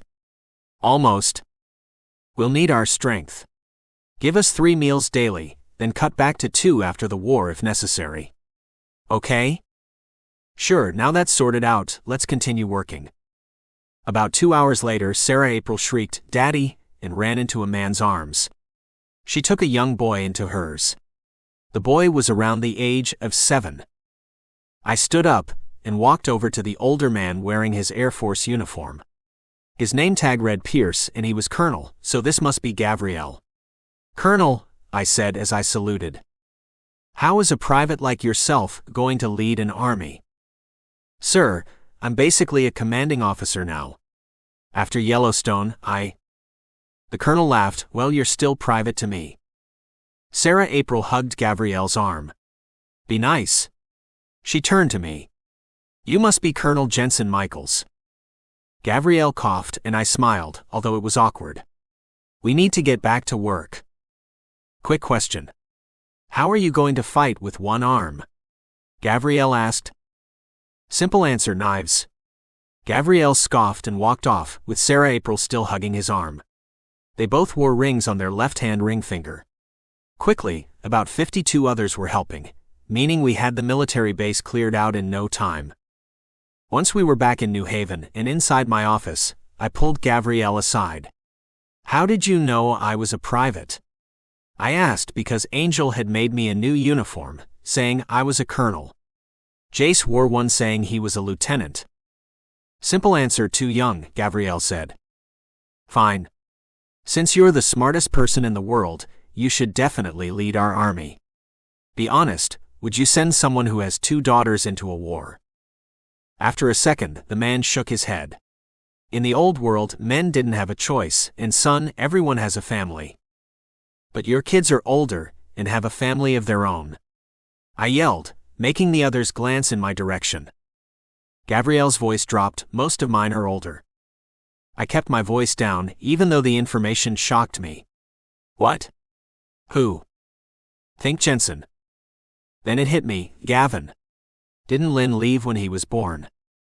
Too many questions asked. Shouldn't we get planning? "Of course," I said as if the previous conversation had never happened. Gabrielle and I walked over to the desk where Jace, Thomas, Wyatt, Cayler, Sarah, Sean, and Peter stood. "Wouldn't it be useful to have Dawson in here?" Jace asked. "Yeah, it would. What about the others? Do we really want to retell New Haven our plans or just say them once?" Gabrielle cleared his throat. "We should probably tell them the final version." Sean nodded. "Great idea. I'll go get Dawson." My cousin left and I sighed. "Cayler, can I see you for a moment?" "What's up?" "They could be here as soon as 4 weeks. I'm not sure if we can do this. Any word on their progress?" Cayler didn't answer right away. They seemed to take their time, so I don't know. After a couple of deep breaths, we walked back to the others, and I told them what Cayler told me. Then we all get cracking on making plans. We settled on calling Gabrielle's pilot friends Flight 0116, since most of the passengers on Sean's flight were pilots. Almost 3 months later, on June 20th, we were ready. 260 of us stood inside the warehouse as I stood on a box. People of New Haven, as you all know, were on the brink of war with the psychos. You also know war never changes even 100 years later. Some will die, some will live, but we will never forget the ones we lose. I said, voice quivering. My eyes caught in Parker's, Paige's, Carissa's, Shiloh's, and Gavin's gazes. This reminded me of how different today's world was. "Places now," I said with a salute. Gabrielle was commanding Flight 0116, Wyatt had the east side, Thomas had the west, Cayler had the south, and I had the north. 30 minutes later, a male voice said something sounding like, "Offlay den." Angel began screaming, and through the walkie-talkies we said, "Charge." Then everything came rushing forward all at once. On top of the psychos coming to play, Angel was having her baby. Maybe we'd have a chance since Lux Peter came to help us. Now we had an army. Chapter 21 Kenneth. I squeezed my eyes shut. It was war again. This one would be longer than a few days like the one with Lux. Therefore, bloodier. Hopefully the blockades would do their jobs and slow them down. Gunshots filled the air, but Angel's screams were louder. Luckily, we had more medical professionals than in the last war. Over the walkie-talkie, Leia yelled and panicked, "They're burning down the forest. Get out now." Wyatt and his group of 51 people ran out. At least 2 had to be carried, and they laid one on my table. The fire covered his face with black soot. I grabbed a damp rag and whipped it clean. "Edison," the man coughed. I shook my head, confused. I had never even asked his name. Then he said it again. "What does Edison mean?" "I've got a man on a table repeating it. Over." After a few seconds, Sarah answered, "It means light. You know, Thomas Edison." "But why would someone say light when it's in the middle of the day?" "Over." "I think he means for us to light them up." "Over," Gabrielle said. Jensen cut in, "Gabrielle, not yet. Use it sparingly. We don't want to cause another Hiroshima." "Over." I was zombified as I applied bandages to the wounds. Sometimes I tore sheets. We'd use them as bandages if we were to run out. "I've got an idea," Sean said as he ran into the basement and came back with gasoline. I turned to him. "What are you doing? You could hurt our men." "No, I'll just make it rain on the psychos." "How?" "It's not possible," I yelled. "We don't have any way of knowing if they'll get hit." Sean scoffed, "You've never been in a war, and I mean before Yellowstone. Don't teach me how to fight, and I won't teach you how to treat the wounded." Instead of answering, I turned to Shiloh and Sean left. "I'm surprised no one on our side has died yet," my cousin said. "That'll change if Sean uses the gas," I said. "He's lost his mind. I just found out what his plans are." "He's planning on causing an explosion with the forest fire," Shiloh gasped. August, Sarah, April, and Ellie panicked. They had only come into the garage to tell us that Angel had another son. Instead, Ellie got the news of her husband's plan. Ellie quickly rushed toward the door, but I ran ahead of her. "He'll kill himself." "Ellie, if you go out there, you'll get yourself killed. He's my bloody husband. Do you want Isaac and Iris to be orphans?" The woman didn't answer, but Sarah April said someone should stop Sean. I volunteered since I was the only one of the 5 without kids. I was glad we had set up the hospital in the garage and had both of the doors open for easier entrance for the injured. We'd closed the doors when we were in danger. I ran out of the garage and yelled through the walkie-talkie, "Wyatt! Sean's about to pour gas on the fire.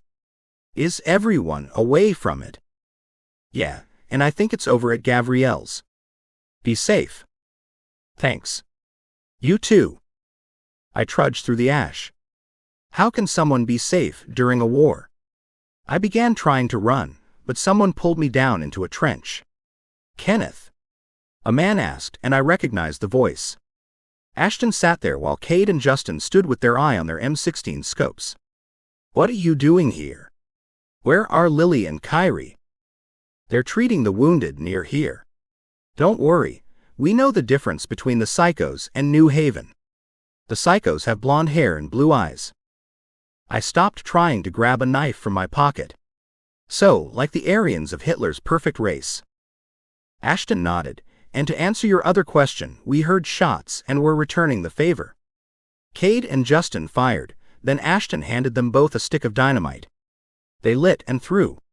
A few seconds later, there was an explosion, but I knew it was from Sean's gasoline. Ashton, Cade, Justin, and I all ducked, covering our eyes and ears. I began cursing, and Ashton shrugged. It wasn't the dynamite I handed you. It was Sean. He added gasoline to the flames. He's prob. Then there was another explosion, much closer. Quickly, I darted toward the forest engulfed in flames and screamed in agony. A tree that used to be burning mostly pinned a man. I need help, and I'm by the fire. Half a minute later, one of Dawson's ambulances arrived. Sarah, April, and Shiloh got out of the canoe. Jensen and some of his men helped lift part of the tree and pulled the man out from under it. They placed the man on a makeshift stretcher. They loaded it into the canoe, so Ashton, Kay, Justin, and I did the same. Please don't be Sean, I said, even though hoping was useless. He's unconscious, Shiloh said. I know, I spat. This reminded me of Jaden's, who had died of burns, 2, almost 3 years previously. As they laid the man on the table, Ellie silently took off his ring. The initials, SIP, were inside. He's dead, she croaked. She turned to me. Maybe it's not him. Maybe it's someone else, one with the same initials. I shook my head. It's him. Ellie glared at me. How can you be so sure? It's your fault, Kenneth. You weren't fast enough. I don't want to tell the kids that their dad is dead. Ellie, if we tried, we wouldn't have been able to stop him anyway. He died honorably, Thomas said, and his sister-in-law froze. Instead of responding with something about Sean, she said, Someone's upstairs waiting for you. Thomas placed a hand on Ellie's shoulder and went upstairs. We were all silent until he came back. We've got another son named Perseus Neil James. This war needs to stop. It's not helping, only harming. What Thomas said was right, since in 6 months, we lost 24 to death right away. To keep Percy, Angel, Adina, Jenna, and Shoshana safe, we crept the battle to a frozen wasteland. We still used Dawson's bike canoe as transport, but only if someone was close to death. While August, Ellie, Kyrie, and Sarah April were in the garage, Shiloh, Lily, and I were out on the battlefield treating small wounds. It was obvious everyone was running or was out of ammo, since they were looting what they didn't use off the dead. I bit my tongue, realizing we were dead unless they were out of ammo too. Fall back, Jensen yelled through his walkie-talkie, and every single one of us dashed toward the bikes as several explosives flew overhead. Explosions sent debris flying into the surrounding areas, and bodies being blown apart. As I turned to get into a canoe, a man ran over, breathless. Sir, have you seen my kid sister named Aaliyah? She has blue eyes and dirty blonde hair, and she's about 16 years old. Name's B.J. Ulrich. Can't say I have, I said, shaking my head. We just finished a fight. Jensen put a hand on the worried man's shoulder. Your sister should be fine. There's always a should, basically meaning maybe or might, but leaning more toward yes, mister. Jensen Michaels. Aaliyah is fine, since she just got into a canoe with my wife. We're headed back to the town of New Haven. You should also be more careful, we might have hit you. BJ nodded, yeah. He turned to me. Ken, wait, have I seen you somewhere? I shook my head, nope. What were you going to ask? Can I ride with you? You looked like you were getting in. Sure, I intoned. BJ and I got into the canoe in silence. Stanley started pedaling. Fresh face, Stanley said, sounding surprised. Yeah. His name is BJ, and he's looking for his kid sister named Aaliyah, I said. The scenery didn't fly by since Stanley wanted us to enjoy it. So, BJ, why did you run over to me the second the battle was over? Cut the, I'm looking for my sister crap. You're probably a spy for the psychos. BJ scoffed. If I was a part of the psychos, wouldn't I have blonde hair? He had a point, and he had dark brown hair. Sorry, I'm just paranoid. Aren't we all? I mean, my mom died after Yellowstone since she was in Wyoming. We are here. Is your dad with you? Yeah, he should be close by. We got out of the canoe and walked over to the living room, where Angel sat with Percy in her arms. Thomas was with the two. Hey guys, he said. Hey Thomas. Quick question, is Isaac still going by Isaac or Sean? His wife sighed. I think Sean, but Ellie is still, upset. I nodded. I can relate. Not as much, though. I smiled at Percy. Keeping your mommy and daddy out of trouble. Percy babbled something, making his parents, BJ and I, smile. Turning back to BJ, I sighed. Should we look for Aaliyah? Sure. Can I get some water first? Of course. Sorry, I didn't ask before. I grabbed a bottle of water from the snow outside and tossed it to him. BJ and I started by walking to Jensen's office but stopped, hearing two voices arguing inside. Jensen, what was that? Peter asked. Not dying, that's what. Peter said, rolling his eyes. Not dying is killing every one of those scumbags. And if Sternenstadt and New Haven had killed everyone who was a part of Lux, then you would have murdered your brother-in-law. Shut up, Jensen hissed, and let me finish. Peter sighed, blah blah. Don't care. If they come back, kill them all. They were done with their conversation, so I knocked and Jensen opened the door. Hey Kenneth. What's up? 1 second, I answered, turning to Peter and punching him in the stomach. He stumbled back into the wall and doubled over. I'm pretty sure you know this, but Hitler was the leader of the Nazis and his superior race. His superior race had blonde hair, but he had brown hair. I also feel the reason you know so much about Lux is that you're the leader of the psychos. I punched him again, making him ball up on the floor. You led them here. Jensen held me back. Kenneth, you're forgetting something. What about Piper? Piper's like Michael and Peter's Lucifer. Peter used to be an angel until Piper cast him down. You have no proof, Peter wheezed. Jensen looked at his brother-in-law, then back at me. Why would the psychos attack Lux and maybe kill their leader, if this is all true? Did you even see Peter in the entire battle? Maybe they attacked each other on purpose so we wouldn't get suspicious. Peter also somehow knew about the bloodbath in Indiana, and how long it could be until they could be here. What about Cayler with the other information, Kenneth? Cayler got it from Peter. There's only one way to find out. Find Cayler and ask him, Jensen said. Peter moved to get up, but I shoved him back onto the ground. Stay or I'll beat the crap out of you again. BJ, can you monitor him? Yep, BJ said, entering the room. Finding Cayler wasn't too hard since he was talking to Shiloh. My cousin was in a strong disagreement with my husband. She kept shaking her head. No, Cayler. That's not good enough. Cayler placed a hand on Shiloh's head. I'll think about it. Shiloh sighed in frustration and left. Hey guys. Hey, what was that all about? I asked. Since Christmas is next week, Shiloh wanted to get Kat something and I'm not sure she'll like it. What is it? I can help. She's my aunt, after all. Nah, it's fine. Anyway, what do you need? Where did you get the information about Lux from? The radio, Cayler said, confused. Jensen nodded, okay. Who else was on the other side? He didn't answer right away. Peter, I think. Why? Just wondering, I said. Jensen and I walked back to Jensen's office but didn't go inside. Okay, even if it was Peter, he was here the whole time. I nodded, true. Maybe we should talk to Piper and see if she knows anything. Jensen agreed, so we met with Piper in the living room.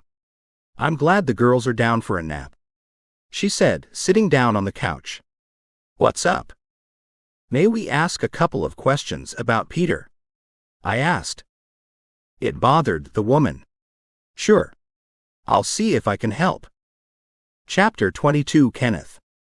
It was hard for me to tell if mentioning her younger brother bothered her, or if it was something else. Do you know of the gang called the Psychos? Peter said he knew them as a gang in middle school, but they were in high school, I said. Yeah. I remember them. The year we moved here, there were also tons of German transfer students. Jensen jotted that down. Was he friends with any of these people? Piper nodded. If you're wondering if Peter is the leader of the Psychos, then the answer is, just as she was about to finish, a window shattered, making glass fly. Piper, Jensen and I dove behind the couch as bullets sprayed the living room. Jensen shouted a warning as he scooted over to his footlocker, grabbed a grenade, and rejoined us. Luckily, we won't be sitting ducks after the first wave. Most of us went out to restock while you were busy with Peter, BJ, and Aaliyah, Jensen explained, and I nodded. Good. I'm still worried, but less than I was a few seconds ago. I had censured Sean's outrageous 6 months before, but he had ignored me, which ended up getting him killed. Hopefully we won't be reckless like last time, I said. Jensen nodded. Yeah. Now let's kick some psychos to the ground. The three of us rose since the gunfire halted. Most of New Haven fought. We fought for several days until New Year's with no deaths, but then we started dropping like flies. Shiloh, August, Sarah, April, Ellie and I worked like crazy to fix injuries. Every single one of us, besides August, had to drag mattresses into the living room because so many were falling. By the next morning we lost 4 people, 1 to shock, 1 to blood loss, and 2 to infection. At the moment, losing 4 people was good news, since if it was only August and I, we would have probably lost most of the injured. About half of them continued fighting the next morning. No matter how much August tried to talk them out of it, they always said it was in their best interest. They grabbed their weapons and went back onto the battlefront. I guess they plan to keep fighting until they drop, August sighed. Hey, any word from Flight 0116? Jensen asked from the doorway, clutching something to his chest. Blood leaked through his fingers, so I flew to him as he started falling. A girl had Jensen's arms wrapped around her. I didn't recognize her, but she fit BJ's description of Aaliyah. She's not hurt badly, Jensen said as he lost consciousness. Sarah April laid Aaliyah on a mattress and checked her wounds. Ellie and I moved Jensen into a separate mattress. There were a couple of bullet wounds in his body, but they weren't deep enough to be fatal. August stopped us. Take him to the hospital. I'll be there in a second.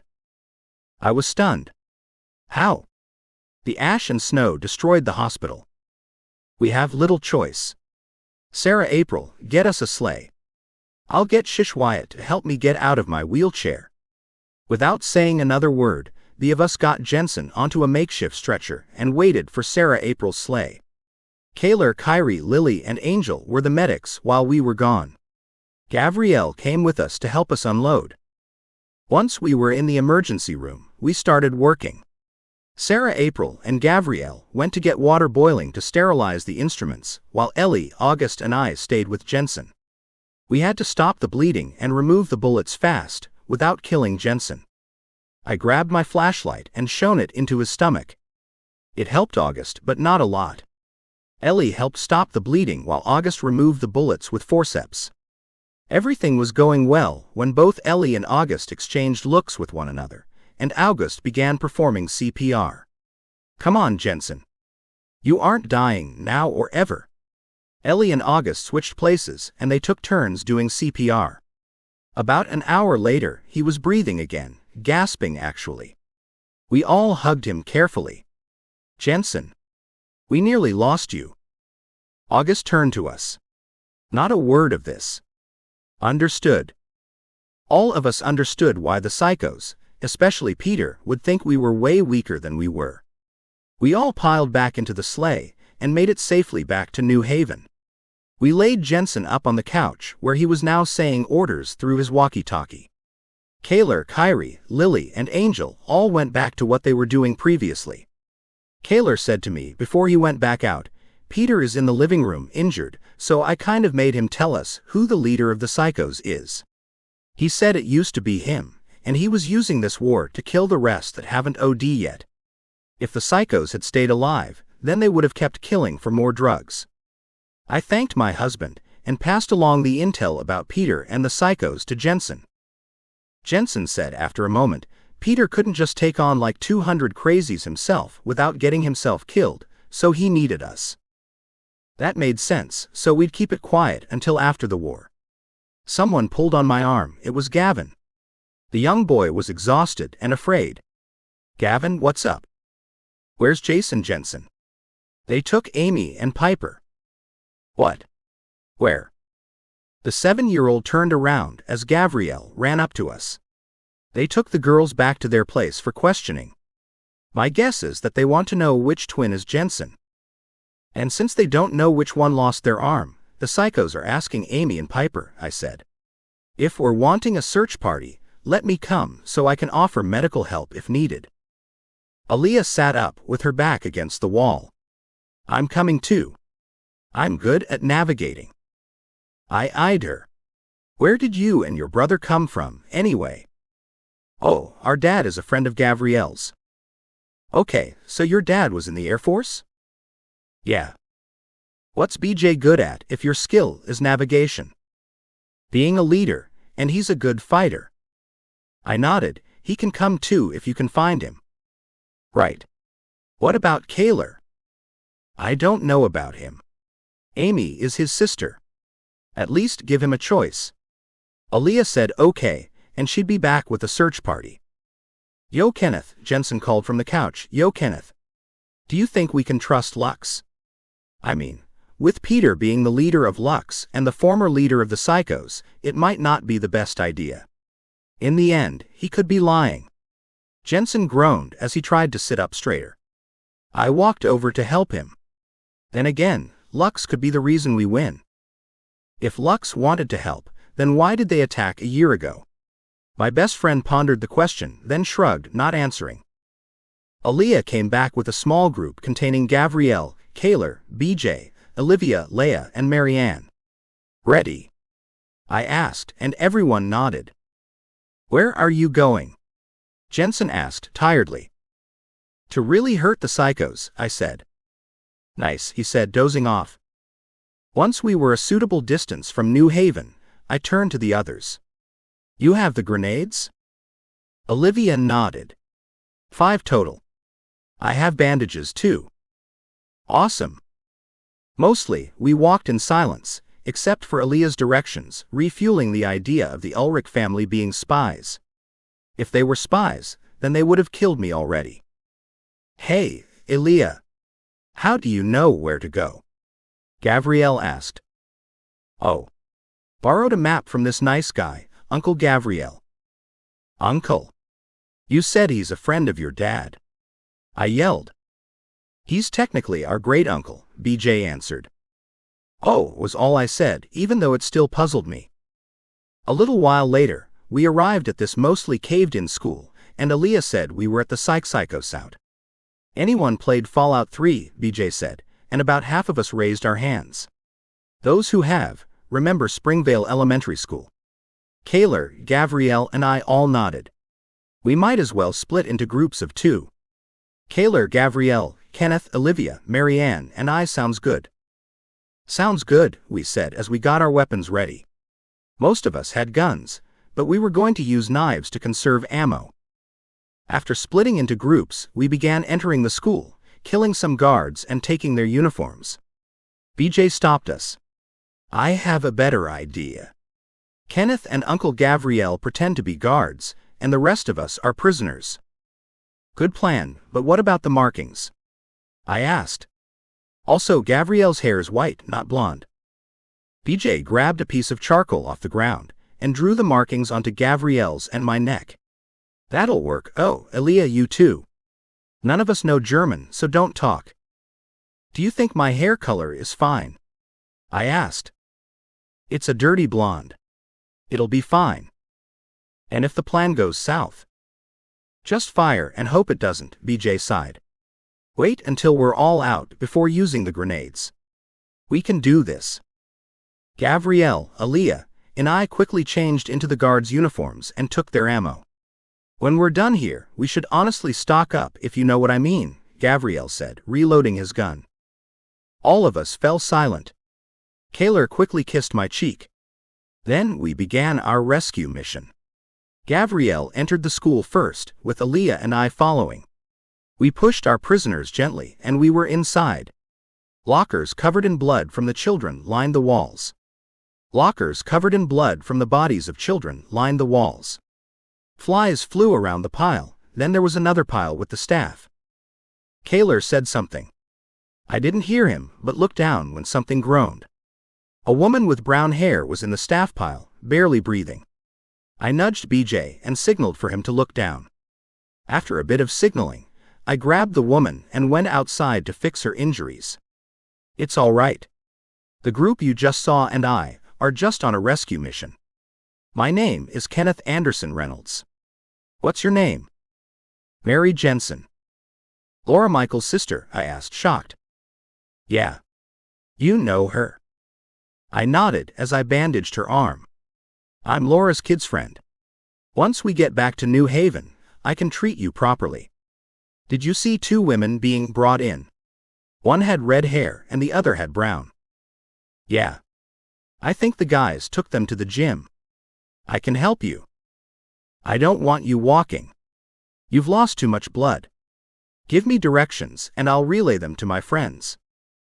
Take a left from the door, then take a right, Mary said.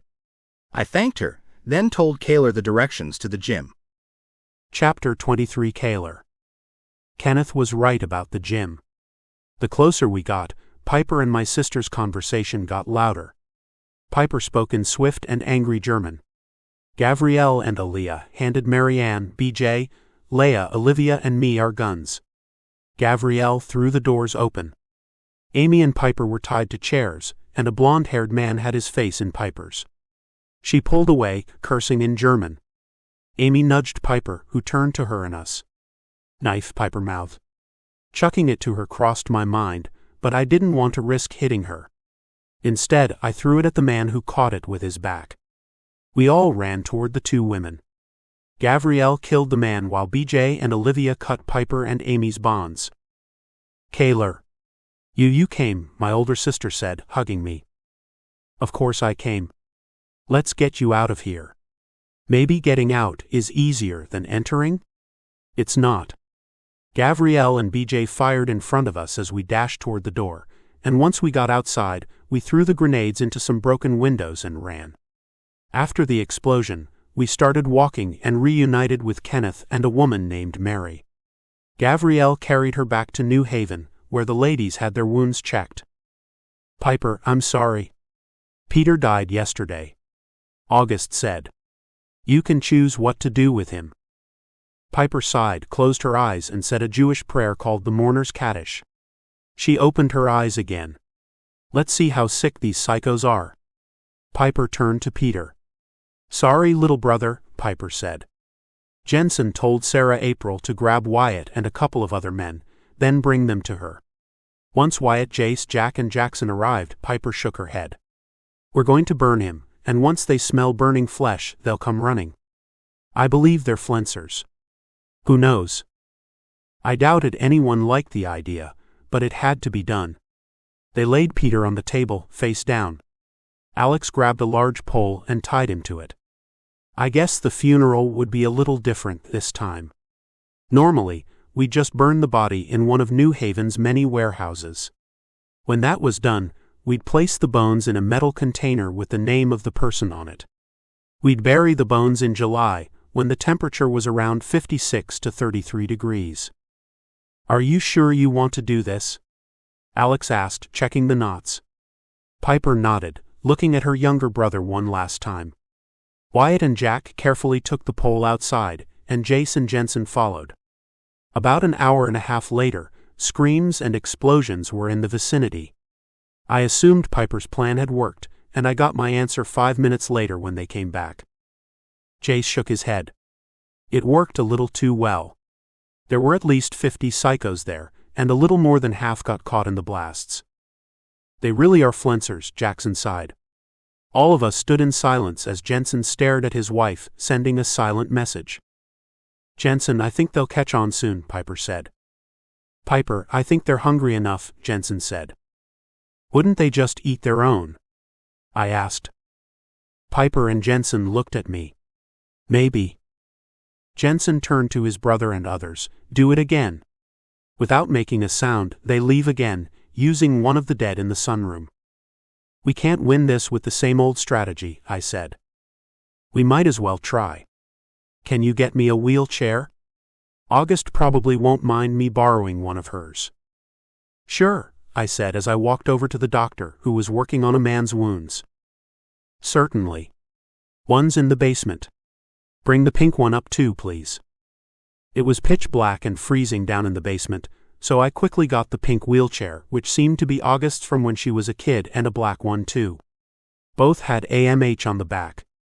Once I was back upstairs, Iris screamed, then went silent, unconscious. She lay on August's table, left leg gone. Do you think she'll make it? Around 23 years. Wow. I'm sorry. Thanks, but I'm used to it, August said with a small smile. I smiled back. We've got a war to win.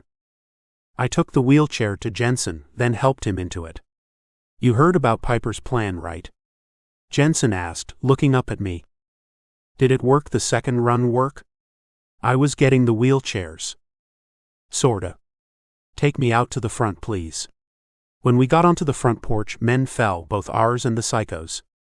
Now I want you to. Jensen, you're in a wheelchair. If you go out there and fight, you'll die. My God, we need to win or we'll all die, Cayler. You can't just snap and the war will stop. Exactly my point. We're going to stop it. New Haven, yes. You know, I retorted, rolling him back inside. Fine. I'm calling a meeting. In the middle of a war? This isn't some. I know and don't care. Get Gabrielle, Wyatt, Thomas, and yourself. Meet me in my office. So that's what I did. The four of us walked confusedly to Jensen's office. We even saluted when we arrived. As you were. What's the death count? Jensen asked like we had the statistics. Why don't you ask August? She's a doctor, I answered. Jensen glared at me. Fine, what about ammo? How are we doing? Thomas answered first, great actually. My group is using knives and we're looting the dead. Gabrielle spoke next. Speaking of which, Dawson and some others should be back from cleaning out the elementary school, but we're fine on ammo. Wyatt said he was fine, and I said I wasn't sure. I think the psychos are good with ammo. Thomas growled, I don't think it's going to end soon, so. The door opening interrupted Thomas, and as we all turned, Angel held 7-month-old Percy. Take Percy and I'll fight, she said, handing her son to her husband. Thomas shook his head. Trust me, love. You don't want to fight. Angel kissed him. I don't want this as much as you do. The man turned to Jensen. Can I just drop out? The 22-year-old nodded. Of course. Get those kids out of there too. Iris lost her leg and Parker lost hearing in one ear. No more kids need to get hurt. Thomas and Angel left, and every one of us sighed in relief. I think that's the smartest thing you've done this whole time, Jace said. It was basically Angel's idea, Jensen said. Now who should take Thomas's place? Atticus or Dan? What about me? Tony asked, entering the room. Thomas had asked who'd like to take his place. Jensen was quiet for a second. Fair point.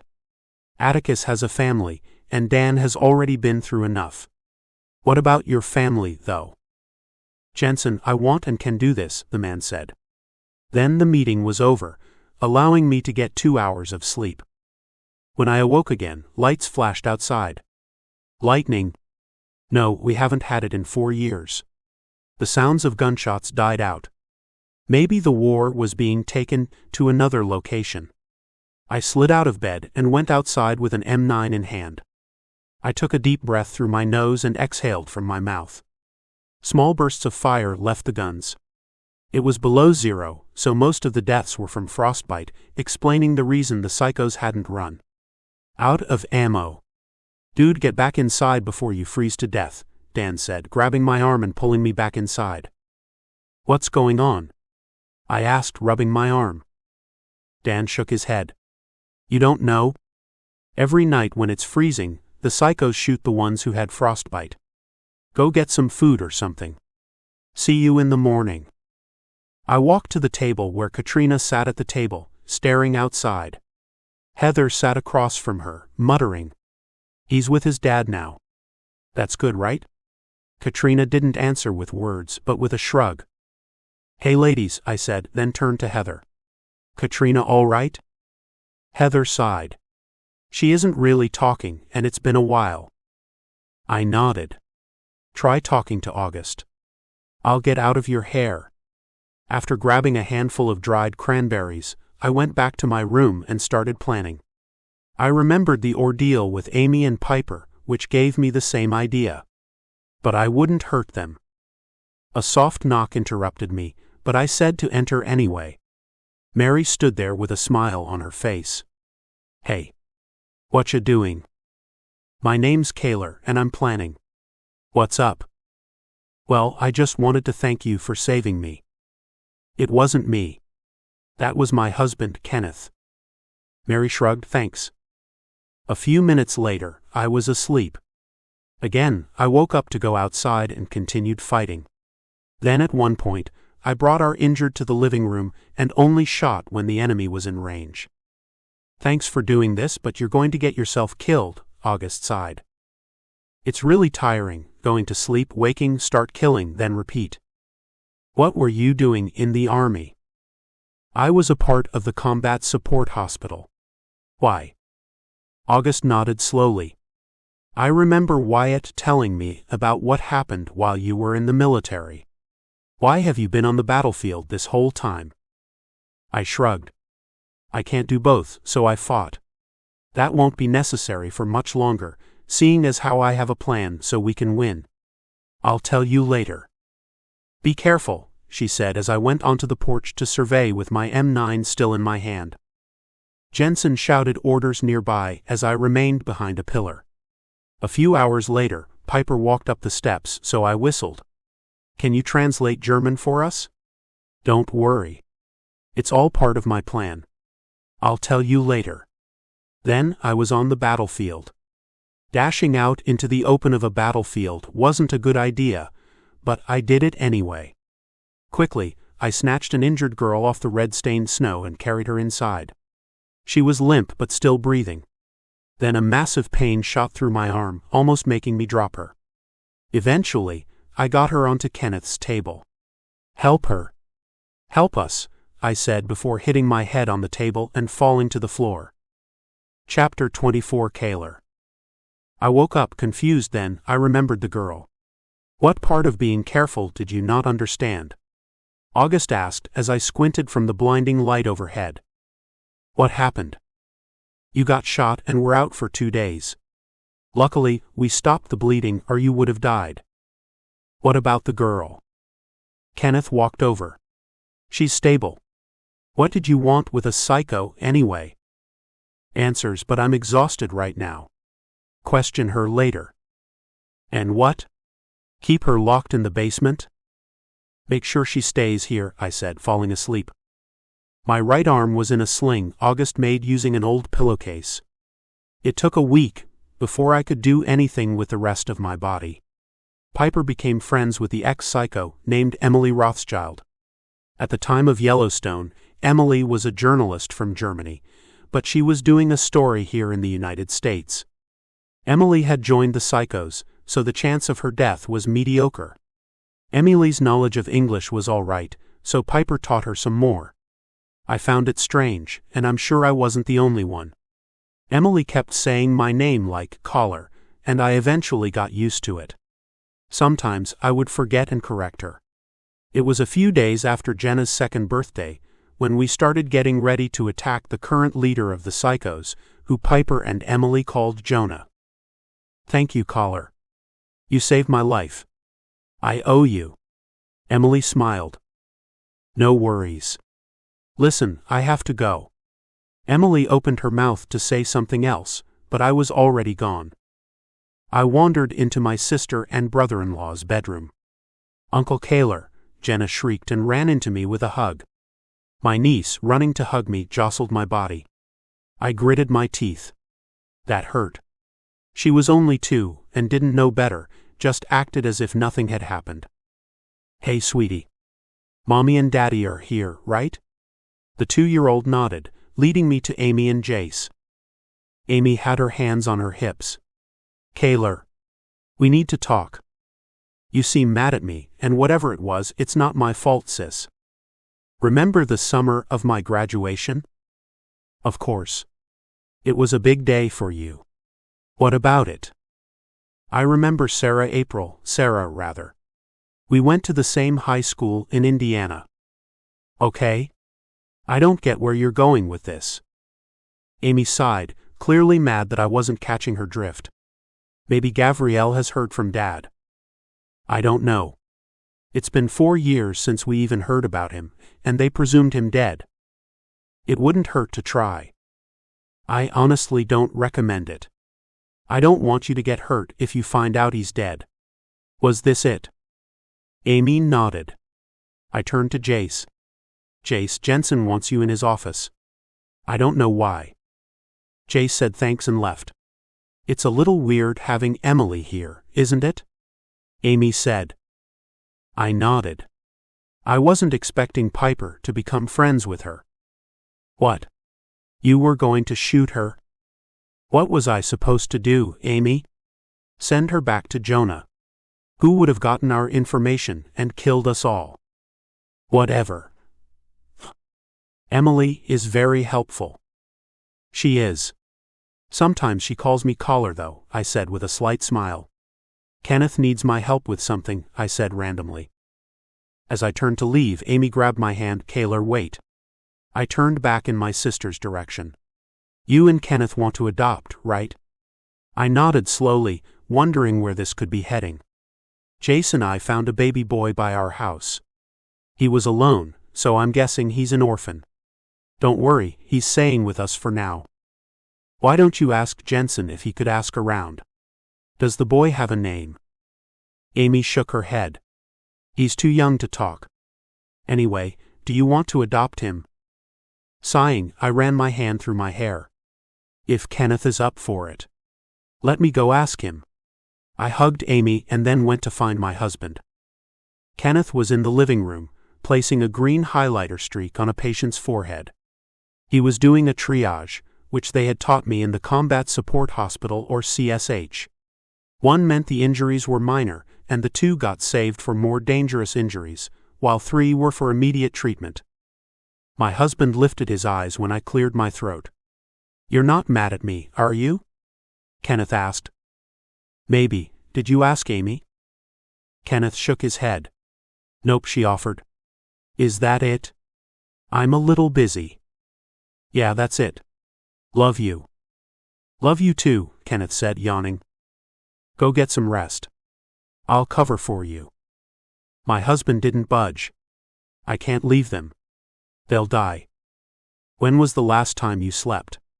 And I mean over 30 minutes.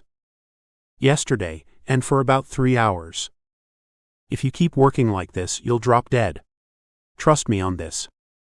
Kenneth finally left after staring at me for several seconds. Thanks for doing this, August said, handing me a mask. I put the loops over my ears. No problem. What's the death count, if I may ask? We lost 9 people last month. I clicked my tongue. That sucks. August just nodded. All the injured had bright red skin. Oh, make sure you wash your hands using the sink since we don't have gloves or soap. Just stick your hands in there, not for too long though. I walked over to the sink and stuck my hands into the water, yanking them out a second later. Is that boiling? August nodded, making me laugh and startling everyone. Embarrassment swallowed me completely. I heard about that baby boy Amy and Jace found, Jensen said, sitting down beside me. Yeah. They found him near their house. They're keeping him there? Did they ask if you and Kenneth wanted to adopt him? I nodded slowly. Amy offered. I just got the news, but I'm up for it if Kenneth is. You know your Aunt Mary is here, right? Where was she all this time? I shrugged. I don't know. Why don't you talk to Mary? After Jensen left, I continued treating injuries. At one point, August rolled over to me. Wow. You're fast. Maybe with you working at our side, the death rate will decrease. You think so? Hey, did Angel ever take Thomas's place in the war? Don't think so, but she said when we fight Jonah she'll join. When's the big day? Christmas Eve. So we have over 10 months? August nodded, and I shivered. 10 months was a long time from now, but in reality, it wasn't. As I continued working, soon the living room was at half of its occupants than this morning. Most of them went back to fighting once they were healthy enough, and I didn't blame them. A couple of weeks later, the living room was practically empty, so I went back to the battlefield. Kenneth went back to fixing injuries, of course. What is this exactly? Training for Jonah? This is easy. A guy on my team yelled, then ended up getting shot. I sped over to him, pressing my hand to his stomach. His name was Grant, and he was in his late teens. Grant laughed nervously. Everyone says that. Honestly, let me go. I want all of this misery to end.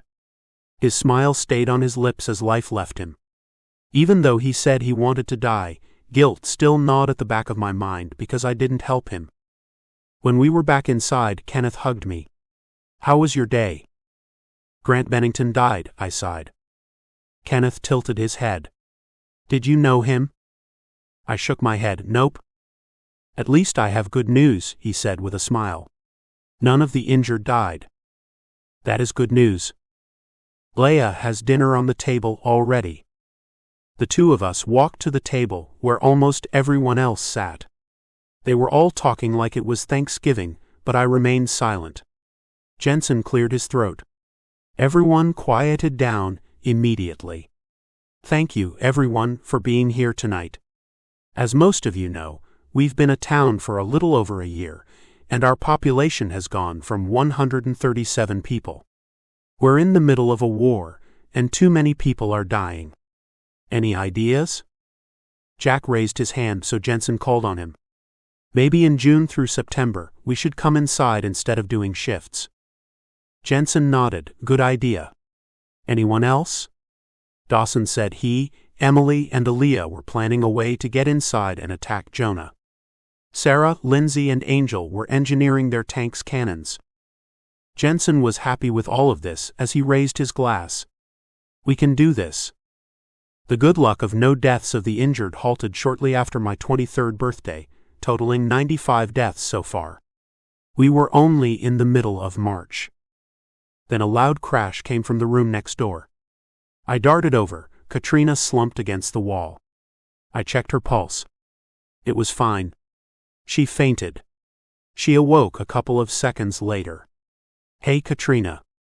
You're all right now. Katrina's brown eyes were wide with surprise. What happened? You fainted, I said. Have you been eating enough? Katrina nodded, but I was skeptical. Her son and husband recently died. Cayler, do you remember the guy who showed up about 3 years ago? Jensen asked from the doorway. I nodded, helping Katrina up. Yep. Kenneth told me. What about him? My best friend sighed.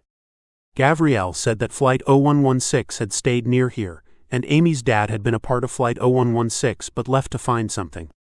Eventually, he became a cannibal after being separated, and soon after when I shot a man. Maybe I shot Dylan, Amy's dad, since that's what the man said his name was. Or maybe Dylan had already died, and that guy had stolen his identity. Maybe. It doesn't matter, since he's dead anyway. What should I tell Amy? I glared at Jensen. This is what you tell her, nothing. Okay. Calm down. I took a deep breath. Sorry. I'm going to go.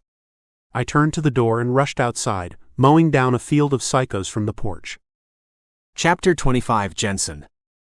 Running into the wasteland with my army following made it feel like a proper war.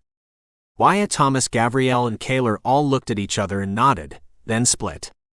The psychos were marching toward us, stopping a suitable distance from us. New Haven had around 100 soldiers.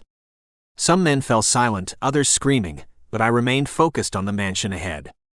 Cayler had told me he was working with Dawson, Aaliyah, and Emily to get inside. Incoming. Sarah yelled as a pipe bomb flew overhead. I ran faster, hoping to avoid getting caught in the blast. Why was Sarah using the bombs now? My heart was pounding out of my chest as I yelled, Don't use them now, Sarah. Wait until we get closer. Sorry, sir, she yelled, switching over to an M1911. Little by little, we were getting closer. More of our men fell, but we continued pressing on. Wyatt whistled, making me look at him as he pedaled one of Dawson's vehicles. Get in, Jensen, he said, stopping and letting me into the canoe. What's going on? I asked, looking around. Other bikes were stopping and letting in some of our people. Wyatt said with a smile. This will be a faster and safer way to Jonah's. Yes, it's not the best, but it's better than nothing. Go slowly. I'll shoot from here. Jensen, that's not? Do it. Wyatt pedaled slower than before, and I stuck my left arm out with an M9 in hand. Gabrielle and Flight 0116 have a plan once we get inside Jonah's place. It may kill some of our people, but it's worth a shot. Tell me what it is, and I'll see if they should execute the plan or not. Aaliyah had gotten her hands on some tear gas somehow, including gas masks. She'll hand us one as we enter. I think there is enough for most of us. What about the psychos who run out? If we shoot them, then we might shoot our men too. What about Jonah? The psychos are going to go crawling out, and we should still be inside, heading to Jonah. I nodded. Go ahead with the plan. Wyatt told Gabrielle the plan was a go as we arrived at the mansion. The doors were open as New Haven filled in, receiving gas masks. About an hour later, we were ready to continue with the plan. Tear gas began filling the mansion. A woman yelled something in German. I caught something sounding like Bosch. Piper said in my ear, "His name is Werner Bosch, and that lady just warned him about the gas, so we might have to go to the top." That's fine, I said, looking around at my surroundings. Tons of psychos ran outside just to get sprayed with bullets. They were honestly stuck like cattle in a pen. My army marched upstairs, shooting the psychos who ran down to escape. Then Aaliyah yelled down to us, "We're out." I cursed under my breath but yelled, "That's all right. We have an army on our side. We can do this." We all continued marching upstairs and reached the top shortly after. A man with platinum blonde hair and sky blue eyes stood in the doorway of a suite. "Welcome to my humble home. Would you like a drink?" he asked, despite having rifles in his face. "No, thank you," I said bitterly. "You've slaughtered 156 innocent people over the past 2 years." Werner laughed. "No, I didn't. Sweet little Peter did." From behind, Piper growled and started screaming, "You became the leader after Peter left to murder all of you psychos." "Oh, did he now? Where is he, Werner smiled, enjoying it. "Come inside. It's getting a little cramped out here in the hallway." "Fine," I said, walking inside. Then someone fired a gun. "Ow, that hurt," Werner droned, then backhanded the guy who fired. The guy went flying over the many flights of stairs and landed on the ground, dead. "Really? I'm trying to be nice, and this is how you return the favor. Shooting me? Well, you've slaughtered 157 people over the last 2 years without lifting even a finger. All those words that had left your mouth in the last several years are the reason for this war. If you had kept your mouth shut, you wouldn't have gotten shot, so it actually wasn't my fault. You're Jensen, aren't you?" Yeah. How did? Peter used to talk about you and Piper all the time. If he used to talk about us, then why did you have Piper and Amy kidnapped? I never kidnapped them, you've... Save it, Emily said. You've got no proof if it was me, Werner said. Cayler stepped up. Right. We don't, but no one else here can send a guy flying with one hit, and you fit Emily's description 100%. Werner shrugged. Fine. I'm the leader, but I doubt you can kill me. Every single one of my people raised their weapons, but I told them to lower them. Cayler started opening his mouth, but I stopped him. By the way, Werner, you're not allowed to use your super strength since you can just throw us off. Then what exactly are we fighting with? Werner asked as Jace pulled me to the side. Bro, you're on a suicide mission. What's going through your head right now? Both you and Werner are being cocky, Cayler added. We're basically up against the Hulk. I held up a finger, thinking. A couple of seconds later, I said, even though he may be much stronger than us, it doesn't mean we can't just shoot him. We could use the weapons we have. He's basically defenseless against all these guns. Then we can use a grenade to finish the job. BJ suggested. That seems like it should work. There isn't too much we can do. This will make sure he's dead, I said, then gave Jace a small nod to go relay the plan to the others. I turned back to Werner. You're aware this isn't really fair, since if you simply touch us, we'll go flying. Werner shrugged again. Fine, use whatever. Even your army. Should we do this outside or in close quarters? Why does it matter? BJ started, but someone fired their weapon and interrupted him. A split second later, everyone else followed suit. I quickly dashed toward the stairs to avoid getting hit, hearing Werner screaming and a loud crash a few seconds later. I crept upstairs slowly, making sure Werner was dead, but I rushed over to another body crumpled on the floor. Wait before throwing the grenade. Kenneth, get this person to New Haven now, I said, then everything went in slow motion. The other person was breathing, but covered in blood. Aaliyah stood on Werner's face, and 8 others held down his arms and legs.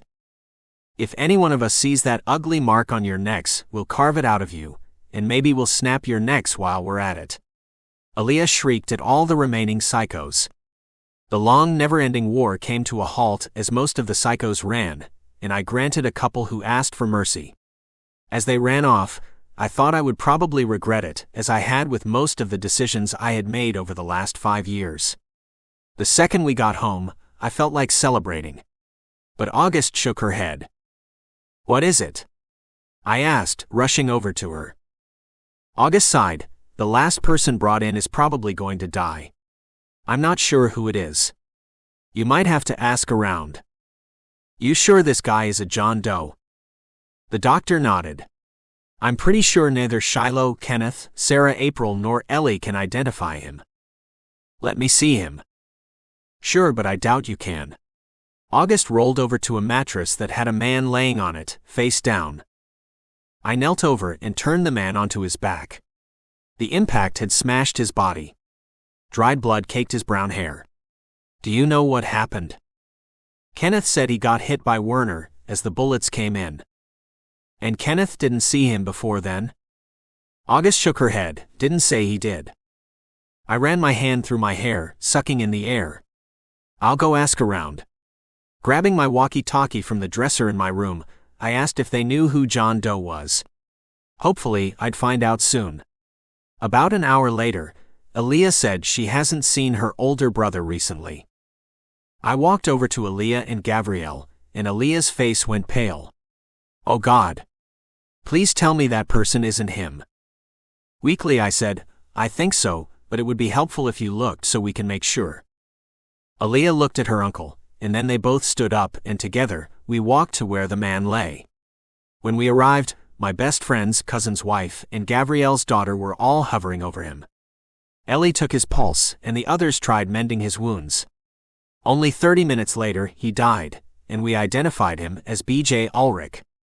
Why didn't they wait for the order? I said to myself as I crouched beside BJ and closed his eyes. Even though we still couldn't see him, we knew it could only be him because BJ was nowhere to be found. Chapter 26 Jensen. It was hard adjusting to going from 185 people down to 61. We fought for 4 years. All of New Haven was grieving. Of course, the most recent deaths hit Aaliyah and Gabrielle much harder than the others. The ones who were still alive and I all met in the church, I guess as a service to all the ones who had died. I stood at the altar and cleared my throat. I'm sorry if I don't do this justice. The last time I attended church was 6 years ago, and all I know is I'm going to make a poor preacher. But I'm not here to preach. I'm here to honor the dead and gone. Please stand if able, if you lost family or friends because you don't know where they are or to death himself. Everyone either stood or raised their hand. Over the past 2 years, we lost over 100 people due to war because of some crazy drug addicts. If it wasn't for this or Yellowstone erupting, we'd all be alive right now, but if this never happened, we would have never met each other. Even if we could and waited to change the past, we might regret doing so later on. Everyone who died protected the thing they believed in or loved the most. We will never forget them for as long as we live. Thank you. We all went back to the Hayner house. I headed back to my room, but stopped to notice Aaliyah sitting by the window, spinning a strand of her gold-colored hair on her right hand's pointer finger.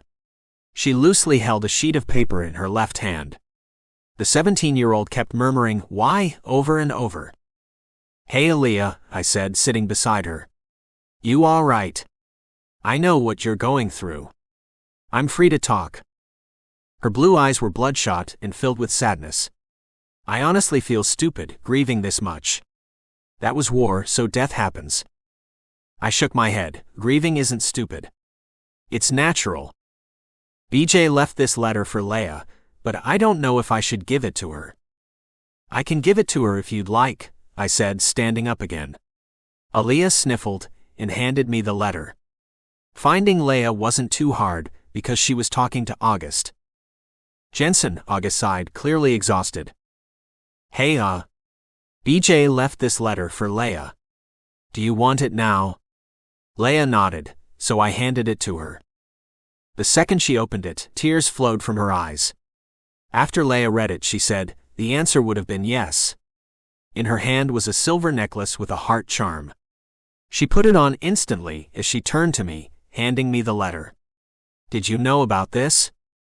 I shook my head, taking a sheet of paper and skimming it.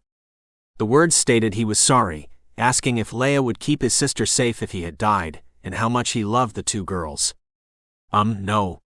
Leia should be by the window. Leia left after hugging me, then August. "Listen, I'm going to go check on Adina and Shoshana," I said as an excuse to get out of the room. August said farewell as I walked to my room. Neither my wife nor children were in our room, so I walked to the living room where my daughters played with Jenna and Percy. Jay stood nearby, keeping a watchful eye on them and having a conversation with Thomas. "Hey guys," I said, walking over to them. "How's Adina and Shoshana?" As my brother began answering, my daughters ran over to me. "Daddy." I chuckled softly. "Hey girls." I sat down and placed them on my lap. "How are you?" "Good," they said, giggling as I nuzzled them. Jace sat down beside us. "Do you know who they remind me of?" "Who?" "Jaden's," before she turned into a tattletale. I was silent for a few seconds. "Yeah. I see that." Then I smiled sadly. Jaden's would have been turning 11 next month. "Hey, don't think about it, all right?" "All right." I turned back to my daughters. "Why don't you go play with your cousins?" The two toddlers slid off my lap and walked back over to Jenna and Percy. "Hopefully this will be over soon," Jace sighed, even though we all knew it was useless thinking about something like that. "At least the war's over, right?" Jace nodded in agreement. "Things happen for a reason, don't they?" "Yeah, what's going on there?" I asked as the hum of engines approached us, making everyone run outside. Snowplows removed the snow from the roads. After they passed, we went back inside. "We're getting there," Jace said with a smile. The atmosphere lifted as most of us laughed. I stood hugging my wife with Shoshana in my arms. Adina was in Piper's. Then Piper's and my lips touched, and Jaden's called, "Piper and Jensen are kissing again." Ash smiled, and my parents rolled their eyes, but they weren't there anymore. That was only the beginning of the inevitable end, but right now, all I could think about was how fortunate the people of the hellish new world were.